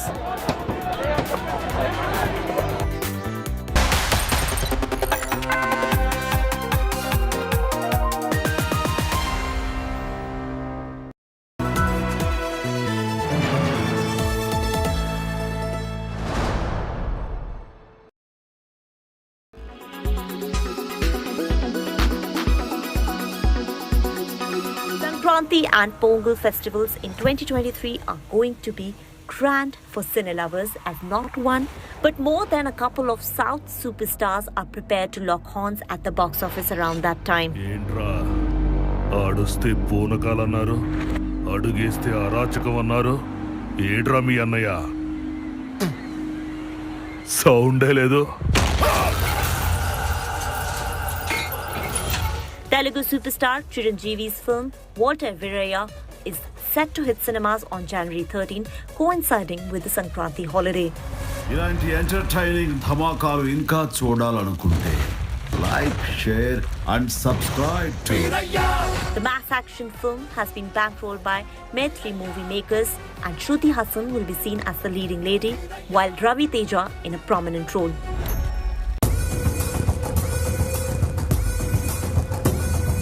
Nandamuri Balakrishna is reportedly set to play a double role in Veerasimha Reddy, the film which is set to roll out in cinemas on January 12th. This action drama, directed by Gopichand Melineni, is not only the most talked about projects of his career, but will also be his 107th film. Reports suggest that its story will revolve around a faction leader and his son. The cast also includes Shruti Hassan, Varalakshmi Sarathkumar and Dunya Vijay. Veerasimha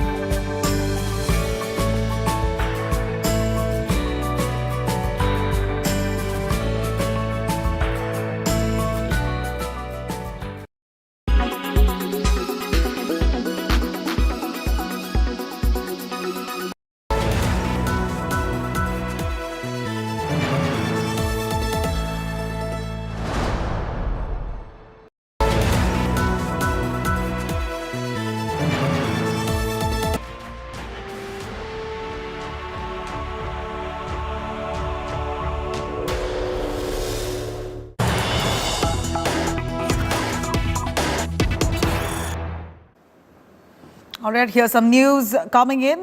India Today exclusively accesses CCTV footage of the girl who was killed on New Year's night. These fresh CCTV images raise questions on what exactly happened. Is this really a case of sexual assault or a mere accident as quoted by the Delhi police? In fact, this visual here showing very clearly a scooty and a Bolero car that was at the same spot at 1:52 a.m. The scooty and Baleno can be seen at the same spot, the car and that scooty. But the girl was dragged by the car at around 3:30 a.m. Now, what really happened between 1:50 a.m. and 3:30 a.m. is something that the police will have to crack into. What transpired at the wee hours of the night is really what's going to be the clincher in this case. You're taking a look at this new CCTV footage that we're showing you, where the car and the Baleno was at the same spot. We saw a scooty, there you have it, the scooty and that Baleno car was at the same spot at 1:52 a.m. And then the next CCTV footage shows at 3:30 a.m. the car dragging that girl while she's strapped under the wheels for nearly 4 kilometers within city limits. Now, what exactly happened between that time of 1:52 a.m. and 3:30 a.m.? It's a good hour and a half that the police now trying to investigate what exactly happened in that hour and a half when the scooty and the Baleno was spotted at the same spot. And the next visual, the next CCTV footage that the police have found is the car dragging that girl around with the girl trapped under the wheels of that Baleno. Now, is this a case of sexual assault? Because while the girl's body is recovered, she was fully naked, her clothes completely ripped off. Now, was this a case of sexual assault, or did her clothes rip apart because of the way the car was dragging her around for nearly an hour and a half? Is a question that the police will have to investigate and find. But for now, we hear the police saying that this is a case of accident.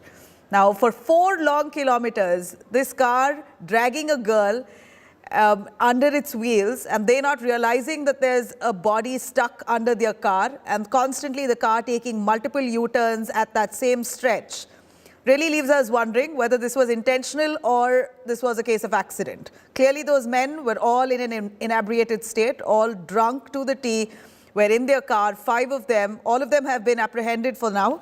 But the police, of course, seeing a sexual assault angle in this case. This is a video that is exclusively accessed, showing the scooty and that Baleno car at 1:52 a.m. at the same spot. The next CCTV footage is shown at 3:30 a.m. where the car was seen dragging that girl. What exactly happened between 1:52 a.m. and 3:30 a.m. is really going to be the key in this case. Shreya Chatterjee joining us live for a little more. Shreya, you've been tracking those developments, and we see this video here, the new footage that's now surfaced, showing CCTV footage showing the girl in her scooty and that Baleno car, both at the same spot at 1:52 a.m. And then the next CCTV footage is only by 3:30 a.m. and the car is dragging that girl around. So what really happened between those hours, an hour and a half, between 2 a.m. and 3:30 a.m. is something the police is looking into. What's the suspicion right now? Well, Nabila, just to clarify our viewers about the entire sequence of events, from the spot where the CCTV is the same spot from where the girl's scooty was recovered. This is the Shani Bazar Road of Sultanpuri area where the girl's scooty was recovered, and in that CCTV at 1:52 we first see the scooty taking a turn, and then we see the Baleno car. The Baleno car is also very categorically visible. Now, the difference between that and the other CCTV is at least of 1.5 hours. That's what the Delhi police is right now investigating. What happened after that?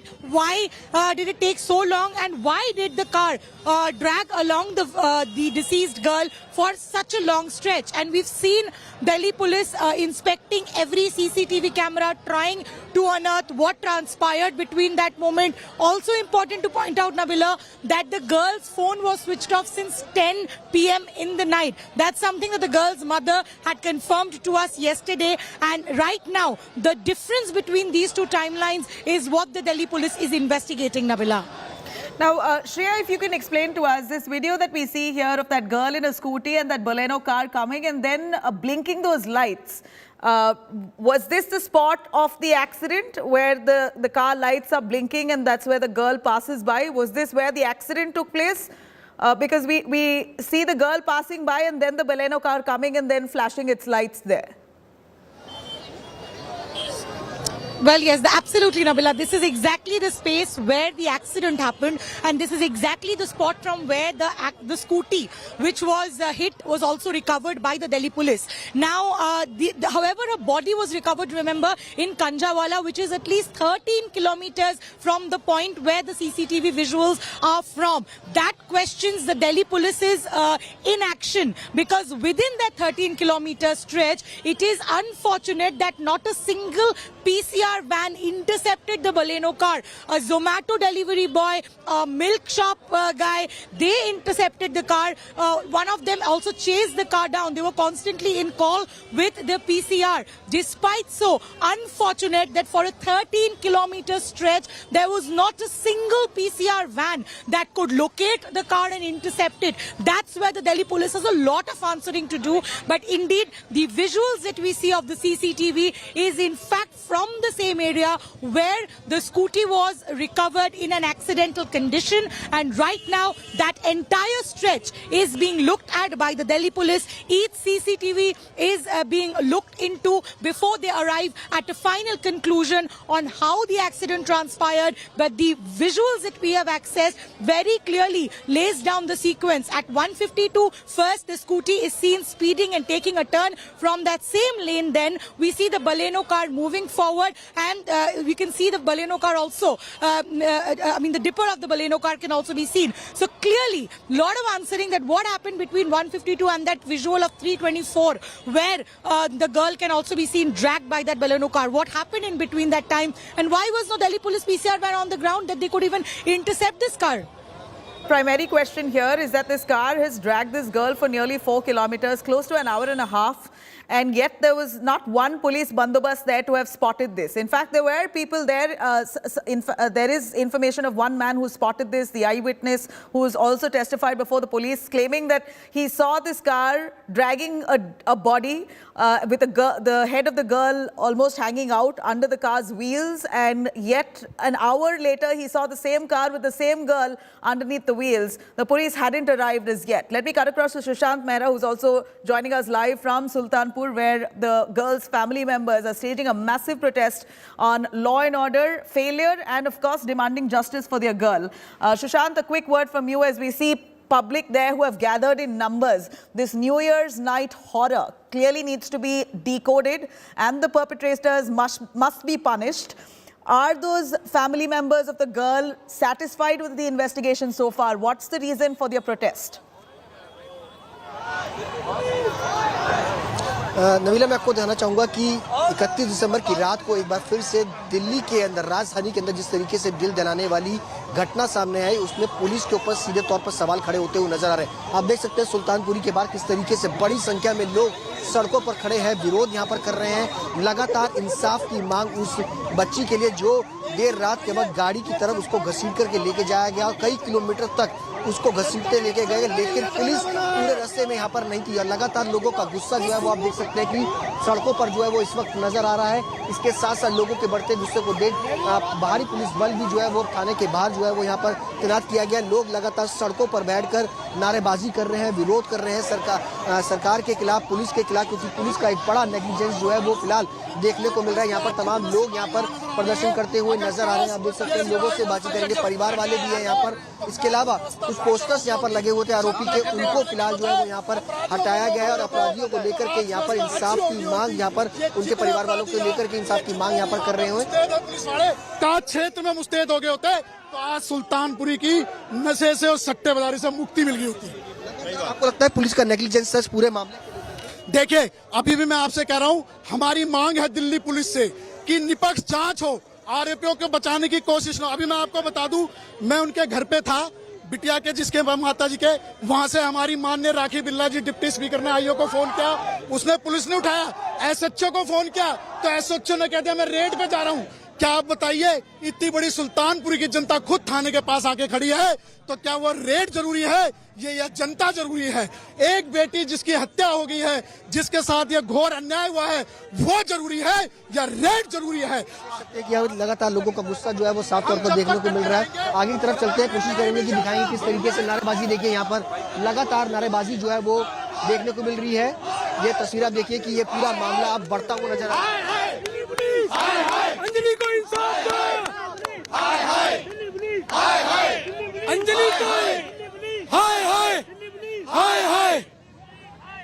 देखिए कि इंसाफ की मांग लगातार नबीला यहाँ पर लोगों की तरफ से की जा रही है और दिल्ली पुलिस का ये बड़ा नेग्लिजेंस है उसको लेकर के यहाँ पर लोगों का गुस्सा जो है वो साफ तौर पर सड़कों पर देखने को मिल रहा है।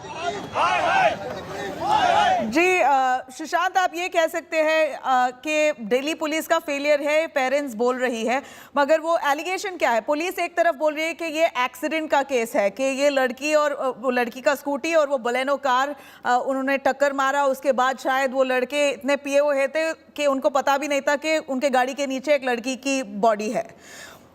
या एक तरफ फैमिली बोल रही है सेक्सुअल असॉल्ट है, एक तरफ पुलिस बोल रही है एक्सीडेंट है। ये इसका मामला क्या है? सेक्सुअल असॉल्ट का केस का एंगल क्या आ रहा है यहाँ पर?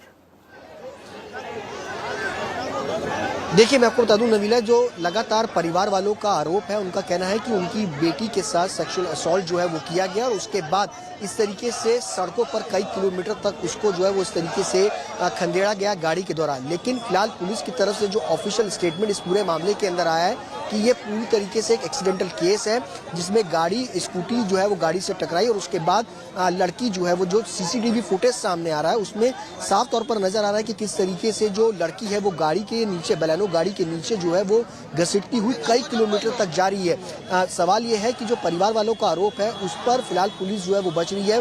परिवार वालों का कहना है कि इस पूरे मामले की जांच जो है वो सही तरीके से निष्पक्ष होनी चाहिए। यहाँ पर जितने भी लोग यहाँ पर विरोध करने के लिए पहुंच रहे हैं उनका साफ तौर पर कहना है कि पुलिस इस पूरे मामले पर लीपापोती जो है वो कर रही है, पुलिस की नेग्लिजेंस है, पुलिस को इस पूरे मामले के ऊपर जो है वो सही तरीके से कार्रवाई जो है वो करनी चाहिए। लेकिन फिलहाल पुलिस जो है इस पूरे मामले को एक्सीडेंटल जो है वो बता रही है। फिलहाल जो दिल्ली पुलिस के आला अधिकारी है उनका भी यही कहना है कि ये एक्सीडेंटल केस है। और फिलहाल इसके अलावा अगर बात की जाए तो यहाँ पर एफएसएल की जो टीमें हैं वो यहाँ पर पहुंची हैं, जो बलेनो कार और इसके अलावा स्कूटी के पूरा इन्वेस्टिगेशन जो है वो करेंगी, जो ब्लड के सैंपल्स है वो लिए जाएंगे और उसके बाद ये पूरी एफएसएल की जो रिपोर्ट है वो दिल्ली पुलिस को सौंपी जाएगी। उसके बाद ये पूरा मामला जो है वो सामने आएगा। लेकिन इस पूरे मामले में 304 सेक्शन के तहत जो है मामला दर्ज किया गया है, गैर इरादन हत्या का मामला। अब इस पूरे मामले पे जो आरोपी है उनको कोर्ट में पेश जो है वो किया जाएगा और उसके बाद कोर्ट पे इस पे फैसला लिया जाएगा कि पुलिस इस पूरे मामले पर जुडिशरी कस्टडी जो है वो मांगती है। लेकिन आपको तस्वीरें दिखाऊंगा कि किस तरीके से यहाँ का जो माहौल है वो लगातार गर्म होता जा रहा है। बड़ी संख्या में पुलिस बल को जो है वो यहाँ पर तैनात किया गया है इस पूरे मामले पे, क्योंकि लोगों का गुस्सा जो है वो सीधे तौर पर इस वक्त सुल्तानपुरी पूरे family members and localites there in Sultanpuri are literally gherawing the police, who are demanding some answers from the Delhi police for their failure. They accuse the police for failing to provide security in the national capital, and of course saying that this investigation itself is not going the way it should, that there's a lot that needs to be uncovered, that this could be a case of sexual assault is what the family members of the girls say. Let me cut across to Arvind Ojha, who is tracking the police and its investigation. Arvind Ojha ji, यहाँ पर जो family members है लड़की के, वो बोल रहे हैं कि ये केस sexual assault का केस है, पुलिस अपना काम नहीं कर रही है, police has failed in delivering with this case. Police का फेलियर यहाँ पर कैसे हुआ? देखिए, हमने ये तमाम जो सवाल है वो दिल्ली पुलिस के जो डीसीपी हैं हरिंदर सिंह, उनसे पूछा था इंडिया टुडे की टीम ने कि कैसे ये हो सकता है कि 4 से 5 किलोमीटर तक ड्रैग किया जाए लड़की को कार में, और चूंकि 1 जनवरी का टाइम था, दिल्ली पुलिस ये क्लेम करती है कि हैवी पुलिस डिप्लॉयमेंट होता है सड़कों पर, तो कैसे ऐसा हो गया कि किसी भी पुलिसकर्मी ने नहीं देखा। दिल्ली पुलिस का कहना है कि चूंकि कार के नीचे जो लड़की है वो फंस गई थी, इस वजह से दिखाई नहीं दिया। दिल्ली पुलिस को ही सबसे पहले स्कूटी दिखाई दी पेट्रोलिंग पार्टी को, लेकिन वहां पर विक्टिम नहीं थी।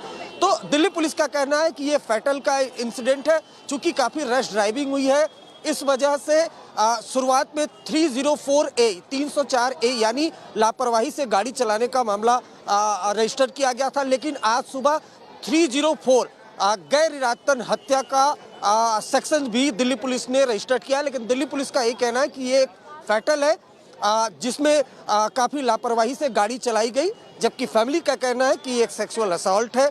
तो अपने अपने तरीके से हो रहा है। दिल्ली पुलिस का कहना है कि फिलहाल पोस्टमार्टम कराया जा रहा है। डॉक्टरों का एक पैनल बनाया गया जिसमें 3 डॉक्टर हैं, वो पोस्टमार्टम करेंगे, जिसके बाद ही कुछ क्लियर हो पाएगा कि आखिर हुआ क्या था।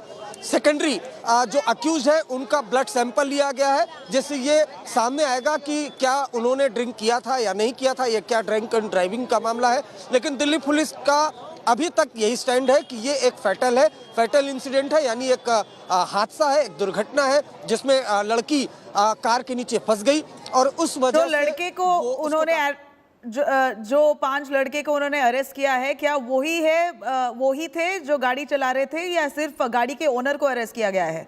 वो लोग जो अरेस्ट उन्होंने किया है वो कौन लोग हैं? देखिए मैं बताऊं, जो गाड़ी ड्राइव कर रहा था उसका नाम दीपक खन्ना है और बाकी जो 4 थे वो उस कार में बैठे हुए थे। लेकिन चूंकि ये अपने आप में एक बहुत नॉर्मल इंसिडेंट नहीं है, 4 से 5 किलोमीटर दूर तक ड्रैग किया गया। दिल्ली पुलिस का कहना है कि ऐसा हो नहीं सकता कि जो अक्यूज्ड है उनको जानकारी नहीं थी कि जो लड़की है वो कार में फंसी हुई थी। इस वजह से 5 लोगों को अरेस्ट किया गया यहाँ पर। और तस्वीरें मैं आपको एक बार दिखाऊंगा। सुल्तानपुरी पुलिस स्टेशन का ये गेट है, अगर आप देखेंगी तो यहाँ गेट पूरी तरह से दिल्ली पुलिस ने बंद कर दिया है और आसपास गेट के बाहर जो लोकल रेजिडेंट्स हैं, जो महिलाएं हैं बड़ी संख्या में, वो यहाँ पर इकट्ठा हुई हैं। जो ये पूरा इंसिडेंट है नबीला, इसको जिस तरह से तस्वीरें आई थी खास तौर से क्राइम सीन की, जिसमें जो लड़की थी उसके कपड़े नहीं थे, तो ऐसे में इस इंसिडेंट को बहुत से ऐसे लोग थे जिन्होंने सेक्सुअल असॉल्ट माना। लेकिन दिल्ली पुलिस का कहना है कि उन्होंने बाकायदा जो पूरा रूट है उस पूरे रूट को चेक किया, सीसीटीवी जो कैमरा है उसको चेक किया, जो अक्यूज्ड है उनको अरेस्ट किया गया, उनसे इंटरोगेशन की गई और जो प्राइमा फेसी जो इनिशियल इन्वेस्टिगेशन उसमें यही निकल करके आया कि एक फैटल का इंसिडेंट है और इस वजह से आईपीसी 279 फैटल, 304A लापरवाही से रश ड्राइविंग, 304 गैर इरादतन हत्या, ये 3 सेक्शन जोड़े गए हैं और इस वजह से उनको कोर्ट से ही बेल नहीं मिला है। कोर्ट में प्रोड्यूस किया जाएगा। मेडिकल रिपोर्ट का जो इंतजार है जो अक्यूज है उनके, और साथ ही साथ पोस्टमार्टम कराया जा रहा है, पोस्टमार्टम रिपोर्ट का भी इंतजार है। पुलिस का कहना है कि वो और भी कई एंगल है उससे इन्वेस्टिगेशन कर रही है। जी, यहाँ पर जो अगर देखा जाए वो एक सीसीटीवी फुटेज पुलिस को अब मिला है, दिखा रहा है कि स्कूटी और वो बोलेनो एक ही जगह पे था 2 बजे के लगभग, मगर यो बोलेनो जो दिख रहा है सीसीटीवी में वो लाइट फ्लैश कर रही है। वो लाइट फ्लैश का मतलब क्या हुआ? वो उन्होंने स्कूटी को देखा उसका मतलब है और उन्होंने एक अलर्ट दिया लाइट फ्लैश करके।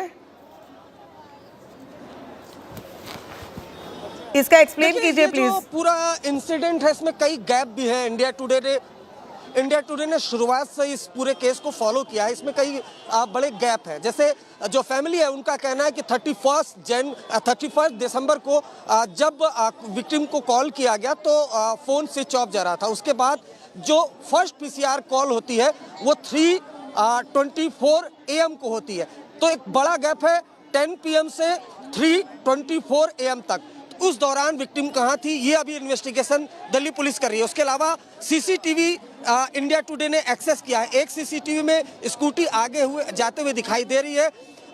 पुलिस को लगता है कि ये वही स्कूटी है विक्टिम की, पीछे बलेनो कार है और इसी के कुछ देर बाद एक्सीडेंट वो होता है। उसके अलावा एक सीसीटीवी है जिसमें कार यू टर्न लेती हुई दिखाई दे रही है और पीछे बहुत हल्का ये दिखाई दे रहा है कि पीछे जो विक्टिम है वो फंसी हुई है। इंडिया टुडे के पास 23rd पिक्चर है जी, 23 पिक्चर है आपको बताऊं इंडिया टुडे के पास विक्टिम की, जिसमें उसकी पूरी बॉडी वो बैक साइड से पूरी ड्रैग हो चुकी है, पूरी तरह से उसमें जख्म है। और ये 23 जो पिक्चर्स हैं ये फॉरेंसिक टीम को भी दिए जाएंगे, डॉक्टर्स को भी दिए जाएंगे और ओपिनियन ली जाएगी कि किस तरीके का ये इंसिडेंट है, ये कोई मर्डर है या सिंपल। बिल्कुल अरविंद, यहाँ पर जो पुलिस है वो इन्वेस्टिगेट कर रही है। दिल्ली LG VK सक्सेना ने कहा है कि ये केस के ऊपर एक डिटेल रिपोर्ट दिया जाए। India today of course will bringing you all the exclusive images, the angles and the probe investigation where it's reached so far. We're going to slip into a short break. We'll come back with this top story on the other side. Stay tuned.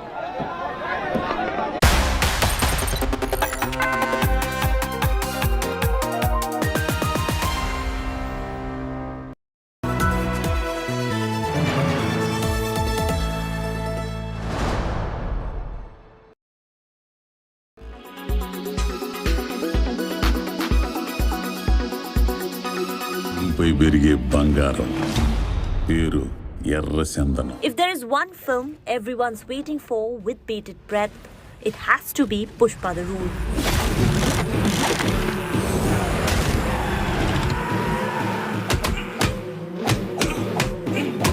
ఏడు దాచిపెట్టిన సర్కో చెప్పా చెబితే మా boss చంపేస్తాడా? ఎవడు boss?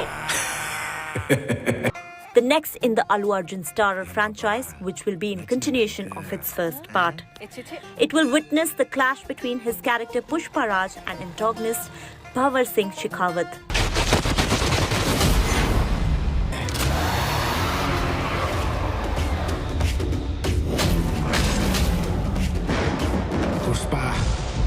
Pushpa Raj.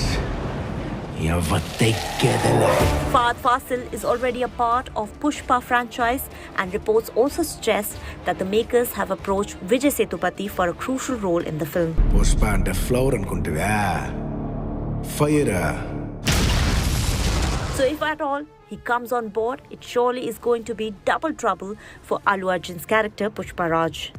The film went on floors in August, and building up further excitement among fans, the makers shared behind-the-scenes picture from the sets of the movie. Speculations are rife that the sequel of Pushpa the Rise is being made on a whopping budget of 350 crore rupees, and the film is expected to release in the second half of 2023.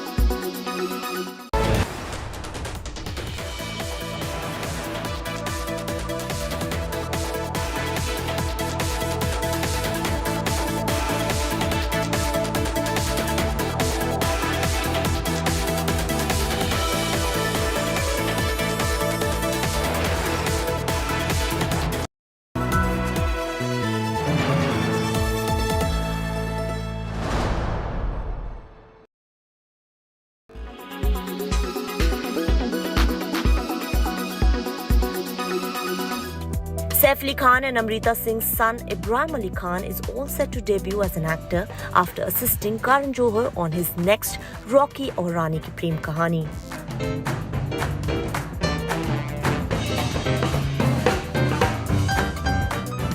He has reportedly been roped in to play an important role in the Hindi remake of Ridyam.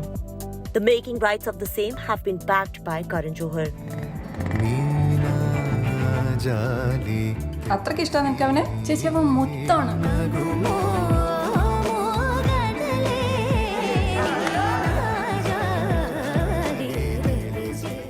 Meanwhile, visuals of Ibrahim partying, going out with friends, or just making red carpet appearances keep surfacing online.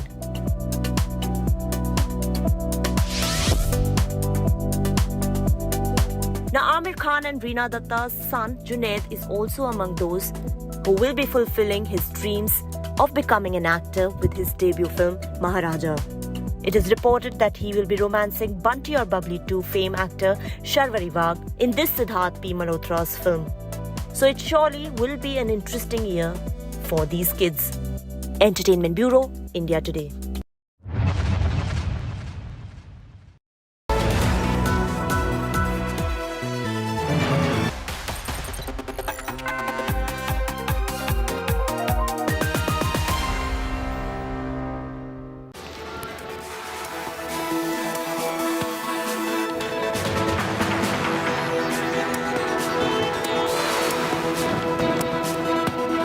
Very good afternoon. You're watching India Today. I'm Nabila Jamal. The headlines first. Horrific New Year tragedy in the national capital as 5 revelers have hit a scooty, drag a girl for nearly 4 kilometers on Delhi streets. The girl dies on the spot. Locals stage a massive protest. Kejriwal demands capital punishment for the accused. Appeal करता हूं कि चाहे जितने भी रसूख वाले क्यों ना हों जो दोषी हैं उनको सख्त से सख्त सज़ा मिलनी चाहिए। ऐसा ये तो रेयरेस्ट ऑफ रेयर क्राइम्स में आता है, ऐसे लोगों को तो फांसी की सज़ा मिलनी चाहिए। Modi government's 2016 note ban passes legal test. Supreme Court passes 4-1 judgment in favor of note ban. Says the centre had the right to introduce demonetization.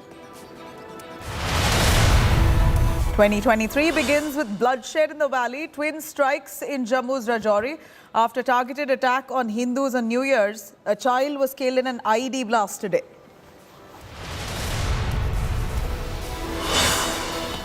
And panic and fear grips the Kashmir Valley after New Year terror. Protests now breaking out as locals gherowing the BJP leaders there at the blast site, calling them out on their security failure. 8 coaches of Bandra to Jodhpur express train derails in Rajasthan's Pali. At least 10 people seriously injured. 11 coaches have been impacted.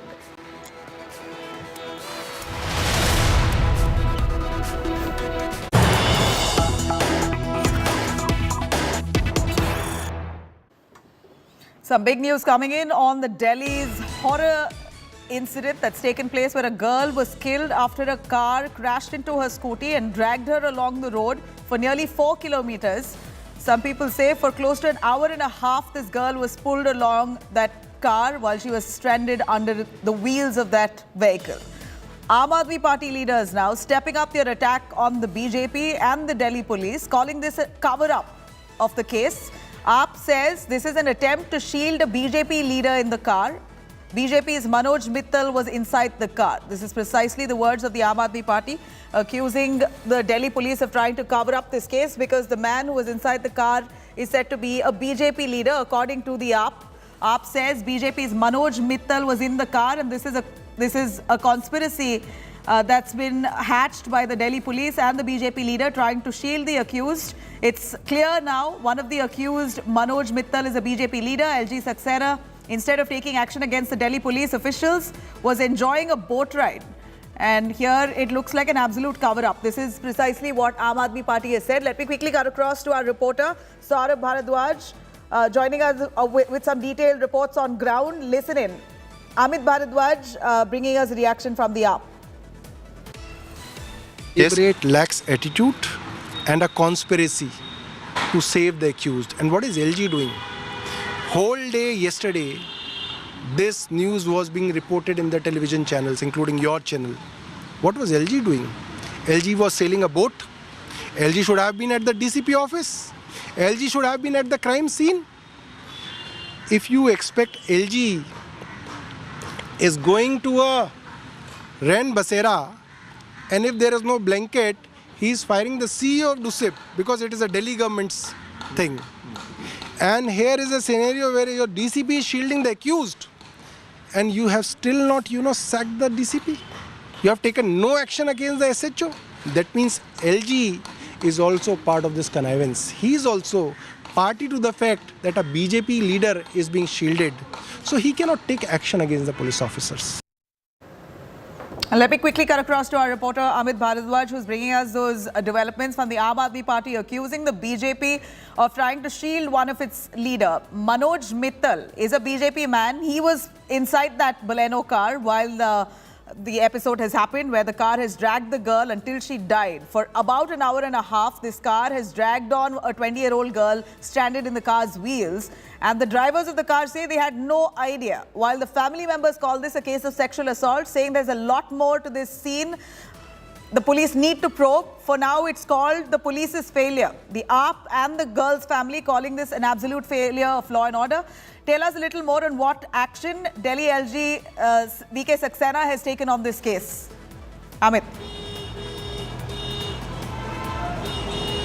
Well, Nabila, this entire chapter is snowballing like anything. Yesterday, we saw VK Saxena tweeting out that his head hangs because of the Kanjhavla accident incident and the way things have snowballed. In fact, he also said that he has asked Delhi police to take strict action and has been monitoring the situation along with the Delhi CP. But the situation on the ground is quickly changing right now. I am outside the Delhi LG Secretariat, and you could see The police have been deployed here in big numbers. Barricadings have been done on the both sides of the road, and there are police buses as well which is being deployed here. The reason is that Aam Aadmi Party is going on all guns blazing in this particular incident. They're training guns at the Delhi LG, saying that you are the boss of the Delhi police. And the problem is not that this incident happened. The problem is that despite 3 PCR vans being on the way, nobody tried to spot the vehicle, stop the vehicle, despite the eyewitness trying to chase the vehicle and making 20 to 22 calls. The police did not make enough efforts to stop the vehicle and track the vehicle and to rescue the victim in this particular case. That is the accusation which Aam Aadmi Party is putting on the Delhi LG Vijay Kumar Saxena and is asking the sacking of the LG. In fact, on the other side is the Aam Aadmi Party supporters who are standing there. Barricades have been put, water cannons have been put, and we also have Aam Aadmi Party leaders here with me. आप लोग इतनी बड़ी संख्या में यहाँ protest कर रहे हैं, उसके पीछे वजह आप लोग डिमांड जरूर कर रहे हैं, लेकिन अब पुलिस ने बैरिकेड लगा दिया आपको रोकने के लिए। बड़ी सीधी सी बात है कि आपने खुद देखा है कि एक लड़की को एक गाड़ी एक्सीडेंट कर देती है, 4 किलोमीटर तक उसको एक गाड़ी घसीटती जा रही है, जहाँ दिल्ली में जगह जगह पे हर जगह पे कैमरे लगे हुए हैं, एक इतना ज़्यादा सर्विलेंस है और कहीं पर भी पुलिस को ये नज़र नहीं आ रहा कि एक बच्ची को इस तरीके से दिख रही है आपको, कोताही दिख रही है। Reluctant behaviour, this is the reluctant behaviour of Delhi police because LG is not concentrating right. Nabila, so clearly the situation here we heard what he has to say. Amit, thank you very much for joining us on that. Of course, the Aam Aadmi Party, as they step up the attack, we're still shell-shocked with this case itself. New Year's Day, a 20-year-old girl was run over by a car repeatedly, found naked, fallen on the road. Aam Aadmi Party netas blaming the Delhi LG for the horror. Delhi Chief Minister Arvind Kejriwal seeking capital punishment for the accused. And they claim, AAP claims that a BJP leader, Manoj Mittal, was inside the car, and this is an attempt by the Delhi police to shield this case or cover this case up. AAP leaders have now hit out at Delhi LG as well for laxities on this case, saying the police directly came under his control and questioned him as to why no PCR was around when that girl was being dragged for nearly 4 kilometers. About an hour and a half, she was being dragged by the car, stranded under the wheels. AAP neta Saurabh Bharadwaj has said that Delhi LG is protecting an accused since he's a BJP member. VK Saxena has summoned top Delhi cops asking for a complete report on this case. In fact, the AAP neta Rakhi Birla has faced wrath by the locals there as they hit the streets demanding justice in this tragedy where the 20-year-old girl lost her life. The victim's uncle has compared the accident to Nirbhaya case. Delhi police, meanwhile, has now confirmed that no sexual assault has taken place and her clothes were ripped off as a result of this fatal accident because she was dragged along the streets for nearly an hour odd. कुछ लड़कों ने अपनी गाड़ी से एक लड़की को कई किलोमीटर तक घसीटा और उसकी बहुत दर्दनाक मौत हो गई। अभी उसका पोस्टमार्टम मैंने पता किया था, अभी पोस्टमार्टम शायद चल रहा है और जो भी उसकी रिपोर्ट आएगी मैं उम्मीद करता हूं कि और अपील करता हूं कि चाहे जितने भी रसूख वाले क्यों ना हों जो दोषी हैं उनको सख्त से सख्त सज़ा मिलनी चाहिए। ऐसा ये तो रेयरेस्ट ऑफ रेयर क्राइम्स में आता है, ऐसे लोगों को तो फांसी की सज़ा मिलनी चाहिए। मैं ऑर्डर दे के आ रहा था कंजावला वाले रोड से, मेरे को अग्रसेन हॉस्पिटल की तरफ को मुड़ना था, मैं उधर की तरफ मुड़ रहा था तो वहां से वो गाड़ी आई, मेरी उस गाड़ी की आपस में टक्कर होने से बस बची गई थी, मेरी बाइक अनबैलेंस हो गई तो मैंने अपनी बाइक संभाली। जैसे मैंने अपनी बाइक संभाली तो उन्होंने वो गाड़ी मोड़ चुके थे रोहिणी की तरफ को, कंजावला वाले रोड पे रोहिणी की तरफ को मोड़ चुके थे तो उधर उन्होंने चौकी थी थोड़ी सी 100-150 मीटर के दूर आगे चौकी है एक, उन्होंने चौकी से पहले ही फिर वापसी यू टर्न गाड़ी मारी। यू टर्न जैसी गाड़ी करी उन्होंने सिंगल रोड पर यू टर्न गाड़ी करी तो सिंगल रोड पर आवाज बहुत तेज आई गाड़ी की। मैंने पीछे मुड़कर देखा, जैसे मैंने पीछे मुड़कर देखा गाड़ी के पीछे की साइड वो लड़की का सर लटक रहा था। हाँ तो मैं देखकर चौंक गया। फिर बाद में मैंने ऑर्डर वो अपना पूरा करने के बाद मैंने रोहिणी सेक्टर 24 की तरफ जा रहा था बेगमपुर थाने वाले रोड से। तो उस रोड पे 2 बाइक पे पुलिस वाले जा रहे थे, उनको मैंने रोका, उनसे बोला कि सर कंजावला रोड की तरफ ऐसे ऐसे गाड़ी है। उनको बकायदा मैंने कलर भी बताया था, अपने मेरे फ़ोन का कलर वैसे ही है। अभी पोस्टमार्टम हुआ नहीं है। हमने पोस्टमार्टम के लिए एक मेडिकल बोर्ड कंस्टिट्यूट करने की रिक्वेस्ट की है हेल्थ डिपार्टमेंट जीएन सिटी को। उनसे अप्रूवल मिलते ही 3 डॉक्टरों की एक टीम पोस्टमार्टम करेगी और हमें अपनी रिपोर्ट सौंपेगी। देखिए, इनिशियली कॉल की गई थी कंझावला एरिया में, जिसमें ये बताया गया था कि एक कार से कोई व्यक्ति घसीटा हुआ जा रहा है। कुछ देर के बाद एक दूसरी कॉल कंझावला जो रोहिणी डिस्ट्रिक्ट में है वहाँ पे आई थी, जिसमें ये बताया गया था कि सड़क के पास नग्न अवस्था में एक महिला पड़ी हुई है। वहाँ की पुलिस टीम ने जब सारी बातें वेरीफाई की और कार का नंबर उन्हें मिल गया, तो कार में ऑक्यूपेंट्स जो थे उनको उन्होंने एप्रीहेंड किया। उनसे यह बात खुल के सामने आई कि सुल्तानपुरी के इलाके में उस कार का एक स्कूटी के साथ एक्सीडेंट हुआ था और ये वो महिला है जो कि स्कूटी ड्राइव कर रही थी और अनफॉर्चुनेटली कार के नीचे आ गई और ड्रैग होते वहाँ तक चली गई। I'm going to quickly cut across to Shreya Chatterjee, who has been tracking all the protests right outside the Sultanpuri police station. Shreya, over to you. Is the public still around?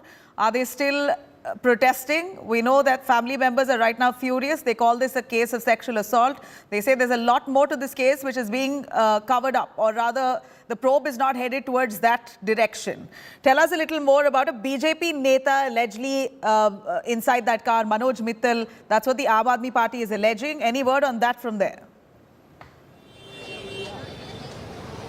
Well, first and foremost, Nabila, I'll give you a quick picture of what's happening outside the Sultanpuri police station. The protesters are still very much there. They are refusing to leave the spot. They're angry at the Delhi police. They blame and they say that the Delhi police is not investigating the matter properly. The reason obviously is because the girl's dead body was found in a naked condition, because of which the family members are harping on the fact that probably there's also a case of sexual assault. The Delhi police, however, says that this is a case of an accident. It was a fatal accident, and then the girl got entangled in the Baleno car, and subsequently she was dragged for a long stretch, which resulted in the condition her dead body was found. Now, one of the 5 accused is Manoj Mittal. The person is supposedly a BJP official from 42 number ward in Sultanpuri itself. Important to point out that his posters are plastered all across Sultanpuri. One of the posters that were torn down by the protesters were right outside the Sultanpuri police station. That's why we see the Aam Aadmi Party obviously make this a political issue. Rakhi Birla also visited the spot. We saw she also faced the anger of the protesters who wanted her to leave the spot as well. But definitely the Aam Aadmi Party continues to say that the police is trying to shield one of the accused, Manoj Mittal, because he apparently has links to BJP. That's something that the Delhi police is also investigating. But from Shreya, just hold on. If I could give some understanding to our viewers who are watching this visual there, you can see very clearly BJP leader Manoj Mittal's poster has been pulled down. It's been ripped apart. BJP leader was inside that car that dragged the girl. This is precisely what the allegations are. Now, how far of this is the truth, that remains to be seen. But BJP Neta Manoj Mittal's posters along the Sultanpuri police station area has been ripped apart. It's torn in a way of protest by the family members and the locals there, who are also echoing the words, it appears, of the Aam Aadmi Party, saying that it's possible Manoj Mittal, BJP Neta, was inside the car that's dragged that girl for 4 kilometers, and finally she was found dead. Now, Manoj Mittal is a BJP Neta. Was he really inside the car that dragged on this girl and killed her? That, of course, is something that the police has to establish. Shreya, a quick word. Who is Manoj Mittal? Does he come from that constituency? Is he from Sultanpur area? And we see a lot of their locals ripping Manoj Mittal's posters. Why do they think that Manoj Mittal was in the car?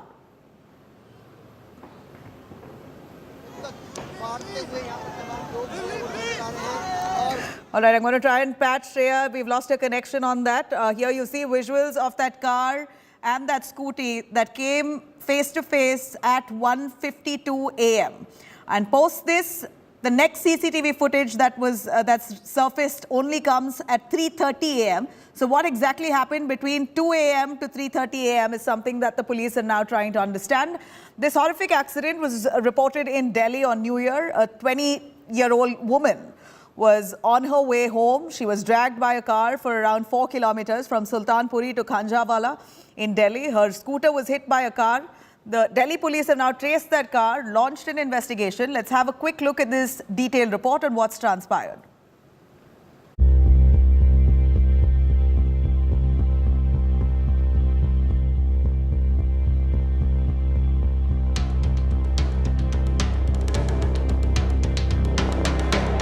A horrifying incident in Delhi moments into the new year.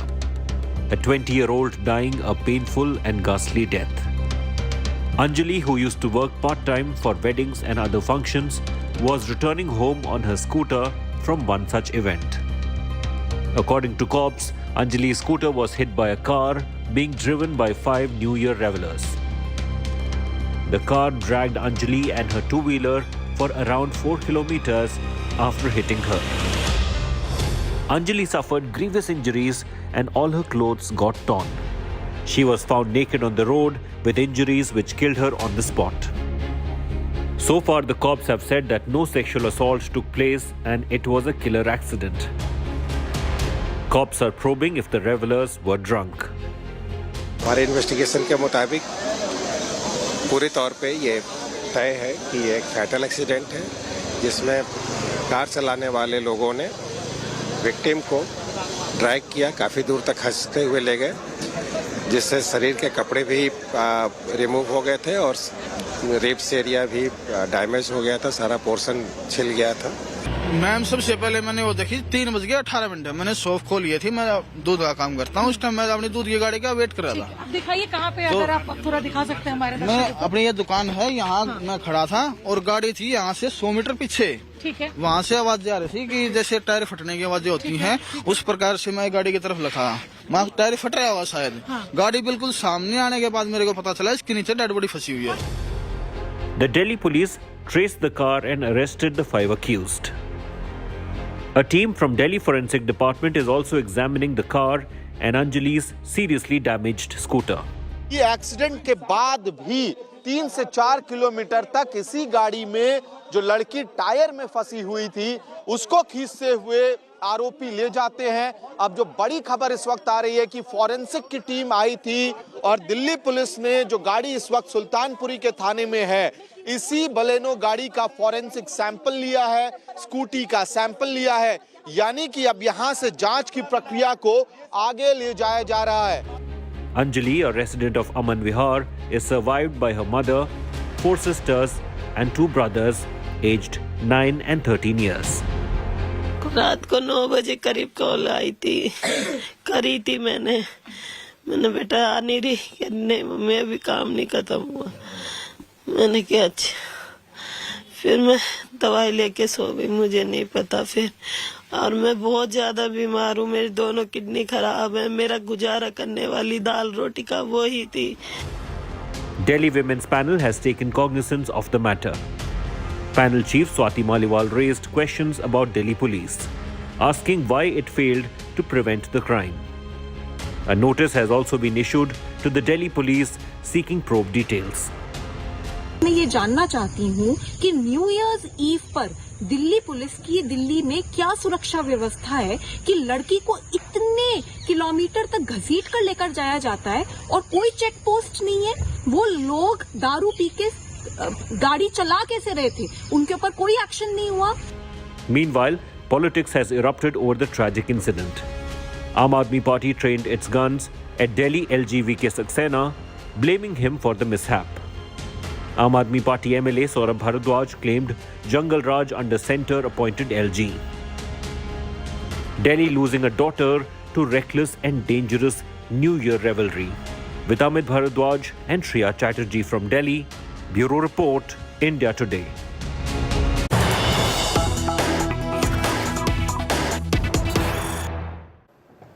All right, cutting across to Tunisha's death case. India Today has now accessed a phone call that Tunisha made, her last call to Shezan's mother. The call was made by Tunisha on 5th September. Tunisha is heard crying in that phone call with Shizan's mother. Tunisha says, "I don't know what's happening to me." This is her message to Shizan's mother when she is upset and crying to Shizan's mother. And in the call, she's heard calling Shizan's mother Amma. This is the first call information that we've got. In fact, Shizan's mother received a call from Tunisha on the 5th of September where she was profusely crying, and Tunisha is said to have told the mother that she does not know what is happening to her, and in the call she refers to Shizan's mother as Amma. Listen in.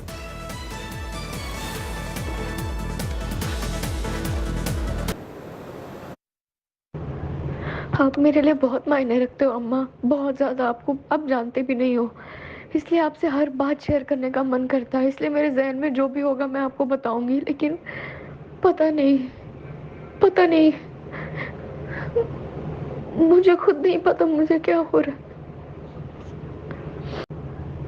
आप मेरे लिए बहुत मायने रखते हो अम्मा, बहुत ज़्यादा। आपको अब जानते भी नहीं हो, इसलिए आपसे हर बात शेयर करने का मन करता है। इसलिए मेरे जहन में जो भी होगा मैं आपको बताऊंगी, लेकिन पता नहीं मुझे खुद नहीं पता मुझे क्या हो रहा है। आप मेरे लिए बहुत मायने रखते हो अम्मा, बहुत ज़्यादा। आपको अब जानते भी नहीं हो, इसलिए आपसे हर बात शेयर करने का मन करता है। इसलिए मेरे जहन में जो भी होगा मैं आपको बताऊंगी, लेकिन पता नहीं मुझे खुद नहीं पता मुझे क्या हो रहा है।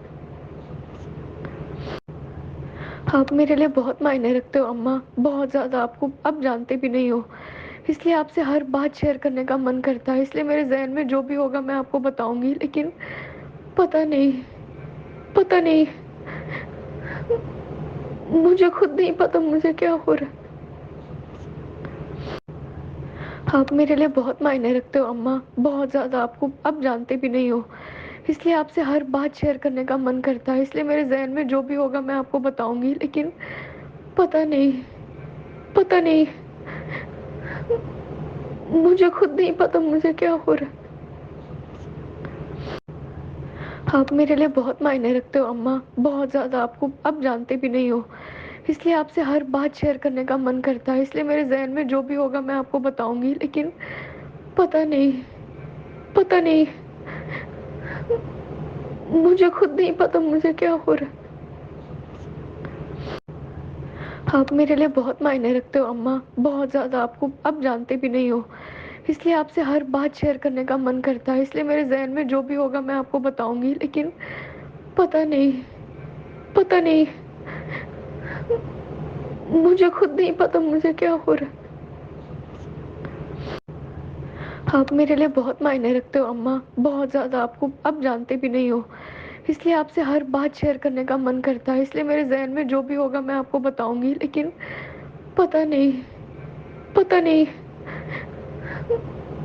मुझे खुद नहीं पता मुझे क्या हो रहा है। आप मेरे लिए बहुत मायने रखते हो अम्मा, बहुत ज़्यादा। आपको अब जानते भी नहीं हो, इसलिए आपसे हर बात शेयर करने का मन करता है। इसलिए मेरे जहन में जो भी होगा मैं आपको बताऊंगी, लेकिन पता नहीं मुझे खुद नहीं पता मुझे क्या हो रहा है। All right, I'm going to quickly cut across to India Today correspondent Anita Brito joining us on the phone line. Anita, we are seeing very clearly Tunisha in a very disturbed state of mind as she speaks to Shizan's mother, saying and tells Shizan's mom that she means a lot to her. She feels like sharing everything on her mind with her. She calls her Amma. This is the kind of proximity that Tunisha has held with Shizan's family, and that's evident in the voice of Tunisha as she has that conversation. But this, we believe, is on the 5th of December, a few days before the death of Tunisha. In fact, at least a month, we could say, or 2 months before she died. 5th September, this phone call has come in on 5th September. Tunisha has died 2 weeks ago. So what's the family of Shizan saying about this?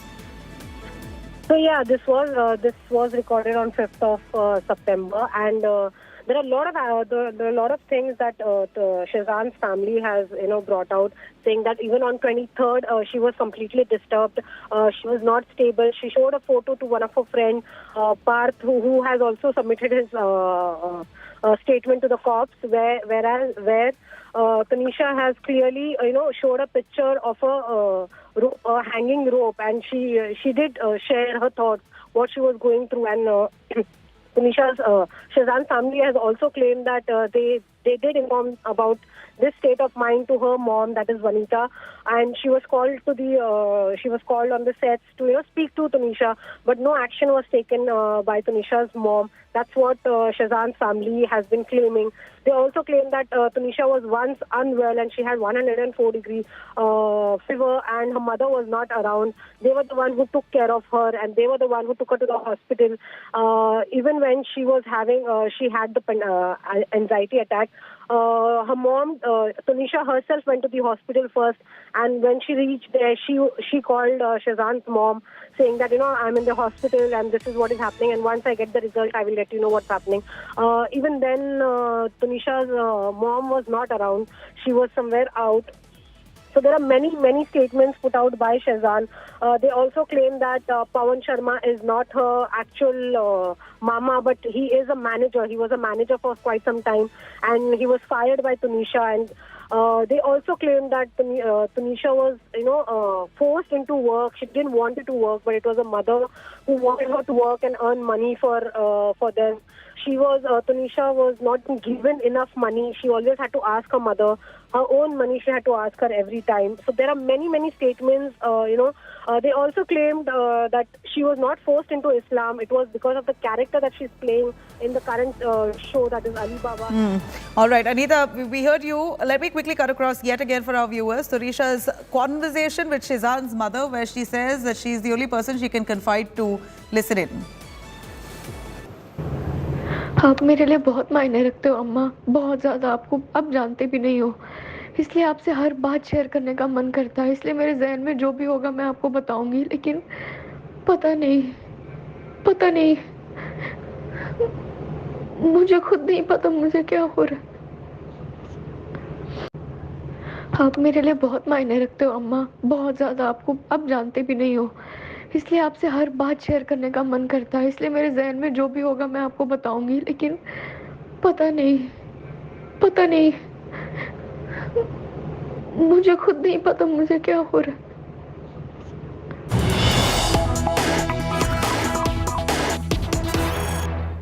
All right, I'm cutting across to Delhi LG Secretariat, where we see huge protests that have broken out on the Delhi horror incident on New Year's Day.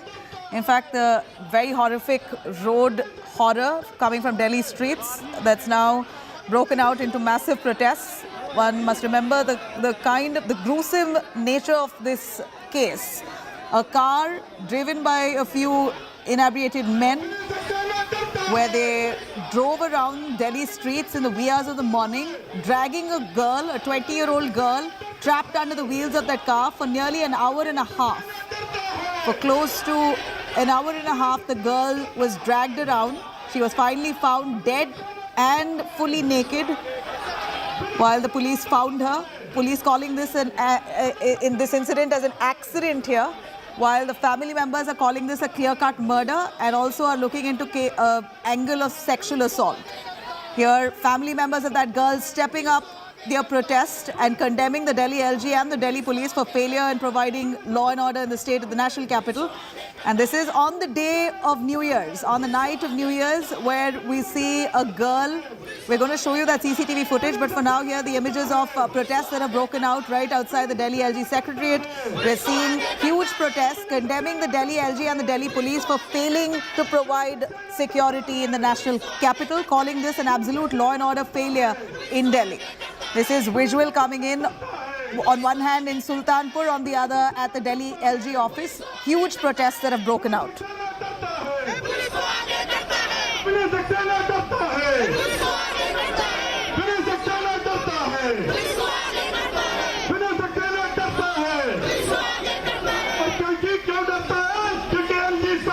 me cut across Shreya joining us live from Sultanpuri police station.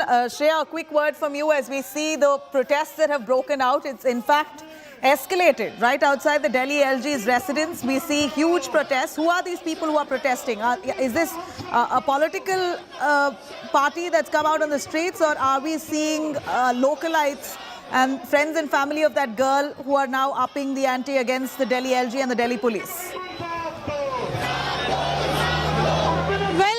Nabila, you know, outside the Sultanpuri police station, there are protesters who are locals as well. But we also see local councillors being a part of the protest. Now, the Delhi police tried to detain 2 of the local councillors who were there on the protest. And that's when the protesters got a little angry. They tried to rough up the Delhi police officers. You can see the visuals right now that how they continue to raise voices against the Delhi police. So the situation is not under control outside the Sultanpuri police station. This has been on since the past 1 hour at least, and you can see the number of people who are only increasing now as the day passes. Definitely anger among the people as they feel that the Delhi police is trying to shield a local leader, a local BJP leader, one of the primary reasons why we see this kind of a protest outside the Sultanpuri police station. Nabila. Now, would you want to list out, as we see the protests now boiling right outside the Delhi LG office, the nature of this case is gruesome. You know, Shreya, one can't even imagine what may have gone through that girl while she was dragged by that car for nearly an hour and a half. In this biting cold. She was eventually found dead, fully naked. So the family members are suspecting that this could be a case of sexual assault. Here are some visuals coming in. तस्वीरें हम आपको दिखाते हैं। Water canal का इस्तेमाल किया गया है। एक तो सर्दी का मौसम और यहाँ पर जिस तरह से तमाम कार्यकर्ताओं को हटाने के लिए वाटर कैनल का इस्तेमाल किया गया है। लगातार यहाँ पे जो पुलिस है उन्होंने सुरक्षा का इंतजाम किया होता, बैरिकेड लगाकर एलजी हाउस के नजदीक जो तमाम कार्यकर्ता पहुंचना चाहते थे उन्हें रोकने की कोशिश की गई। लेकिन सामने देखिए आप, यहाँ पर तमाम जो कार्यकर्ता हैं वो पोस्टर बैनर लेकर पहुंचे हुए हैं, एलजी के इस्तीफे की मांग कर रहे हैं। जिस तरह से कंझावला की ये घटना सामने आई है उसके बाद लगातार आम आदमी पार्टी सवाल खड़े कर रही है। कंझावला इलाके के जो एसएचओ है, डीसीपी है, उनके भी बर्खास्तगी की मांग आम आदमी पार्टी करती रही है। लेकिन ये देखिए यहाँ पर एक बार फिर से जबरदस्त प्रदर्शन आम आदमी पार्टी की तरफ से, नारेबाजी और पोस्टर के जरिए विरोध प्रदर्शन। जिस तरह से महिला सुरक्षा को लेकर सवाल खड़े हुए हैं देश की राजधानी में, उसके बाद अब सियासत भी इस प्रदर्शन के जरिए तेज हो गई है। कैमरामैन कृपाल के साथ Pankaj Jain, Delhi. All right, there you have it. Our reporter on ground as water cannons are being used to chase away those protesters. Delhi LG's residence now fully gheraud by locals, the family members of that girl who died in this gruesome case, where the police is calling it an accident, but the family members are calling it an all-out murder. You have the Aam Aadmi Party now in the mix who've stepped up their protests. AAP leaders also now coming out protesting against the Delhi police as well as the Delhi LG, accusing them of failure to provide law and order in the state, in the national capital. Also allegations coming to fore that a BJP neta could have been inside that car. Manoj Mittal, this is the name that they've given. Possibly a BJP neta could be inside that car. That's the reason to why the Delhi police is trying to shield this case, calling this an accident. This is what some of the locals there and the Aam Aadmi Party netas have said. In fact, our reporters there tracking all those developments on ground. This is a visual coming in right outside the Delhi LG's office, where locals and the Aam Aadmi Party, a few of the netas there who are present, some of the councillors who also joined in this protest, as they really step up their attack on the Delhi police, accusing them of absolute failure. And here you have allegations that the police is trying to cover up this case because a BJP neta could be involved in this case. A BJP neta, allegedly Manoj Mittal, was inside that car that dragged that girl to death. This is the allegation made by some of the locals there where that girl lived, and of course the Aam Aadmi Party who is making these allegations, which the police have not acknowledged. So far the police has called this case an accident, saying this was a fatal accident. Now they want to establish whether these people who were arrested were drunk or not. So far that clarity has also not come on whether these 5 people, there were 5 men inside that car, and they've dragged that girl almost for 4 kilometers across Delhi streets, repeatedly took several U-turns and they were driving at top speed, dragging that girl around with her body trapped under the wheels. Now, were they in an inebriated state? That basic information so far, there's no clarity to.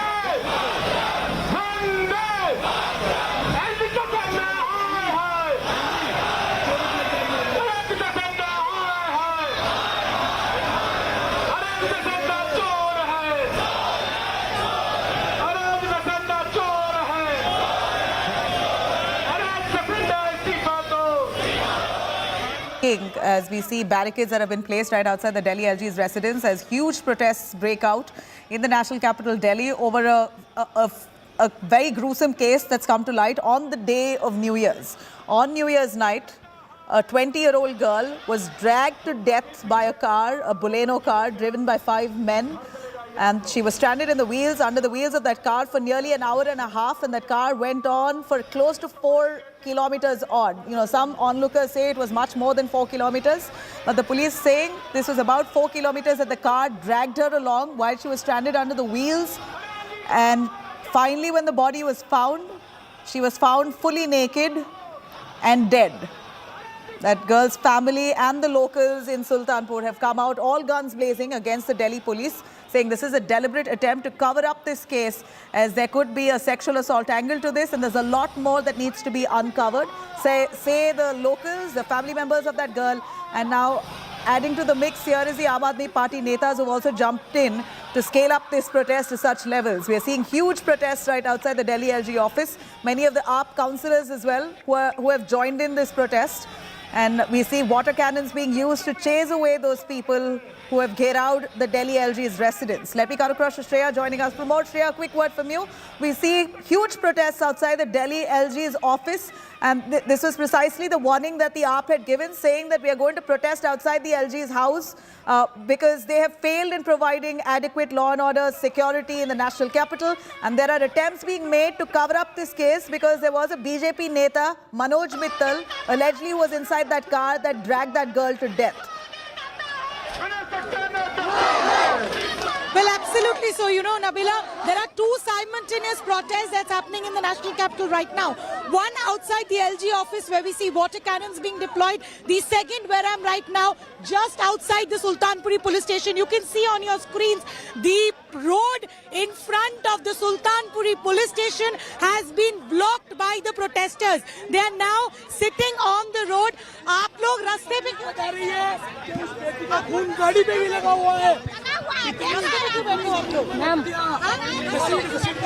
हम रास्ते में इसलिए बैठ गए क्योंकि वो जो परिवार है उस परिवार को इंसाफ नहीं मिल रहा है, इसलिए रास्ते में हम बैठ के हम पूरे हमारे 3 निगम पार्षद हैं और ये आप देख सकते हैं कितनी सारी जनता उस मतलब कि उस जो बच्ची को इंसाफ नहीं मिल रहा है उसके खिलाफ हम प्रोटेस्ट कर रहे हैं. As you heard, Nabila, you can see the protesters blocking the road right now. From where I am, you can see that they are sitting on the road and you can see the traffic situation right now. Not a single car can move from this lane. This is just in front of the Sultanpuri police station where the protesters have now blocked the road in a method of protest because they say that the police is completely, there's inaction on the part of Delhi police, Nabila.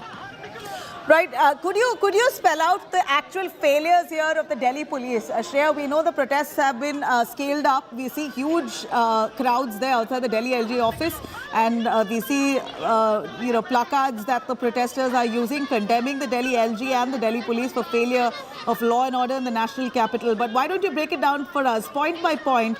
Where has been the police's failure so far? I'd like to ask a question here. It's been about 24 hours since the case case has come to light. Why don't we know whether or not the drivers of that vehicle were in a drunken state or not? The most basic information has no clarity to. Well, absolutely. So, Nabila, you know, there's report to come is what the Delhi police say. They say that the blood samples of those 5 of them have already been taken, and whether they were in a drunken condition or not, they will confirm in a while. Now, the glaring mistake on the part of Delhi police, where were the PCR vans? Now, Delhi police is supposed to ramp up security, that too on the day of New Year. Imagine a girl was dragged along. She was entangled in a car for a stretch of 13 kilometers. We've seen those horrible visuals. She was completely dismembered. The body parts were, loitered around in other stretch. Where was a PCR van? Is it so difficult for the Delhi police to actually take action against their officials? Because remember, we have eyewitness who's claimed that they chased the car, they made a call to the PCR, but for a good long time, there was no police official. It is important for the Delhi police to come up clear that why on the night of New Year, there was not a single PCR van that could intercept this car while it was dragging a girl entangled on its rear wheel. This is absolutely shocking on the part of Delhi police. That's the reason why you see the kind of protest that's happening in the national capital. People refusing to believe that it is incapable of a police body in the national capital to not intercept a car that has dragged a girl for 13 kilometers in the rear wheel. That's something that the Delhi police will have to answer. Saying this is 13 kilometers, that's again, that's contradictory to the information that we get. The police saying 4 kilometers, you're saying 13 kilometers. Is there clarity on how far that girl was dragged on the streets of Delhi? Well, first and foremost, Nabila, the initial information that came in from Delhi police, they said that the girl was dragged for only 4 kilometers. But from the point where the scooty was found to the point where her dead body was found is 13 kilometers. We have travelled that stretch. We can confirm that that stretch was not 4 kilometers. It was at least 13 kilometers. It was also corroborated by the eyewitness, the first person, Deepak, who made that call to the Delhi police. He also had said this to us, that he also chased the car for at least an hour. Now imagine, for such a long time, is it incapable for the police of the national capital of India to intercept a car that's dragging a dead body? 2 PCR calls were made, one by a milkman, another by a Zomato delivery guy. If they could have seen this car, where was the police of the national capital? Absolutely. You know, Shreya, you're making some really pertinent points here, which the police seem to have failed to identify, and no answers so far. What can the police possibly say?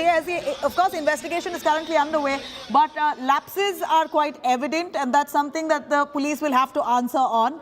These are protests, as we see right outside the Delhi LG's residence. Let's take a quick listen. The protesters as they raise slogans. सारे दिल्ली के लोग हैं और दिल्ली के बहन के साथ जो दरिंदगी हुई है, मुझे लगता है कि सारे पुलिस वाले भी शर्मसार होंगे, क्योंकि वो भी सारे दिल्ली के लोग हैं। तो हम सारे शर्मसार हैं और हम अपने एलजी महोदय से पूछने आए थे कि आखिर सिर्फ राजनीति क्यों करते हो 24 घंटे? जिसकी जिम्मेदारी आपको दी गई है वो क्यों नहीं करते? पर मुझे लगता है एलजी साहब कान में तेल डालकर सो गए हैं। लेकिन आज हम यहाँ बताना चाहते हैं कि हम शांति से बैठने वाले लोग नहीं हैं। जब तक हमारी बहन को इंसाफ नहीं मिल जाता, हम लगातार एलजी सक्सेना से सवाल पूछते रहेंगे और उनका इस्तीफा मांगते रहेंगे। मेरा अपने सभी You have huge protests that have now broken out. One on the left-hand side, you're seeing in Sultanpur, where locals and the family members of that girl who have come out in huge numbers condemning the police for their unsatisfactory investigation. As per the family, they claim the police have not uncovered the real truth behind this case. One, they call this a sexual assault, case of sexual assault, which the police has refused to. In fact, at this point, the police, of course, have not given any proof on sexual assault angle. What they claim, the police's official statement is that this is a case of accident. That this is a fatal accident. The car rammed into that girl. They had no idea that the girl's body was stuck under the wheels of that vehicle, and they've dragged her on for a few kilometers. The police say 4 kilometers. Shreya, our correspondent there, who's been tracking all those developments, and as per the police's data itself, where the body was found versus where the scooty was recovered, is about 13 kilometers distance. So we're looking at least 13 kilometers that the girl's body was dragged along with that car while she was stuck, stranded under the wheels. And the accused in the car claimed that they had no idea that the girl was stuck beneath their vehicle. This is what they say. Very hard for someone to believe that for an hour and a half this car was driving around with a girl's body stuck under its wheels, and they had no idea that this had happened. This is what the accused claim, and the police also calling this a case of accident, which now the girls' members are saying this is a way to deflect from the reality of the case. There's a lot more to this case that needs to be uncovered. This is a deliberate attempt to cover up, as there could be a BJP Neta involved in this case. BJP Neta Manoj Mittal allegedly was inside that car that dragged that girl to death. This is the talk among the locals there, as well as the family members and the Aam Aadmi Party, who's now jumped into the mix there, raising slogans and condemning the Delhi LG and the Delhi police for trying to cover up this case, because they call this they say that there are some BJP Netas involved in this, and which is why this is an attempt to cover up. Now, the girl's body was found about 15 kilometers away from the accident spot. This is confirmed by our reporters. Shreya Chatterjee, who is there, in fact, has driven the distance all the way from the spot where the body was found to the place where the scooty was recovered. It's close to 15 kilometers away. It's a good distance from where the scooty was recovered to where the body of that girl was recovered. 15 kilometers distance, but the cops of Delhi say that she was dragged for about 4 kilometers. A lot of loopholes here clearly in the investigation. There's a lot of missing links which the police will have to bridge. Traces of blood found under the car, but no blood stains that was found inside the Baleno car in the forensic probe. This is also a big development coming now to light, that traces of blood has been found underneath the car. No trace of blood found inside the Baleno car as part of that forensic probe. This is the information that has surfaced, that underneath the Bolero car there was blood stains that were found, clearly as that girl was stranded under the wheels and was dragged along for nearly 15 kilometers until her body was found naked and lying dead. On the contrary, there was no blood stains found inside the car, is what the forensic probe says. This almost hints to the fact that the angle of sexual assault is doubtful. Even though the family members claim that this girl could have been sexually assaulted, the police have said this is not a case of sexual assault, but a case of an accident. So forensic reports now suggesting that blood stains were found only underneath the car but not inside the car. Now, does this mean that the entire case of angle of sexual assault could be ruled out? At this point, no sufficient information coming in on that front, but what we know for sure is the forensic report that now surfaces says that there were blood stains underneath the car but not inside the vehicle. Now, at this point, the family members still insist that this is a case of sexual assault, which the Delhi police is not probing into. The Delhi police have called this a case of an accident, claiming that the drivers, the accused, did not know that there was a girl's body stuck underneath their wheels and went on to drive for about 4 kilometers. This is the Delhi police's angle. Of course, a lot of talk about how there was no police bandobast, despite the car dragging a body. Now, whether that girl, at what point of this incident did the girl die, that of course is still uncertain. But for at least an hour and a half, the car was dragging that girl on, and her body was stranded underneath. There was a proper eyewitness who called the Delhi police and informed about this case, saying that they spotted a car that has a girl stranded underneath its wheels. In fact, the Delhi police received 2 calls from 2 eyewitnesses who claim that they have spotted a car moving about on Delhi streets with a girl's body underneath the wheels. But close to about 4:30 a.m. is when the police finally found the girl's body dead and naked. Shreya, right there at the spot. Shreya, the forensic report now coming through 4 says blood traces were found underneath the car but not inside the car. What does this signify? Well, prima facie, Nabila, it's looking like a case of accident. That's also what the Delhi police had said in the initial investigation. We still have to wait for the post-mortem report to have a final word, because obviously it's a little sensitive matter. The family members are also, they're grieving the loss of a life and the condition in which the dead body was found. It's obvious for a family to believe that probably there could have been something untoward that happened with the girl, and that's the reason we saw the uncle also relate this incident to the Nirbhaya incident. But Delhi police has so far suggested that this is not a case of sexual assault, this is only a case of accident. The post-mortem will further confirm that, but as of now the forensic report suggests that there were no bloodstains inside the car. The bloodstains were only outside the car, especially near the wheels, the rear wheels, and that corroborates the fact because we had two eyewitnesses, one Deepak, who was a milk man, and the other person of Vikas, who was a Zomato delivery boy. Both of them saw the dead body entangled in that Baleno car, and both of them made a call to the police. So somewhere down the line it's corroborating the forensic team's finding with what the eyewitnesses also saw, but probably a wait for the post-mortem report will confirm and rule out that whether at all this is a case of sexual assault or not. There's a lot of talk about a BJP Neta, Manoj Mittal, allegedly inside that car. Would you be able to tell us where does this piece of information come about? Why do they have this suspicion? And who has this suspicion? Well, first and foremost, Nabila, to point out, Manoj Mittal has been arrested.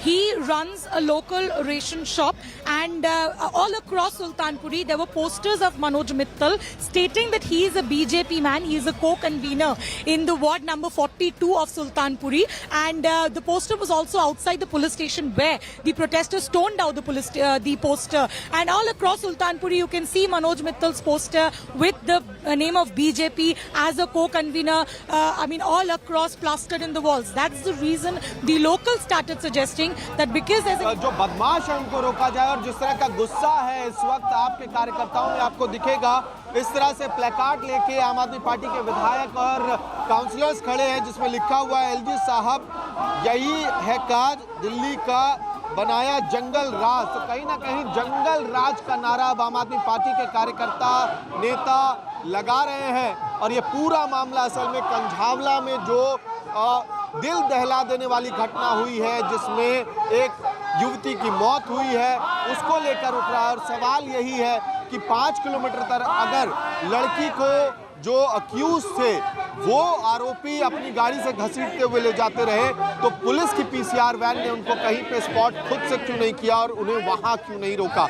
यही सवाल है, और इसी सवाल की वजह से आम आदमी पार्टी के कार्यकर्ता नेता विधायक काउंसलर्स इस वक्त एलजी दफ्तर के ठीक बाहर प्रदर्शन कर रहे हैं और उन्हें रोकने के लिए बड़ी संख्या में पुलिस बल को तैनात किया गया है। वीडियो जर्नलिस्ट अजय ठाकुर के साथ मैं Amit Bhardwaj, Delhi.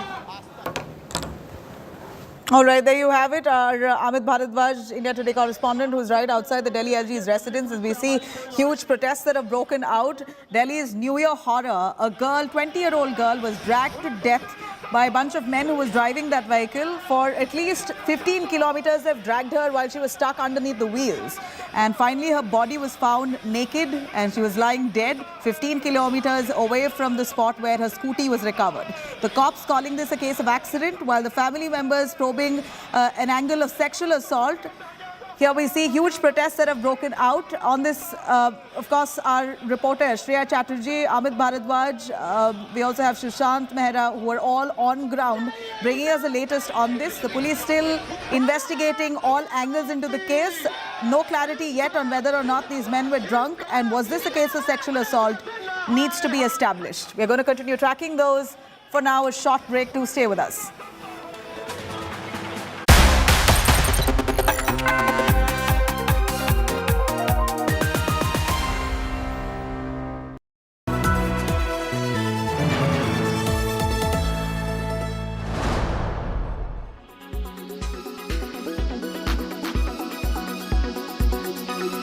We all consume pills at some point in time. It could be vitamins or it could be medicines, pills for some ailment. But did you know that your posture while consuming that pill is extremely important? How you take your pills may affect how they work. According to a recent study published in the journal Physics of Fluids, the position of your body when you swallow a pill has a direct bearing on how effectively it is working. The team actually tested 4 postures to understand absorption of the medicine. Standing, sitting upright, lying down, turn to the right, lying down, turn to the left. Essentially what they found was that lying to the left and leaning towards the left was the worst position to be in after consuming a pill. It took up to 5 times longer to absorb pills compared to when they were taken in an upright posture. Well, if the pill lands very close to the lowest part of the stomach, the faster it's going to dissolve and empty its contents into the small intestine. Most of the drugs are actually absorbed in the small intestine. Thanks to gravity and the natural unevenness of the stomach, it makes sense that the position you're in when you take a pill could affect how it makes its way through your GI system.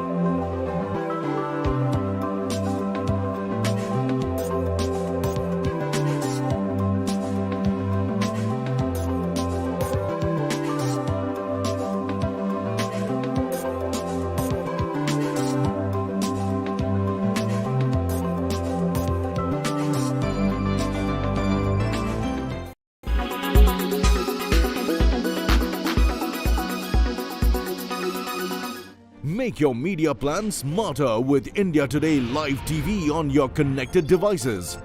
Amplify your brand with 100 million smart internet viewers. To advertise, mail us at sales@aajtak.com.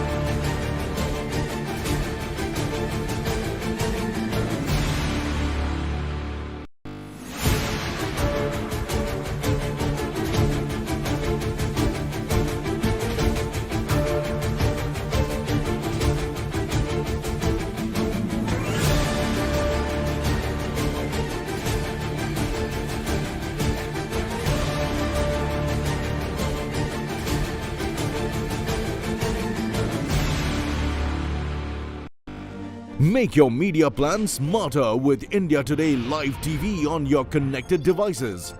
Amplify your brand with 100 million smart internet viewers. To advertise, mail us at sales@aajtak.com.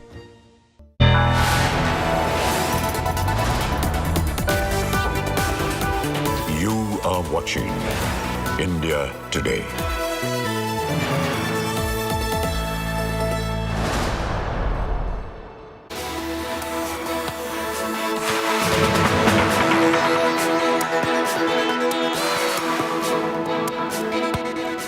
Very good afternoon. You're watching India Today. I'm Nabila Jamal. The quick headlines. Horror story on the day of New Year's. A tragedy coming from the national capital. 5 revelers hit a scooty, dragged the girl for at least 15 kilometers. The girl dies on the spot. Kejriwal now demanding capital punishment. Huge protests outside Delhi LG's residence.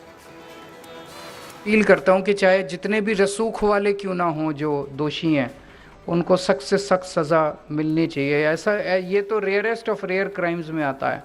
ऐसे लोगों को तो फांसी की सज़ा मिलनी चाहिए। Protests erupt over Delhi New Year horror. LG Secretariat gherawed by the Aam Aadmi Party workers and protesters. Road outside Sultanpuri police station has been blocked. Modi government's 2016 note ban passes legal test. The Supreme Court passes 4-1 judgment in favor of note ban, says centre had the right to introduce demonetization. 2023 now begins with bloodshed in the valley. Twin strikes in Jammu's Rajouri after a targeted attack on Hindus on New Year's. The child a child now killed in an IED blast that happened today. Panic and fear grips the valley after New Year terror. Protests break out as locals there gherao BJP leaders at the blast site. 8 coaches of Bandra to Jodhpur express train derails in Rajasthan's Pali. At least 10 people seriously injured. 11 coaches have been impacted.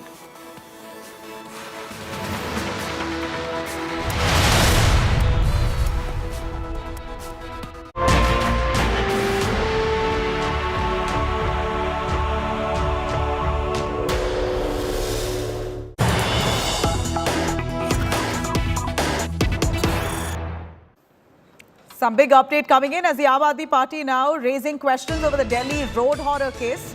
AAP making shocking claims against the BJP, says BJP's Manoj Mittal is the main accused in this case. BJP member Manoj Mittal picked the girl up from her house. Delhi cops are shielding the BJP leader. This is precisely the word that's gone out by the Aam Aadmi Party netas as they speak to the media, claiming that the BJP leader Manoj Mittal is the main accused in this case and that Manoj Mittal picked the girl up from her house. And this is a case of murder. Delhi police deliberately trying to shield the accused and cover this case up. This is precisely the words of the Aam Aadmi Party, saying the Delhi cops are trying to shield BJP neta. But of course, a word coming from our reporters, BJP neta Manoj Mittal at this point has been arrested. He's already in custody. The police now trying to understand and establish how much of his involvement was in this case. Was he in that car that dragged that girl to death? That needs to be established with police investigation. But here, the Aam Aadmi Party making some sensational claims, saying that the BJP neta is involved in this case. He is the main accused. Manoj Mittal is the man who picked this girl from her house. Delhi police are now trying to shield the BJP neta. This is what the Aam Aadmi Party has said as they come out in numbers along with locals and the girls' family members to protest in Sultanpuri and outside the Delhi LG's residence. Huge protests, as you see on the right-hand side of your screens, coming from outside Delhi LG's home, where we see massive crowds protesting with placards condemning the Delhi police and accusing them of absolute failure of law and order in the national capital. While those protests continue to rage on, Aam Aadmi Party making some sensational allegations against the BJP, saying it's the BJP neta Manoj Mittal who's the main accused in the case. He was in that car. He was the one who picked that girl up from her house. And now that girl is found dead, naked, almost 15 kilometers away from where her scooty was found. This is a case of murder, is what the Aam Aadmi Party says, making these allegations and accusing the Delhi police of trying to cover up this case and shield the accused. Huge allegations leveled against the BJP Neta Manoj Mittal. Here, Manoj Mittal, we believe, has already been arrested by the police. Now, they are trying to understand how far is Manoj Mittal involved in this case. Let me tell you, initial reports by the police say this is a case of accident. No word on whether or not the accused were drunk. Those who were inside that car, also the man who was driving that car, was he drunk or not?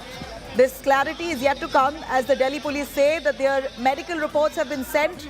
A test report needs to come yet. They're waiting for those reports to come. Only then will they be able to clearly declare on whether or not the accused were in an inebriated state or not. While that said, India, of course, currently fully shocked with this New Year horror that's happened in the national capital, Delhi, where a 20-year-old girl was run over repeatedly and found naked on the streets. She was lying naked 15 kilometers from where her scooty was found. While Aam Aadmi Party netas blame the Delhi LG and the Delhi police for this horror, Delhi Chief Minister Arvind Kejriwal now saying this is a rarest of the rare case. This calls for capital punishment of the accused. Aam Aadmi Party leaders have hit out at the Delhi LG for laxities on law and order in the state, saying the police directly come under the Delhi LG's control, and question the Delhi LG as well as the police as to why no PCRs were around when that girl was dragged for at least 15 kilometers. Remember, the police say she was dragged for 4 kilometers. Our reporters on ground saying that the spot where the scooty was found and the spot where the girl's body was found is at least 15 kilometers apart.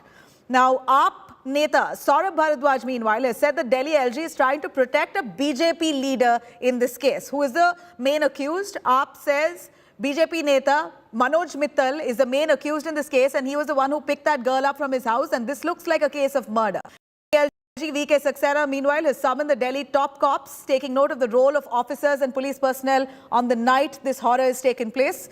AAP Neta Rakhi Birla also, as she got onto the streets there, was get out by some of the girls' family members and the locals there, who are quite enraged with this death of this girl. In fact, the family members of that girl also claiming that this is an absolute case of murder. Victim's uncle compares this accident to the Nirbhaya case, saying that there is an angle of sexual assault. This is not a mere accident alone. Delhi police, meanwhile, has confirmed that there is no sexual assault angle. Her clothes were ripped off as a result of the fatal accident. This is what the police say, while the family members refusing to accept it.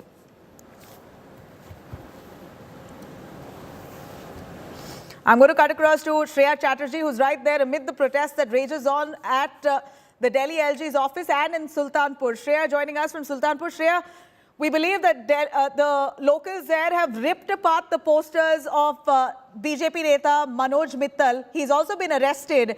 Is there no clarity? Was he or was he not in that car when that accident took place? What's the word from the police?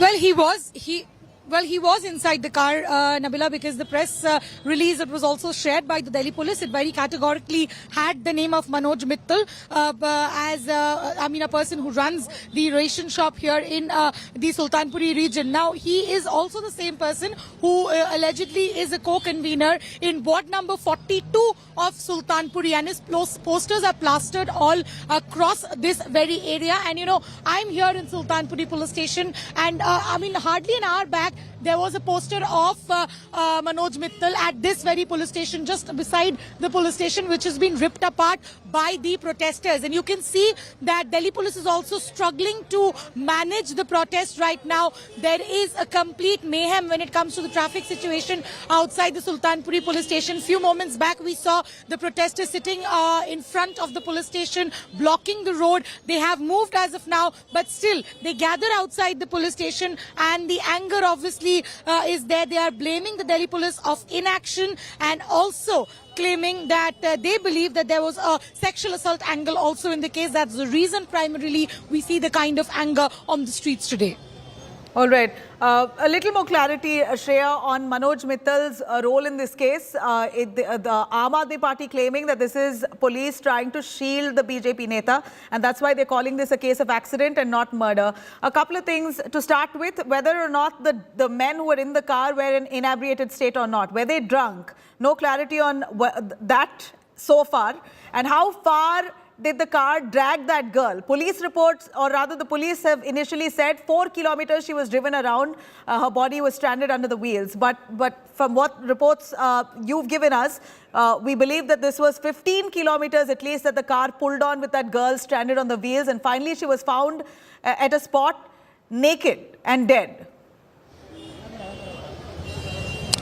Well, two things primarily, Nabila, that needs to be confirmed. A, that the blood samples of all those 5 men who were inside the car have been taken. A report is still awaited, so the police is yet to confirm that whether or not they were under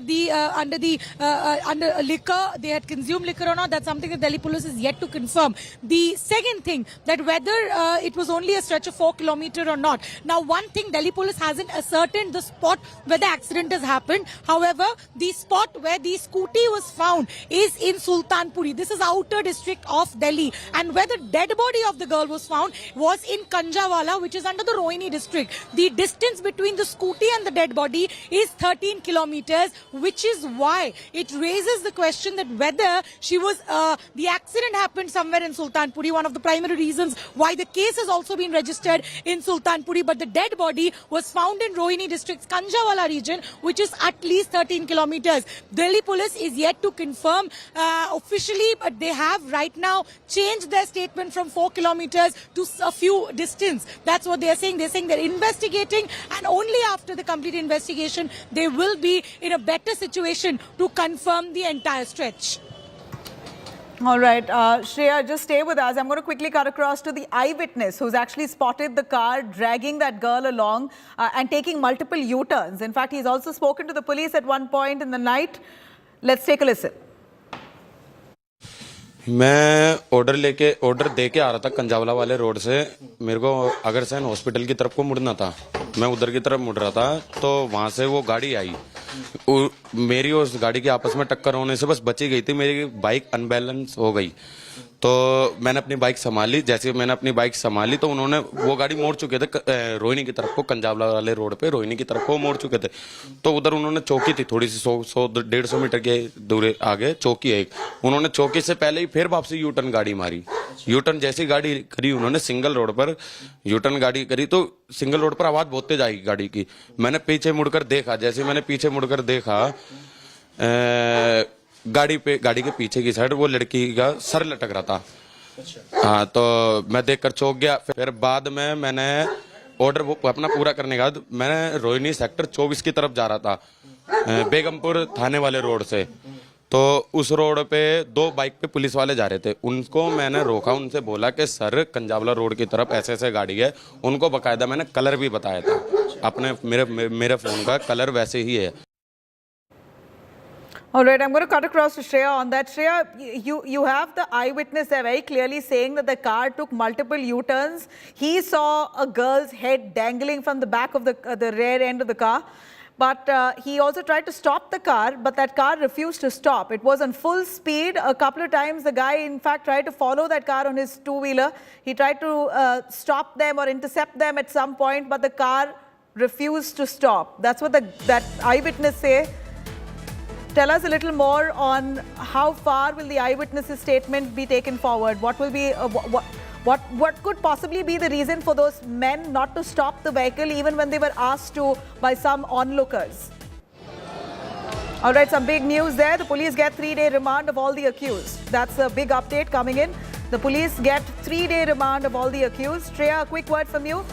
Police have custody of the accused for 3 days now. They've got to investigate multiple angles. Why did they not stop when there were a couple of onlookers who tried to alert them on the road? In fact, we heard the eyewitness there saying that the eyewitness claims he tried to stop the car. He followed that car on his two-wheeler, but that car refused to stop. It took multiple U-turns, but that car refused to stop. Shreya. Well, absolutely so. And now Delhi police has got the remand of all 5 men in this case, at least 3 days. Delhi police has sought 5 days remand, but the court has granted them 3 days remand. So the accused in the case will now be in the custody of the Delhi police, where they will be further questioned on what transpired on the night of 1st of January. And subsequently, as we were talking about the eyewitness, remember he's already been testified before the Delhi police. There are 2 eyewitnesses eyewitnesses in the case. One is Deepak. He's the one who saw the car take a U-turn and a couple of turns in the Kanjawala region. The other eyewitness who's also spoken to India Today is Vikas. He's a Zomato delivery guy who also tried to chase the car, also signal them to stop. But it's still, a little difficult to understand why did they not stop. Now, one of the reasons that's being shared by the Delhi police sources is there was loud music inside the car. Whether that alibi is true or whether there's something that they already understood that there's an accident that took place, and probably that's the reason they tried to hide the evidence, is why they continue to drag the car for a long time. That's something that the Delhi police is now investigating, and for investigating that, they have got 3 days remand of all 5 accused in the Sultanpuri accident case, Nabila. All right, could you tell us, Shreya, who are these 5 accused? Were they the ones who are all inside that car? Have all of the 5 people inside that car that night been arrested? And was Manoj Mittal one of them, the BJP Neta, as claimed by the AAP? Well, yes, Nabila, all 5 of them were inside the car. Deepak was the guy who was driving the car. The other obviously were there. They were sitting inside the car. Manoj Mittal was inside the car. He is one of the 5 accused who has been arrested. He is the one who is being alleged to be the local BJP leader. That's the reason we see the kind of protest by the locals over here outside the Sultanpuri police station, and obviously by the Aam Aadmi Party outside the LG office, who's also made this entire issue into a political one. This has been made into a political one, undoubtedly, and Manoj Mittal, the BJP Neta, has also been arrested as the police investigate the matter.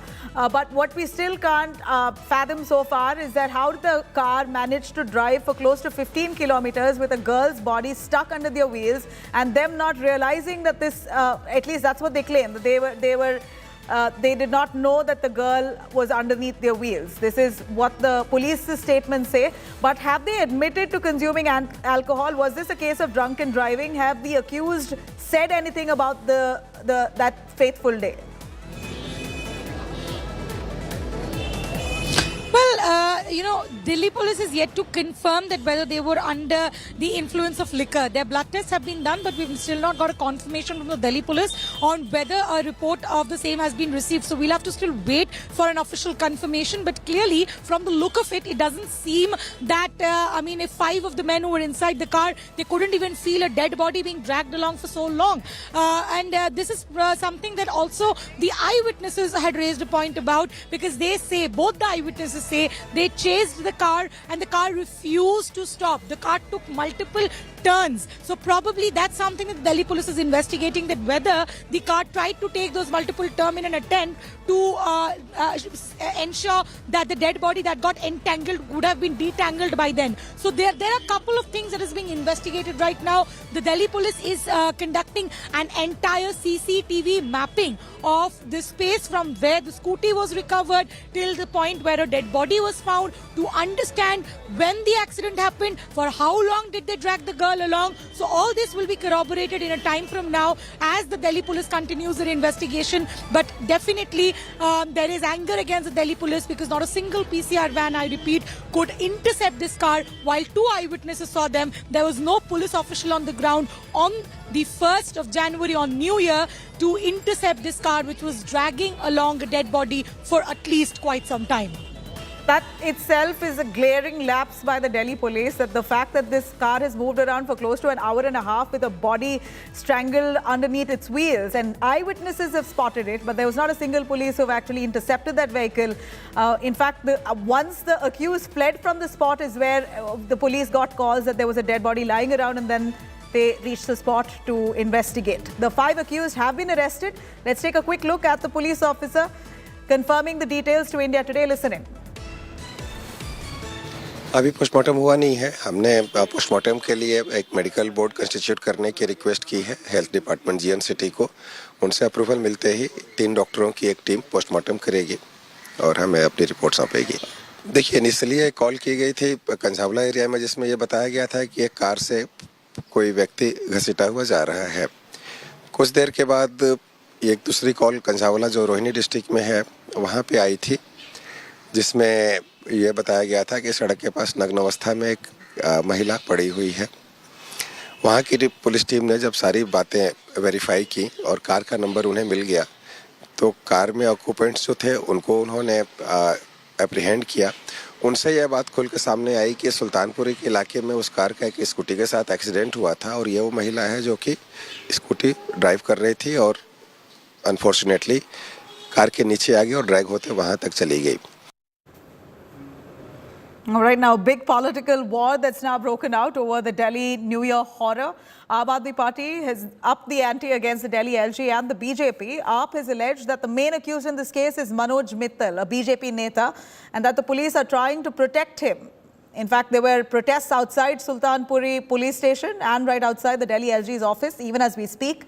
AAP's Durgesh Pathak made sensational claims. He alleged that the victim was picked up by the accused BJP neta Manoj Mittal from her house. Sources have told India Today that the girl's body was found at least 15 kilometers away from the accident spot. The police claim that the girl was dragged for 4 kilometers. So there itself contradictory reports coming in on how far did this car actually manage to drag this girl on until her death. सरकार लोगों की जायज मांग को दबाने के लिए लोगों को रोक रही है, पर जो लोग गुंडे हैं उन्हें नहीं रोक रही है। हम चाहते हैं लोगों को रोके, जो बदमाश हैं, जो गुंडे हैं, उनको ज्यादा से ज्यादा बड़ी संख्या में चाहे पुलिस बल का इस्तेमाल हो, चाहे सरकार का हो, तंत्र का हो, पर ये घटनाएं रुकनी चाहिए। ये लोगों को यहाँ से इसलिए भगाना चाहते हैं कि जो सत्य की आवाज है उसको दबा सके। सत्य की आवाज दबेगी नहीं, एलजी साहब को जाना पड़ेगा। पुलिस के उन अफसरों को जिन्होंने कार्रवाई रहते हुए समय रहते हुए नहीं की, उनके खिलाफ कार्रवाई करनी पड़ेगी। Right there, massive confrontation between the Delhi police and the Aam Aadmi Party workers, MLAs and the councillors. You can see on screen, on the camera screen on India Today, how Delhi police is using water cannons. The protesters from the protest venue at the LG Secretariat. With video journalist Ajay Thakur, this is Amit Bhardwaj reporting for India Today from Delhi. All right, now the horrific incident was reported in Delhi on New Year's night. A 20-year-old woman was on her way home. She was dragged by a car for at least a few kilometers. Police say 4, but the distance between where the body was found and where her scooty was found is at least 15 kilometers. The body was dragged by that car from Sultanpuri to Khanjawala in Delhi. Her scooter has hit the car. Of course, the police calling this a case of accident, while the family members and locals there say that this is a case of murder. Let's take a quick look at this detailed report.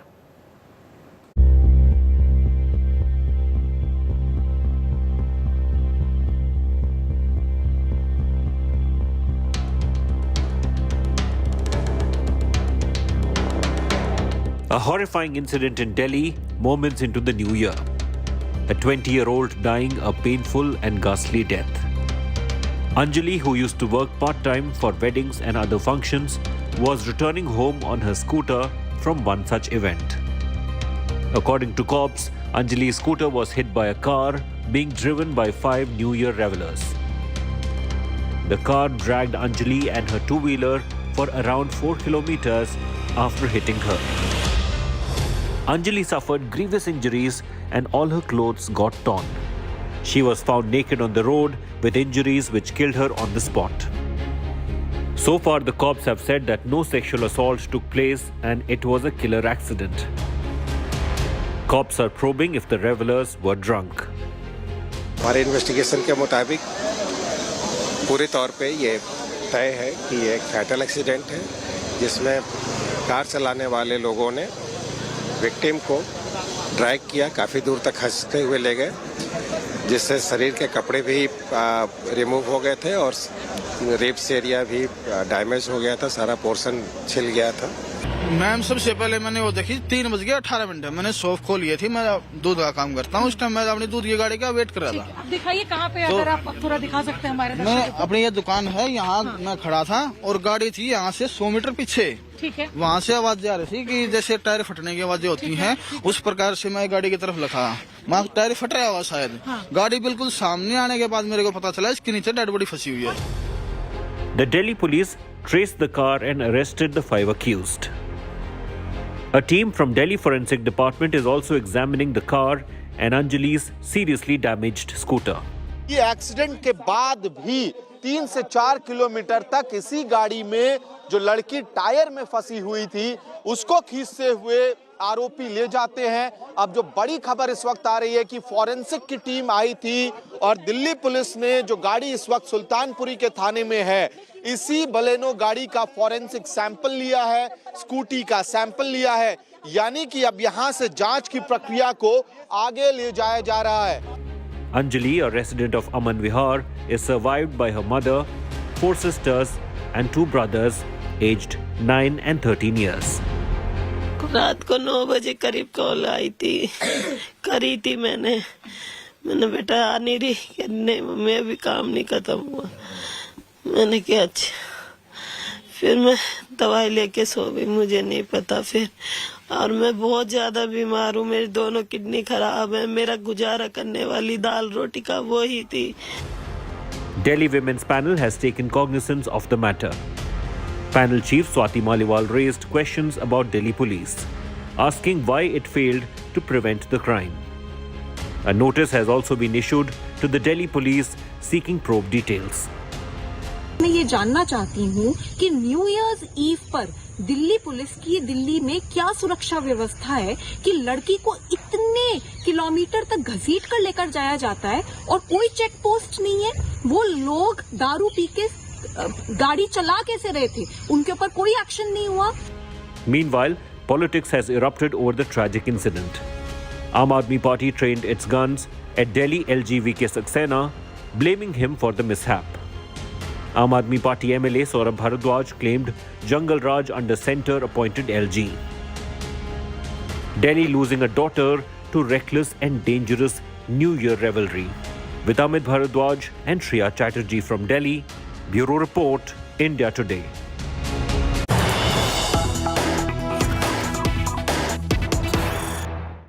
All right, here's some big news coming in. Big developments coming in the Delhi Liquorgate case. The ED is likely to file a supplementary charge sheet by the 5th of Jan. Political leaders likely to be named as accused in the second charge sheet. Judicial custody of all accused currently under arrest has been extended until 7th of January. Let me cut across to Anisha Mathur joining us live for a little more. Anisha, a quick word from you. As the Delhi Liquorgate probe intensifies, cops all set to file a charge sheet. And it's likely that some of the Aam Aadmi Party netas' names might feature in it. Tell us a little more. Well, Nabila, the liquor scam case in Delhi, the first charge sheet, of course, had the name only of Sameer Mahendra and a few of his companies which have been named. But while investigating the matter, repeatedly the ED has been telling court that there will be several names, including political leaders who are under investigation. And now, once again, as the court was hearing the matter today, the judicial custody of Mahendra, Vijay Nair and others who've been arrested in the matter has been extended till January 7th. And the ED has informed the court that it is likely to file the supplementary charge sheet by the 5th of January. Now, remember, in the first charge sheet, of course, the special court has already taken cognizance of the charge sheet where the agency had said that we had detected proceeds of crime of over 25,000 crores. This had also named K. Kavita.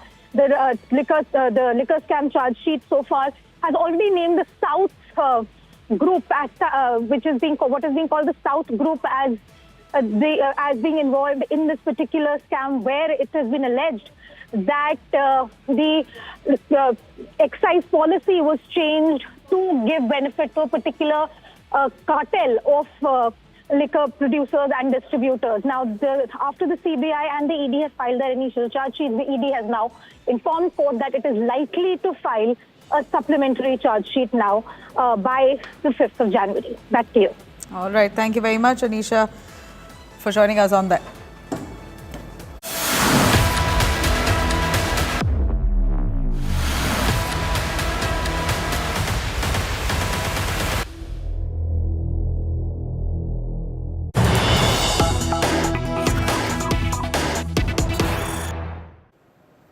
All right, now India Today has accessed Tanisha's last call, the TV actor Tanisha's suicide case as the investigation intensifies. Tanisha's last call with Shehzad's mother has now been found, it's surfaced, and that call made by Tanisha was on 5th of September, where Tanisha is heard profusely crying on the phone while she's speaking to Shizan's mother and calls her Amma on the phone call and says to Shizan's mother, I don't know what's happening to me. This is what Tanisha says, while also saying in that phone call that Shizan's mother is someone who she can confide to and that she's feeling really bothered and disturbed and she does not know what's happening to her. This is Tanisha's message to Shizan's mother while she had called her on the 5th of September. Listen in.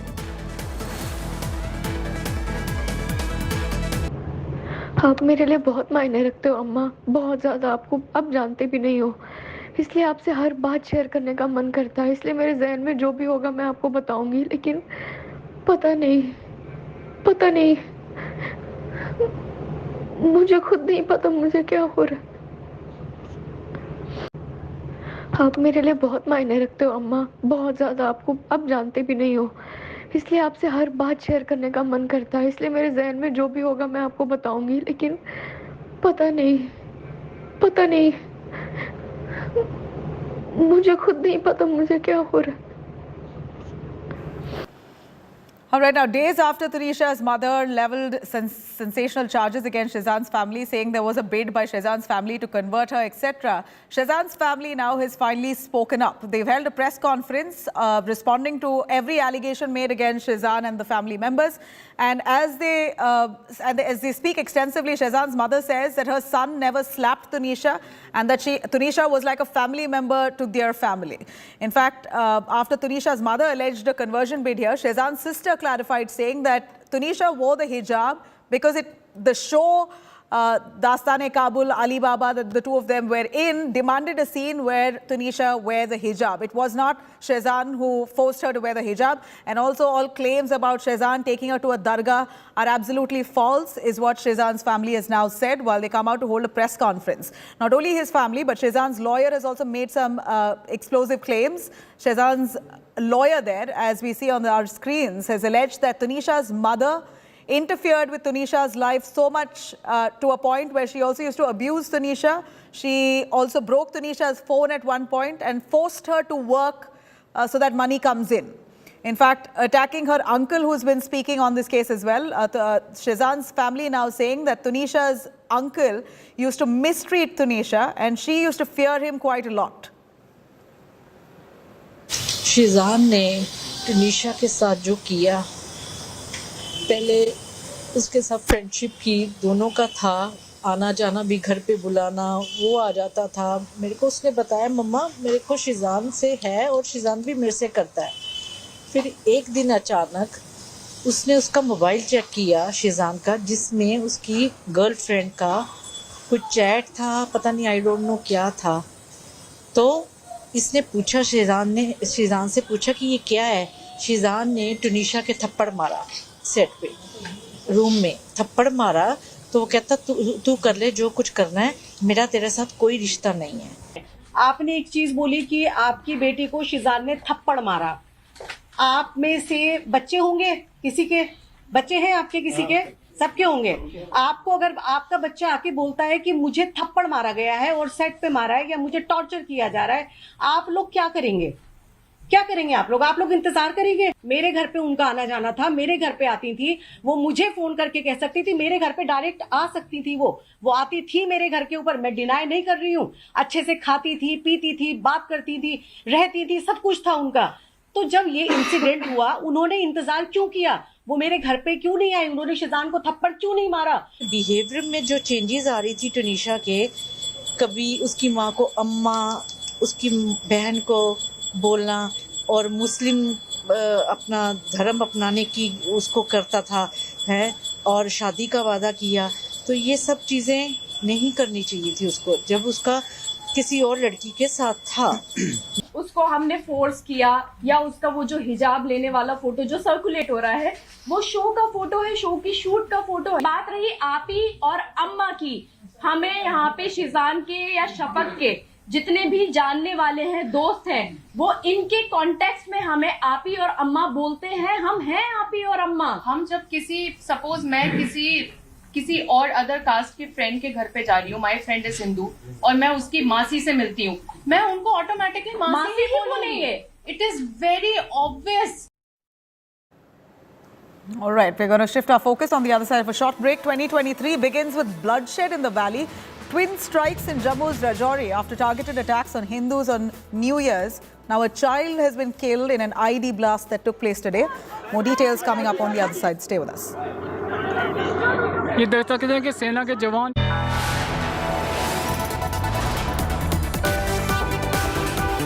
You are watching India Today.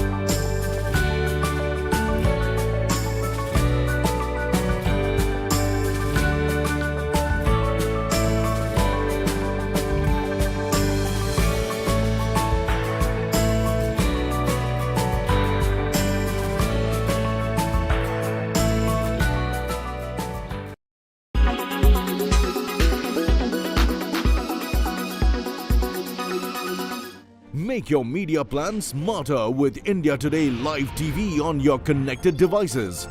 Amplify your brand with 100 million smart internet viewers. To advertise, mail us at sales@aajtak.com.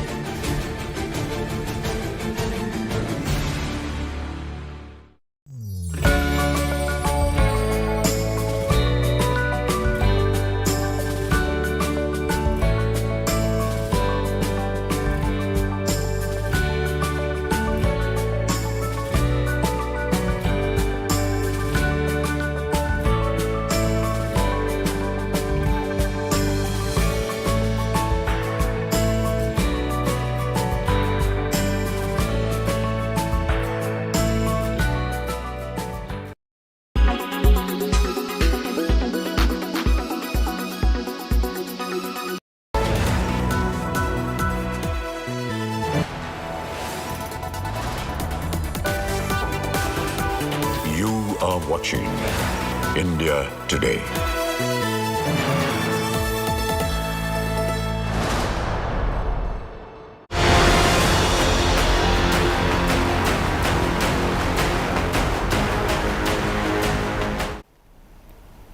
Welcome back. Twin terror attacks took place in the valley on New Year. At least 4 civilians were killed. 10 others sustained injuries in a firing incident in Jammu and Kashmir's Rajouri district. Another terror attack took place in Srinagar, where terrorists hurled grenades at a CRPF vehicle. 1 civilian was injured. Security forces reached the spot and launched a search operation. Anger has now gripped the valley. Locals have blocked Rajouri Dangri Chowk. keeping the dead bodies at chalk in ambulances. They're now demanding the intervention of the LG. They also want administration to allow civilians and former servicemen to keep guns for their own safety. Apart from this, they are raising demands for army post at Dangri village and also the recruitment of locals in Special Operations Group Police. Jammu and Kashmir LG Manoj Sinha announced an ex gratia of 10 lakh rupees and also government jobs to the next of kin of each of those civilians who were martyred in the dastardly attack. Seriously injured would be given 1 lakh rupees. Sources privy to this development say that NIA team will likely probe the targeted killing that has shivered the valley in the past 24 hours. Firing की कुछ आवाज़ आई, हम आगे आए तो हमें जैसे ही आके हम मतलब किसी घर में यहाँ पे नीचे मैं एक्चुअली नॉन नहीं हूँ इतना, उनके घर के आगे आए तो सर मतलब उनको उठाने की हालत में नहीं थे। ये देखो सर हालत बिल्कुल उनके सर बिल्कुल टोटली मतलब यहाँ से कुछ था ही नहीं। इसी घर में अटैक हुआ है? नहीं सर, हाँ बिल्कुल इसी घर में सर, बिल्कुल मतलब वो टोटली मतलब on the spot dead declare थे वो। इस वक्त मैं उसी घर में मौजूद हूं जहां पर आतंकियों द्वारा हमला किया गया है। यहां पर वो स्पॉट में आपको दिखाने का प्रयास करूंगा जहां पर आतंकियों ने हमला किया है और इसी घर का एक चिराग आतंकियों ने बुझाया है। राजौरी जिला की ये डांगरी पंचायत का घर है जिस घर में ये हमला जो है वो किया गया है। ये आप देख सकते हैं कि तस्वीरें बिल्कुल वो वहाँ पर किस तरह से खून के निशान जो है वो वहाँ पर अभी भी पड़े हुए हैं और जो जख्मी है इस वक्त जिंदगी और मौत की जंग जो है GMC राजौरी में लड़ रहे हैं। 3 घरों को निशाना बनाया। अपर डांगरी के गांव का इलाका था जो थोड़ा सड़क से हटके है, जिसमें 4 लोगों की कैजुअल्टी हुई है, 5 और ज़ख्मी हैं। जो 2 ज़ख्मी यहाँ लाए गए हैं वो अभी स्टेबल हैं। राजौरी में भी जो ज़ख्मी हैं वो भी स्टेबल हैं। तलाशी अभियान जारी है। पुलिस, CRPF और आर्मी के ट्रूप्स ने उसी पूरे इलाके की घेराबंदी कर ली है। तलाशी अभियान शुरू हो जाएगा। बहुत जल्द हम कोशिश करेंगे कि इन दोनों को न्यूट्रलाइज कर दिया जाए। Nearly 10 passengers injured after a train derailed in Rajasthan in the wee hours of Monday. The accident was reported at about 3:27 a.m. at Rajkiavas in Pali. Officials said 8 coaches of the Suryanagari Express derailed between Rajkiavas Bomatra section of Jodhpur division. Originating from Bandra terminus, the train was on its way to Jodhpur. Higher officials of the Northwestern Railway are currently monitoring the situation in the control room at the headquarters in Jaipur. Meanwhile, the movement of several trains was affected due to the train derailment incident in Rajasthan. ये लगभग 3:30 बजे train पाली से निकली, Marwari station निकली थी। लगभग 5-7 minute चलने के बाद ट्रेन के कुछ डिब्बे डीरेल हो गए। 6-7 डिब्बे S1 से S6 तक डीरेल हो गए और लगभग पटरी से 70-80 फीट दूर जाके गिरे। काफ़ी लोगों को इंजरी हुई। फिर लगभग सभी लोग वहाँ से ट्राई करने लगे हेल्प के लिए। फिर 100-108 पे फ़ोन किया। फिर 108 से यहाँ भांगड़ हॉस्पिटल से एम्बुलेंस पहुँची। फिर वहाँ से सबसे पहले एम्बुलेंस भांगड़ हॉस्पिटल की थी। यहीं से सहायता मिली टाइम पे सभी लोगों को। फिर यहीं आना हुआ और यहीं एडमिट हुए। यहाँ ठीक है, ट्रीटमेंट अच्छा है।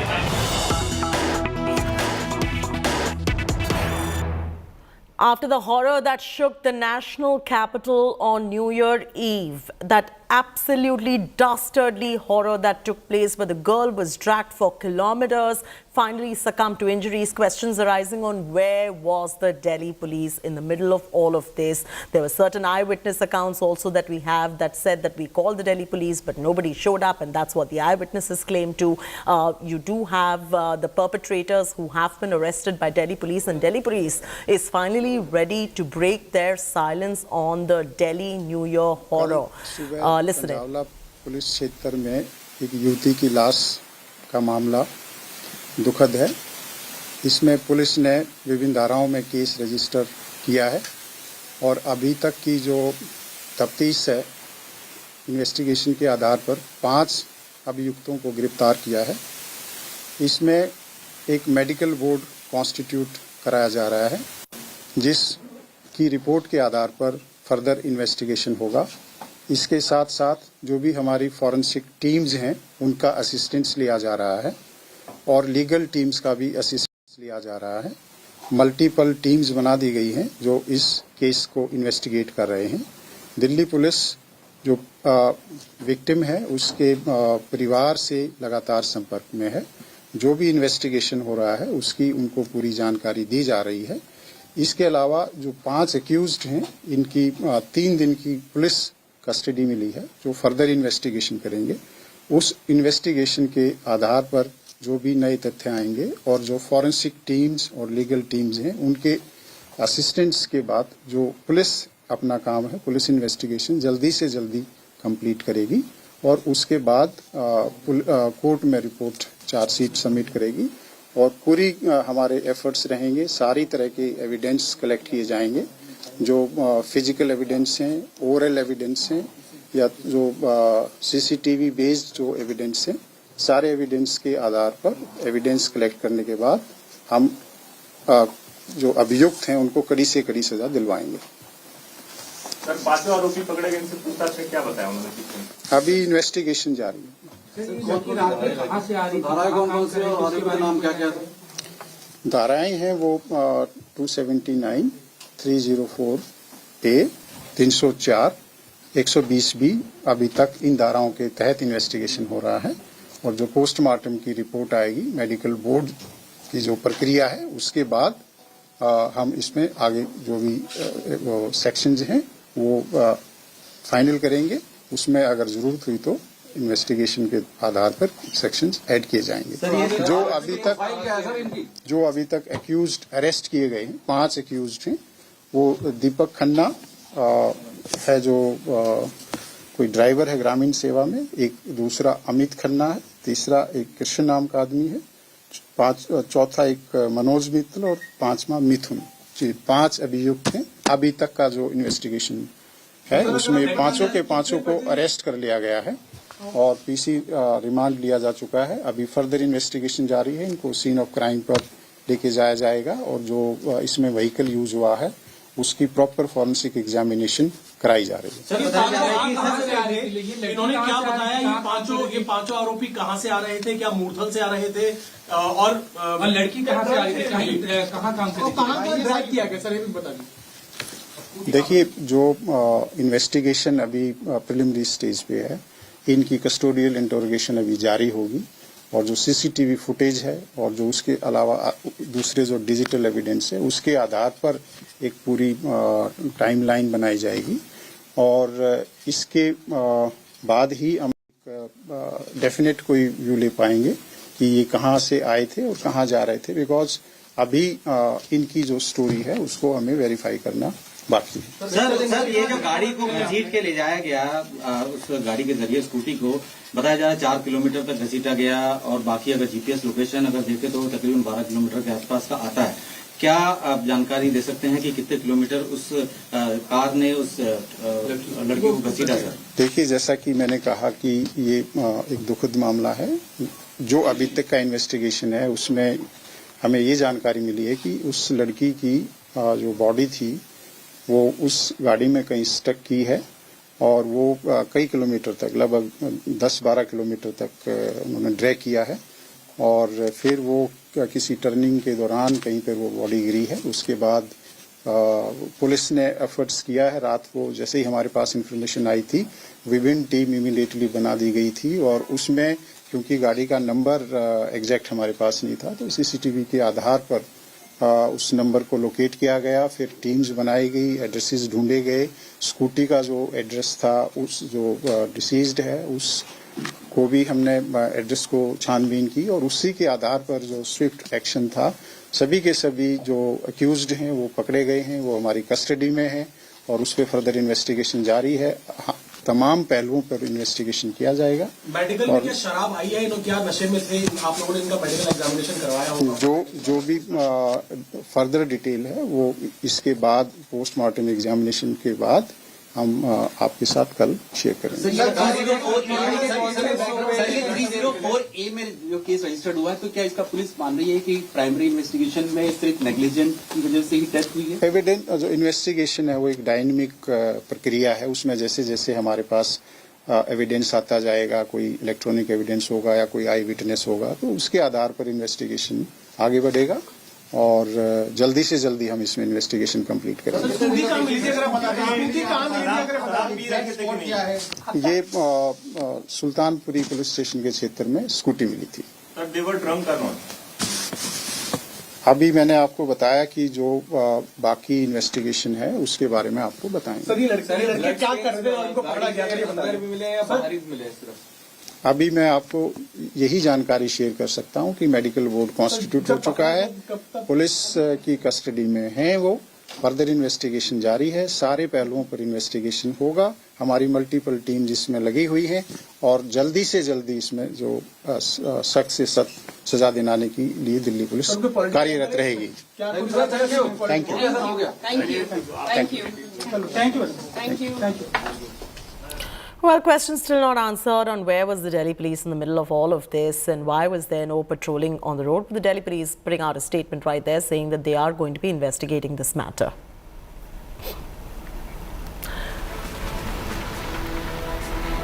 We're slipping into a very short commercial break here on India Today. Lots more coming up on the other side. Stay with us.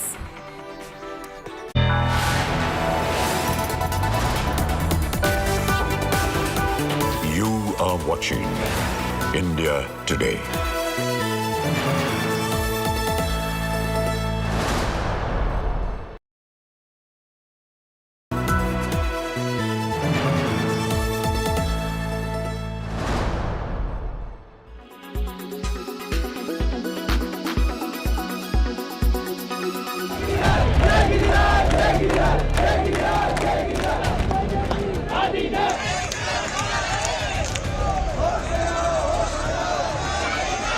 Seething Jain community hitting the streets in multiple cities.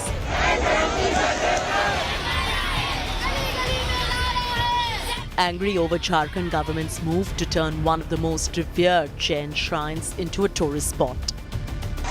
From Delhi to Mumbai and Ahmedabad, protesters of Jain community came out in large numbers. Jain community is on the streets against Jharkhand government to convert Samet Shikhar mountain as an ecotourism site. And as we speak, you can see these are the Jain protesters who have now hit the streets and now blocking traffic here at India Gate Circle. Now, these protesters are demanding that the Jharkhand government should not convert Samet Shikhar mountain, which they say has religious sanctity, into an ecotourism site. The Jharkhand government's move to turn the holy Samet Shikharji or the Parasnath mountain at Girdi into a tourist destination has upset the Jain community. The community sees it as an act of desecration of the holy mountains where 20 of the 24 Tirthankars are believed to have attained moksha. In Delhi, the Jain community marched from Pragati Maidan to India Gate and protested at the busy ITO intersection. वह हमारा शाश्वत सिद्ध क्षेत्र है।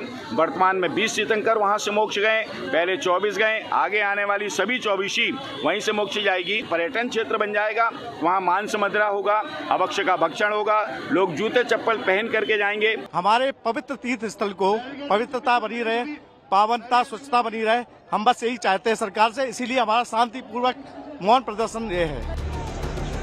There was a massive police deployment to avoid a law and order situation. The BJP, OACs, AIMIM are amongst the political parties that have backed the demand of the Jains.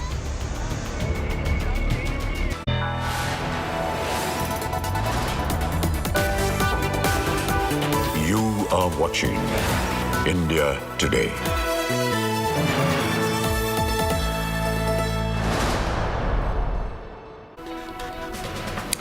Welcome back and thank you for staying with us on India Today. Nearly 10 passengers injured after a train derailed in Rajasthan in the wee hours of Monday.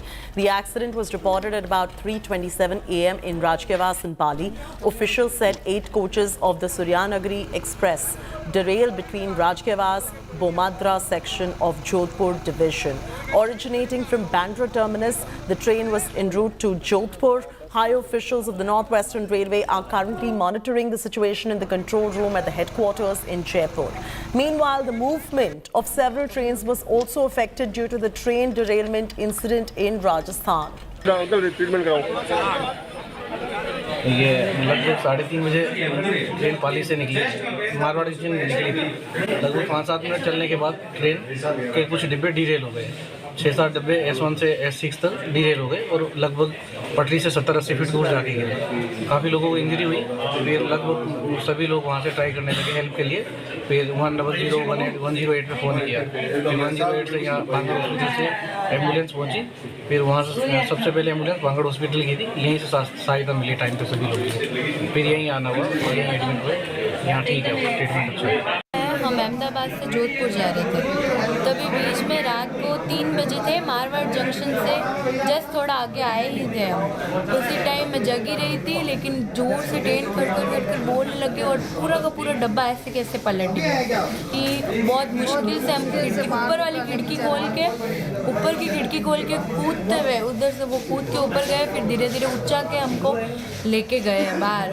18वीं राष्ट्रीय scout guide jamboree के बच्चे जो इस train में थे, सूर्य नगरी का आज अभी हादसा हो गया, उसमें हमारे 133 महाराष्ट्र के और 35 तेलंगाना के बच्चे थे, सभी सेफ है। बच्चे को एक जगह एकत्रित कर दिया गया है, पूरा प्रशासन और स्काउट के सारे पदाधिकारी पहुंच गए हैं और उनको बसों में और ट्रैक्टर में ले जाने की व्यवस्था की जा रही है। सभी बच्चे सेफ है, सुरक्षित है।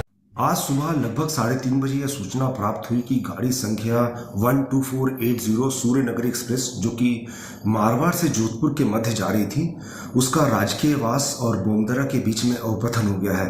इस अवपतन के फलस्वरूप लगभग 11 कोच प्रभावित हुए हैं, लेकिन कोई जनहानि की सूचना अभी तक प्राप्त नहीं हुई है। उच्चाधिकारी जो है घटनास्थल पर पहुंच चुके हैं और कंट्रोल से भी इसकी लगातार मॉनिटरिंग किया जा रहा है। डीआरएम, एडीआरएम, मंडल प्रबंधक वगैरह जो है उच्चाधिकारी मंडल के वो राहत गाड़ी के साथ घटनास्थल पर पहुंच चुके हैं और कंट्रोल से भी इसकी लगातार मॉनिटरिंग की जा रही है। जो प्रभावित यात्री हैं, उन जो फंसे हुए हैं वहाँ पे, उनके लिए बसेस का इंतजाम किया गया है ताकि उनको गंतव्य स्थान पर ले जा सके। और इसके साथ ही रेलवे ने हेल्पलाइन नंबर जारी की है जिसके द्वारा यात्री या उनके परिजन जो है पता कर सकते हैं। Time now for a very short commercial break. Joining you in moments from now with the top headlines. And coming up next is horrific New Year tragedy in capital. We bring you the story of how the 5 revelers hit the scooty, dragged a girl for 4 kilometers and the girl died on the spot. Accused are now sent to 3-day police custody. The Delhi police just broke its silence. Bringing you all that and more in moments from now.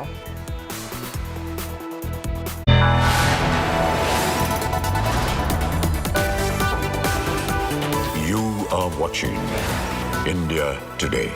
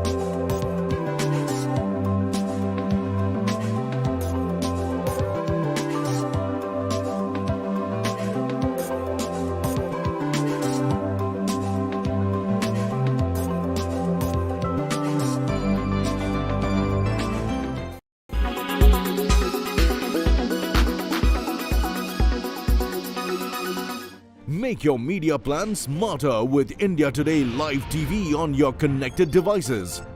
Amplify your brand with 100 million smart internet viewers. To advertise, mail us at sales@aajtak.com.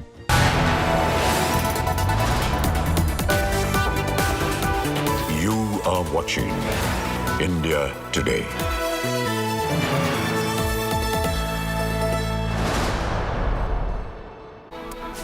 Very good evening and thanks so much for being with us here on India Today. I'm Chaiti Narula bringing you all the top stories. Let's start the bulletin with the top headlines first.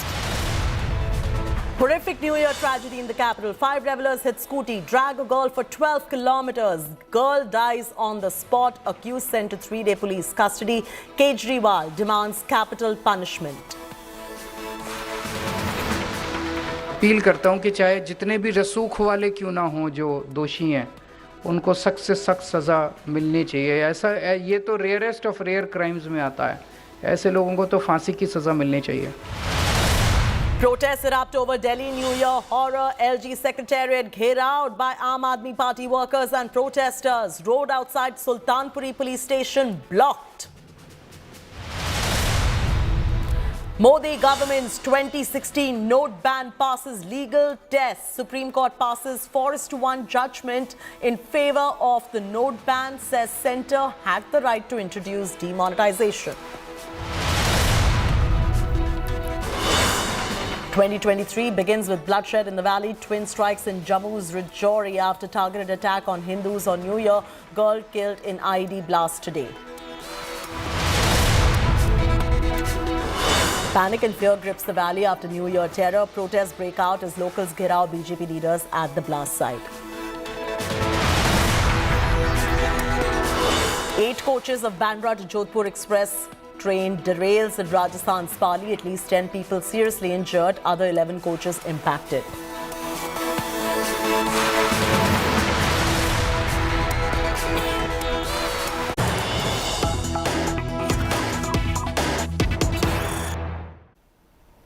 Breaking news coming in. A 19-year-old girl, Laya Smita, was stabbed to death at Presidency University near Rajankunte, Bengaluru. She was stabbed inside a college by a boy named Pavan Kalyan. He also attempted suicide after stabbing the girl and is now in critical condition. The girl had allegedly rejected his proposal, and that's the latest coming in. Sagai Raj joining us for the very latest. Sagai, what really happened there?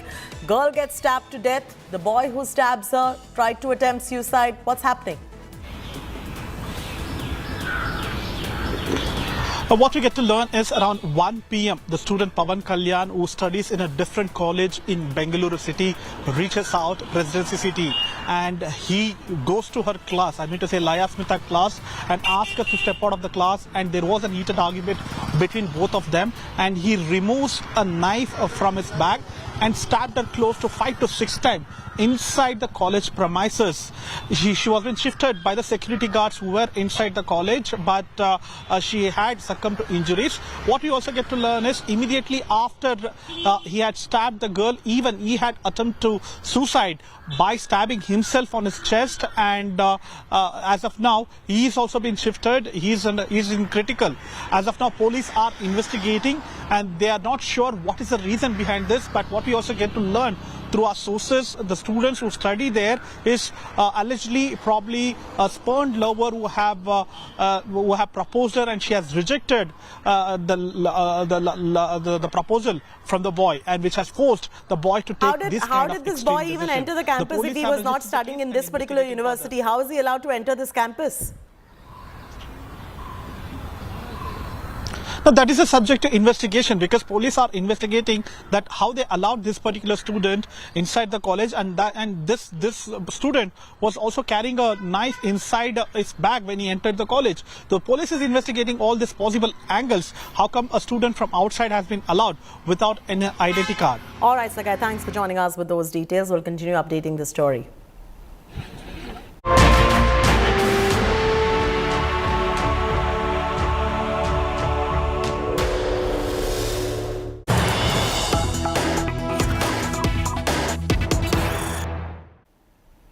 Big development coming in Delhi. New Year horror. Police admit that the girl's body was dragged for 12 kilometers. Earlier, the cops had claimed that the girl's body was dragged for 4 kilometers. Now, the cops are admitting, yes, the girl was dragged for 12 kilometers. Now, the big question that arises over here is that where was the police? There was no patrolling for 12 kilometers. Nobody really in the Delhi police forces identified this girl being dragged for 12 whole kilometers. Viewers, 12 whole kilometers is a rather very long stretch. And this was New Year Eve we are talking about. So where was the Delhi police for 12 whole kilometers when this girl was dragged?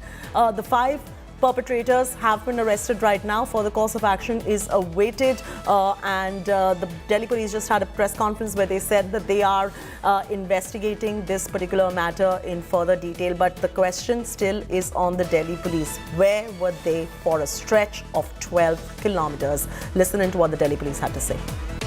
देखिए, जैसा कि मैंने कहा कि ये एक दुखद मामला है.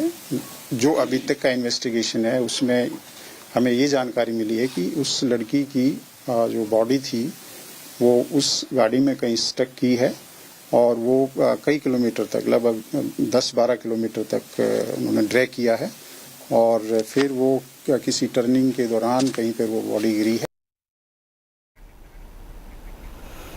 Shreya will join us for the latest on this, but the Delhi police themselves have admitted that this girl was not dragged for 4 kilometers, but she was dragged for 12 whole kilometers. And hence the question really comes up is that why was there a 12-kilometer stretch without the Delhi police deployment, given that this was also New Year Eve, where you do end up seeing more deployment than usual of the police.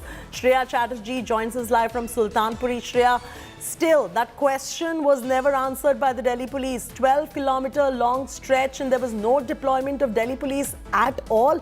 12 kilometers is a rather long stretch.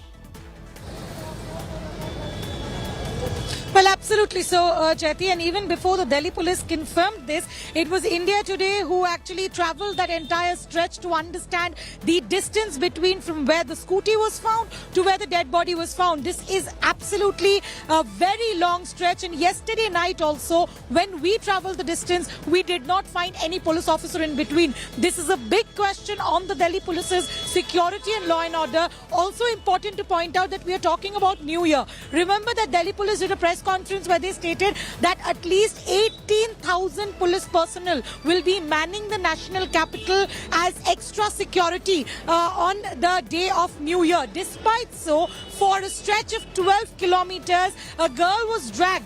Two-person, a Zomato delivery boy, a person who was waiting for his milk to be delivered, spotted the car, but not a single Delhi police patrolling van could intercept this car. It's also important to point out that a year back, the entire PCR system was decentralized by the Delhi police to ensure that there is more efficiency in tracking such calls, in tracking such cases. Earlier, PCR system used to be intercepted centrally, but now it comes under the jurisdiction of respective police stations. Despite these reforms, yesterday what we saw is a complete failure on the part of Delhi police. 12 kilometer, a girl gets dragged along, not a single PCR van could intercept the car. This is something that the Delhi police will have to do a lot of you know, one was expecting this response in terms of what their deployment really looked like and why there was no deployment in this 12-kilometer stretch as well, given it was also New Year Eve, but we never got those answers. We really never got those answers, and we are still waiting for that answer from the Delhi police. Continue to be with us right there, Shreya. Shreya, in fact, you were the first one to break this particular story where the eyewitness also claimed that it was 12 kilometers and not 4 kilometers that the girl was dragged for. India currently is in shock over the New Year horror in Delhi, where 20-year-old girl was run over repeatedly and found naked on the road. This is happening in the national capital.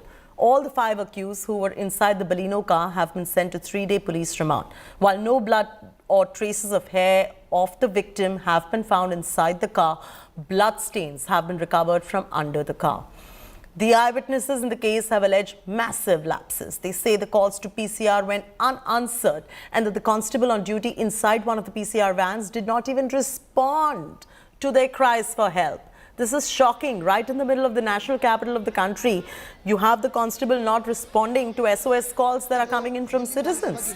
The girl's family is calling this a murder and claims that since the body was found naked, the case resembles the Nirbhaya incident. While the Aam Aadmi Party netas have blamed LG for the horror, Delhi Chief Minister Kejriwal sought capital punishment for all the accused. Aam Aadmi Party leaders hit out at LG Saxena for lax attitude or the lackadaisical attitude of Delhi police, saying that the police directly come under his control, and questioned to him as to why no PCR was around when the girl was dragged for so many kilometers. कुछ लड़कों ने अपनी गाड़ी से एक लड़की को कई किलोमीटर तक घसीटा और उसकी बहुत दर्दनाक मौत हो गई। अभी उसका पोस्टमार्टम मैंने पता किया था, अभी पोस्टमार्टम शायद चल रहा है और जो भी उसकी रिपोर्ट आएगी मैं उम्मीद करता हूं कि और अपील करता हूं कि चाहे जितने भी रसूख वाले क्यों ना हों जो दोषी हैं, उनको सख्त से सख्त सज़ा मिलनी चाहिए। ऐसा ये तो रेयरेस्ट ऑफ रेयर क्राइम्स में आता है। ऐसे लोगों को तो फांसी की सज़ा मिलनी चाहिए। मैं ऑर्डर दे के आ रहा था कंजावला वाले रोड से।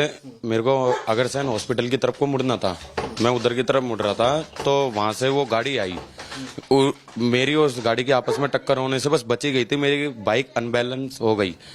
तो मैंने अपनी बाइक संभाली, जैसे मैंने अपनी बाइक संभाली तो उन्होंने, वो गाड़ी मोड़ चुके थे रोहिणी की तरफ को, कंजावला वाले रोड पे रोहिणी की तरफ को मोड़ चुके थे। तो उधर उन्होंने चौकी थी थोड़ी सी 100-150 मीटर के दूर आगे चौकी है एक, उन्होंने चौकी से पहले ही फिर वापसी यूटर्न गाड़ी मारी। यूटर्न जैसी गाड़ी करी उन्होंने, सिंगल रोड पर यूटर्न गाड़ी करी तो सिंगल रोड पर आवाज बहुत तेज आई गाड़ी की। मैंने पीछे मुड़कर देखा, जैसे मैंने पीछे मुड़कर देखा गाड़ी के पीछे की साइड वो लड़की का सर लटक रहा था।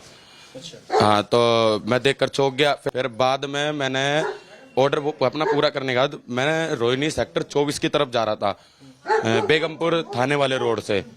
तो उस रोड पे 2 बाइक पे पुलिस वाले जा रहे थे, उनको मैंने रोका, उनसे बोला कि सर कंजावला रोड की तरफ ऐसे ऐसे गाड़ी है। उनको बकायदा मैंने कलर भी बताया था, अपने मेरे फोन का कलर वैसे ही है।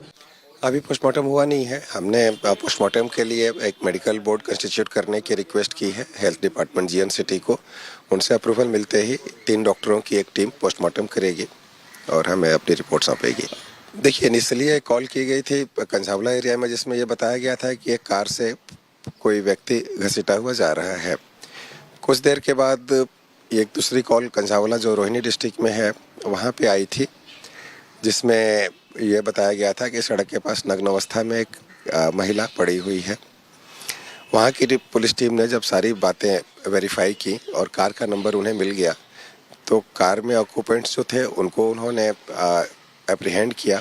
उनसे यह बात खुल के सामने आई कि सुल्तानपुरी के इलाके में उस कार का एक स्कूटी के साथ एक्सीडेंट हुआ था और ये वो महिला है जो कि स्कूटी ड्राइव कर रही थी और अनफॉर्चुनेटली कार के नीचे आ गई और ड्रैग होते वहाँ तक चली गई। Shreya Chatterjee is joining us live. Shreya, there are just way too many questions that come up.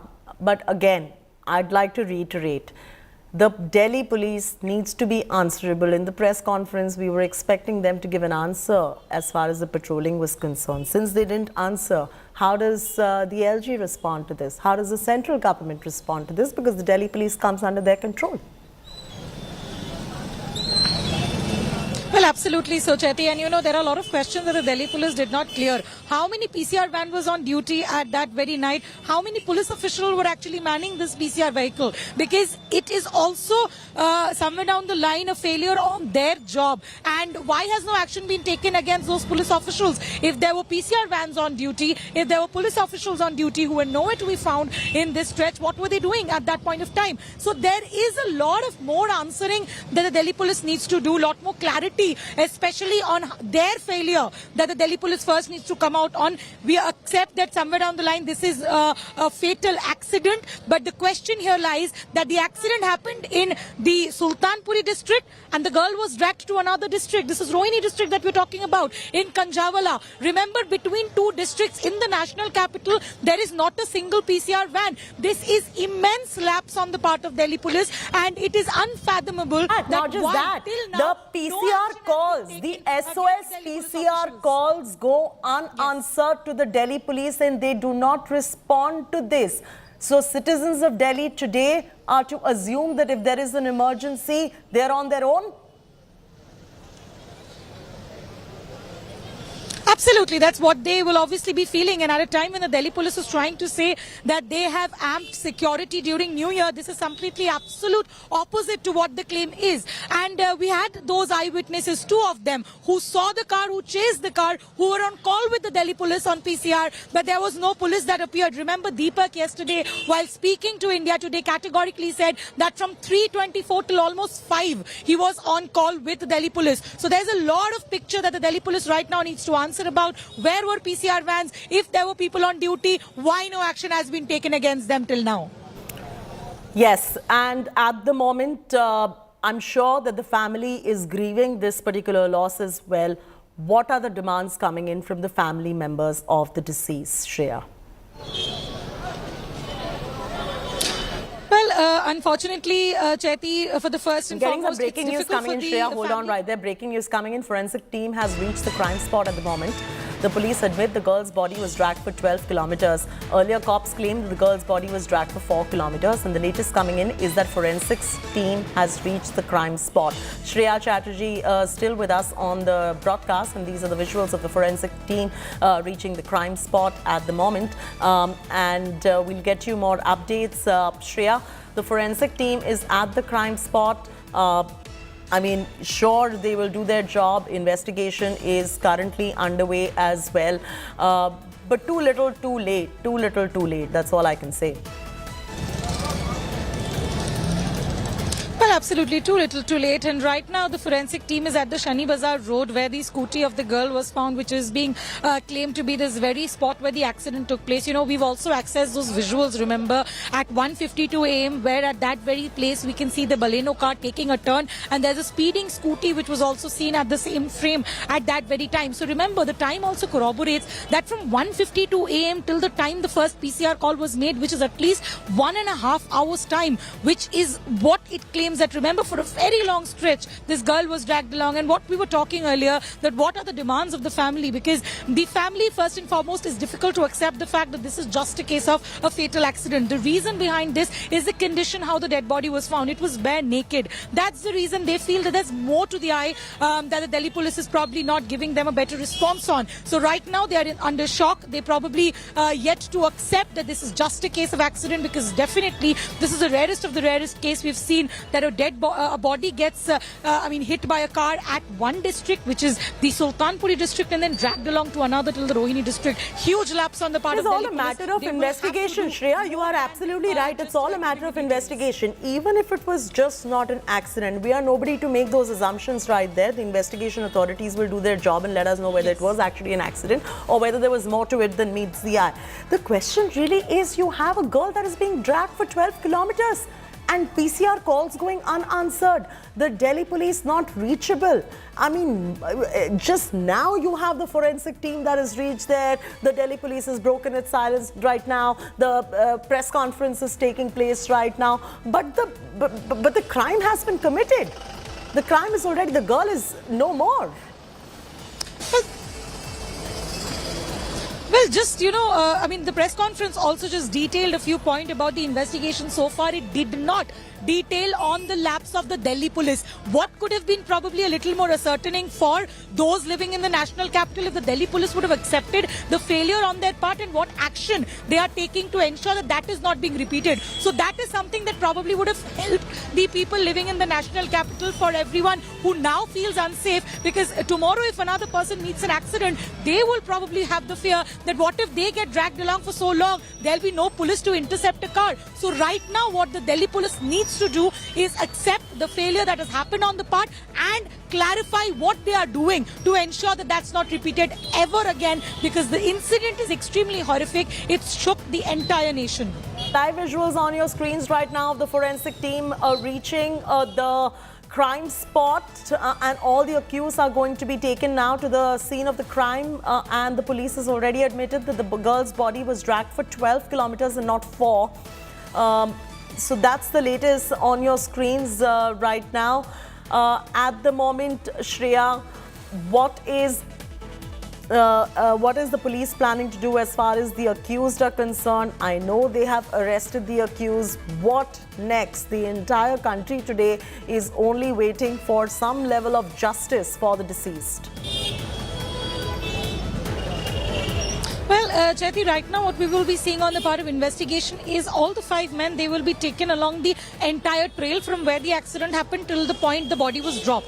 Now, apart from that, what we are also understanding and what we saw was Delhi police taking records of all the CCTVs along the stretch. They are mapping the entire area to understand how the entire incident took place, how many turns did this car take, because remember, 2 eyewitnesses, both of them have claimed that there was multiple U-turns that this car was taking. So that is also a question, that whether at some point the ones who were sitting inside the car, they understood that they probably have hit someone, and even after that they continue to drag the person for such a long stretch. So that is a piece of investigation that the Delhi police is right now trying to look into, because as I don't wish to drop any conjectures ever, but when you're driving a car and there is a scooty that is being dragged with a girl. Obviously, the driver comes to know that there is something being dragged, and this has taken place for 12 whole kilometers. And we're waiting for justice for the victim now. We hope the Delhi police speeds up this investigation process. Continue to be with us, Shreya. A big political war also has erupted over the Delhi New Year horror. Aam Aadmi Party is up the ante against Delhi LG and the BJP. AAP is alleged that the main accused in the case, Manoj Mittal, is a BJP member, and that the police are trying to protect him. I want to repeat, the Aam Aadmi Party accusing that Manoj Mittal, who is the main accused in the case, is from the Bharatiya Janata Party, according to AAP, and that the police are trying to protect him. There were protests outside Sultanpuri police station, outside the Delhi LG's office as well. In fact, Aam Aadmi Party's Durgesh Pathak has made a sensational claim.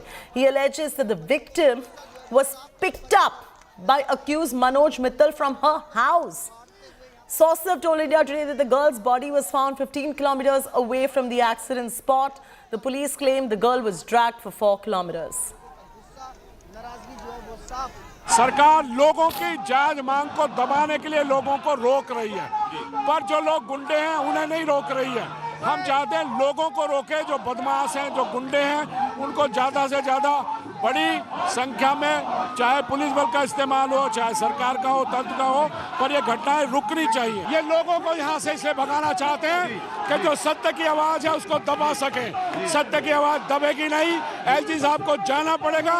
Police के उन अफसरों को जिन्होंने कार्रवाई रहते हुए समय रहते हुए नहीं की, उनके खिलाफ कार्रवाई करनी पड़ेगी।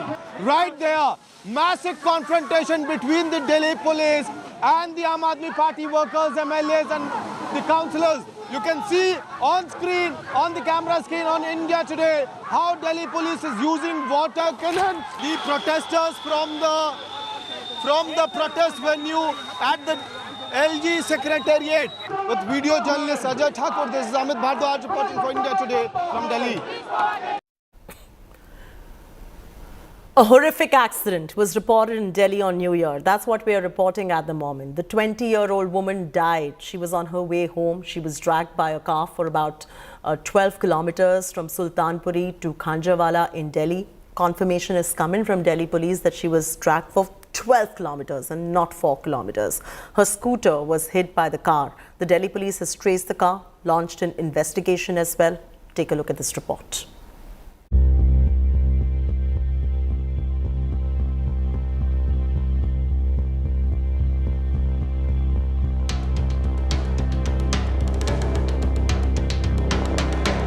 A horrifying incident in Delhi, moments into the new year. A 20-year-old dying a painful and ghastly death. Anjali, who used to work part-time for weddings and other functions, was returning home on her scooter from one such event. According to cops, Anjali's scooter was hit by a car being driven by 5 New Year revelers. The car dragged Anjali and her two-wheeler for around 4 kilometers after hitting her. Anjali suffered grievous injuries and all her clothes got torn. She was found naked on the road with injuries which killed her on the spot. So far, the cops have said that no sexual assault took place and it was a killer accident. Cops are probing if the revelers were drunk. हमारे investigation के मुताबिक पूरे तौर पे ये तय है कि ये एक फैटल एक्सीडेंट है, जिसमें कार चलाने वाले लोगों ने विक्टिम को ड्रैग किया, काफ़ी दूर तक खींचते हुए ले गए, जिससे शरीर के कपड़े भी रिमूव हो गए थे और रिब्स एरिया भी डैमेज हो गया था, सारा पोर्शन छिल गया था। मैम, सबसे पहले मैंने वो देखी 3:18 मैंने शॉप खोली थी। मैं दूध का काम करता हूँ। उस टाइम मैं अपनी दूध की गाड़ी का वेट कर रहा था। अब दिखाइए कहाँ पे, अगर आप थोड़ा दिखा सकते हैं हमारे दर्शकों को। मैं अपनी ये दुकान है, यहाँ मैं खड़ा था और गाड़ी थी यहाँ से 100 मीटर पीछे। ठीक है। वहाँ से आवाज जा रही थी कि जैसे टायर फटने की आवाजें होती हैं, उस प्रकार से मैं गाड़ी की तरफ लगा। मैं टायर फट रहा हुआ शायद। गाड़ी बिल्कुल सामने आने के बाद मेरे को पता चला इसके नीचे डेड बॉडी फंसी हुई है। The Delhi police traced the car and arrested the 5 accused. A team from Delhi Forensic Department is also examining the car and Anjali's seriously damaged scooter. ये एक्सीडेंट के बाद भी 3 से 4 किलोमीटर तक इसी गाड़ी में जो लड़की टायर में फंसी हुई थी उसको खींचते हुए आरोपी ले जाते हैं। अब जो बड़ी खबर इस वक्त आ रही है कि फॉरेंसिक की टीम आई थी और दिल्ली पुलिस ने जो गाड़ी इस वक्त सुल्तानपुरी के थाने में है, इसी बलेनो गाड़ी का फॉरेंसिक सैंपल लिया है, स्कूटी का सैंपल लिया है, यानी कि अब यहां से जांच की प्रक्रिया को आगे ले जाया जा रहा है। Anjali, a resident of Aman Vihar, is survived by her mother, 4 sisters and 2 brothers aged 9 and 13 years. रात को 9 बजे करीब कॉल आई थी, करी थी मैंने बेटा आ नहीं रही, नहीं मम्मी अभी काम नहीं खत्म हुआ। मैंने कहा अच्छा, फिर मैं दवाई लेके सो गई, मुझे नहीं पता फिर, और मैं बहुत ज्यादा बीमार हूँ, मेरी दोनों किडनी खराब है, मेरा गुजारा करने वाली दाल रोटी का वो ही थी। Delhi Women's Panel has taken cognizance of the matter. Panel Chief Swati Maliwal raised questions about Delhi Police, asking why it failed to prevent the crime.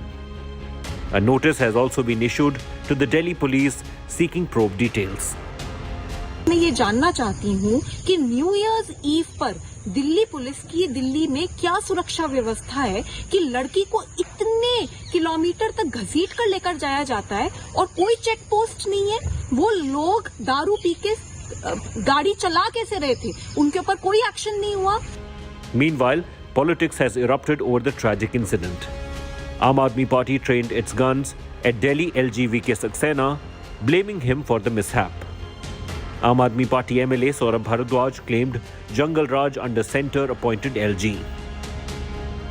Delhi losing a daughter to reckless and dangerous New Year revelry. With Amit Bharadwaj and Shriya Chatterjee from Delhi, Bureau Report, India Today. Moving on now, days after Tanisha's mother leveled sensational charges against Shizan's family, his family has finally spoken up, firing counter charges as Tanisha's mother. Shizan's mother said that her son never slapped her and that she was like a family to her. After Tanisha's mother alleged conversion bid, Shizan's sister clarified saying that she wore a hijab as it was a part of her show. Not only his family, but Shizan's lawyer made explosive charges against Tanisha's family. He alleged that Tanisha's mother used to interfere a lot, and at one point she even pressed her neck and broke her phone. Attacking her uncle, the lawyer said that he used to mistreat her and she used to fear him a lot. Sheezan ने तनीशा के साथ जो किया, पहले उसके साथ friendship की, दोनों का था, आना जाना भी, घर पे बुलाना, वो आ जाता था। मेरे को उसने बताया मम्मा मेरे को शिजान से है और शिजान भी मेरे से करता है। फिर एक दिन अचानक उसने उसका मोबाइल चेक किया शिजान का, जिसमें उसकी गर्लफ्रेंड का कुछ चैट था, पता नहीं आई डोंट नो क्या था। तो इसने पूछा, शिजान से पूछा कि ये क्या है। शिजान ने टुनीशा के थप्पड़ मारा, सेट पे रूम में थप्पड़ मारा। तो वो कहता तू कर ले जो कुछ करना है, मेरा तेरे साथ कोई रिश्ता नहीं है। आपने एक चीज बोली कि आपकी बेटी को शिजान ने थप्पड़ मारा। आप में से बच्चे होंगे, किसी के बच्चे हैं आपके, किसी के, सबके होंगे। आपको अगर आपका बच्चा आके बोलता है कि मुझे थप्पड़ मारा गया है और सेट पे मारा है या मुझे टॉर्चर किया जा रहा है, आप लोग क्या करेंगे? क्या करेंगे आप लोग इंतजार करेंगे? मेरे घर पे उनका आना जाना था, मेरे घर पे आती थी, वो मुझे फोन करके कह सकती थी, मेरे घर पे डायरेक्ट आ सकती थी, वो आती थी मेरे घर के ऊपर, मैं डिनाई नहीं कर रही हूँ। अच्छे से खाती थी, पीती थी, बात करती थी, रहती थी, सब कुछ था उनका।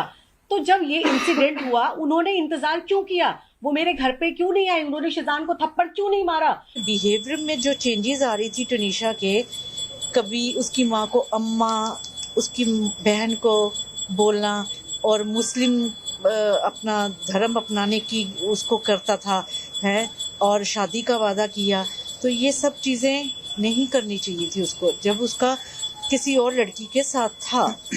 उसको हमने फोर्स किया, या उसका वो जो हिजाब लेने वाला फोटो जो सर्कुलेट हो रहा है, वो शो का फोटो है, शो की शूट का फोटो है। बात रही आपी और अम्मा की, हमें यहाँ पे शिजान के या शफक के जितने भी जानने वाले हैं, दोस्त हैं, वो इनके कॉन्टेक्स्ट में हमें आपी और अम्मा बोलते हैं। हम हैं आपी और अम्मा। हम जब सपोज मैं किसी और अदर कास्ट के फ्रेंड के घर पे जा रही हूँ, माय फ्रेंड इज हिंदू, और मैं उसकी मासी से मिलती हूँ, मैं उनको ऑटोमेटिकली मासी ही बोलेंगे।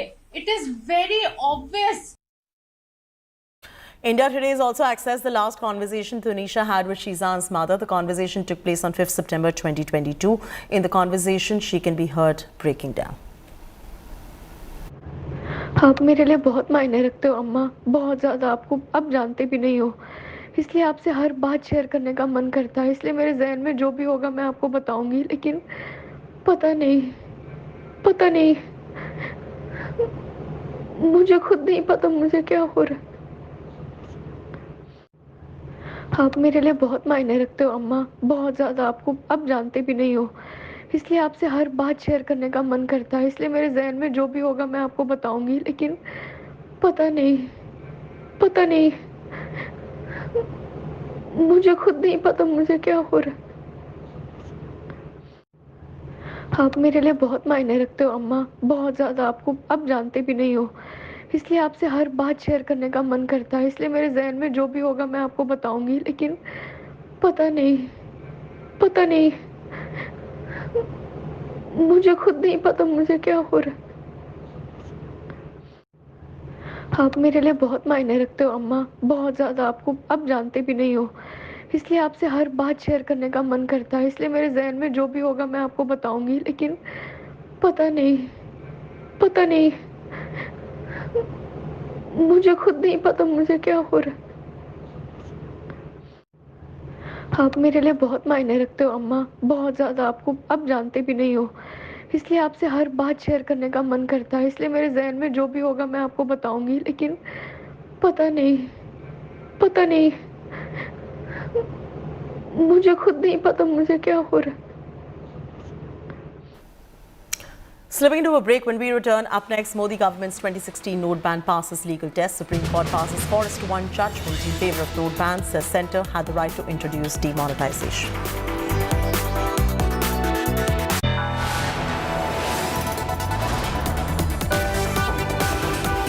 You are watching India Today.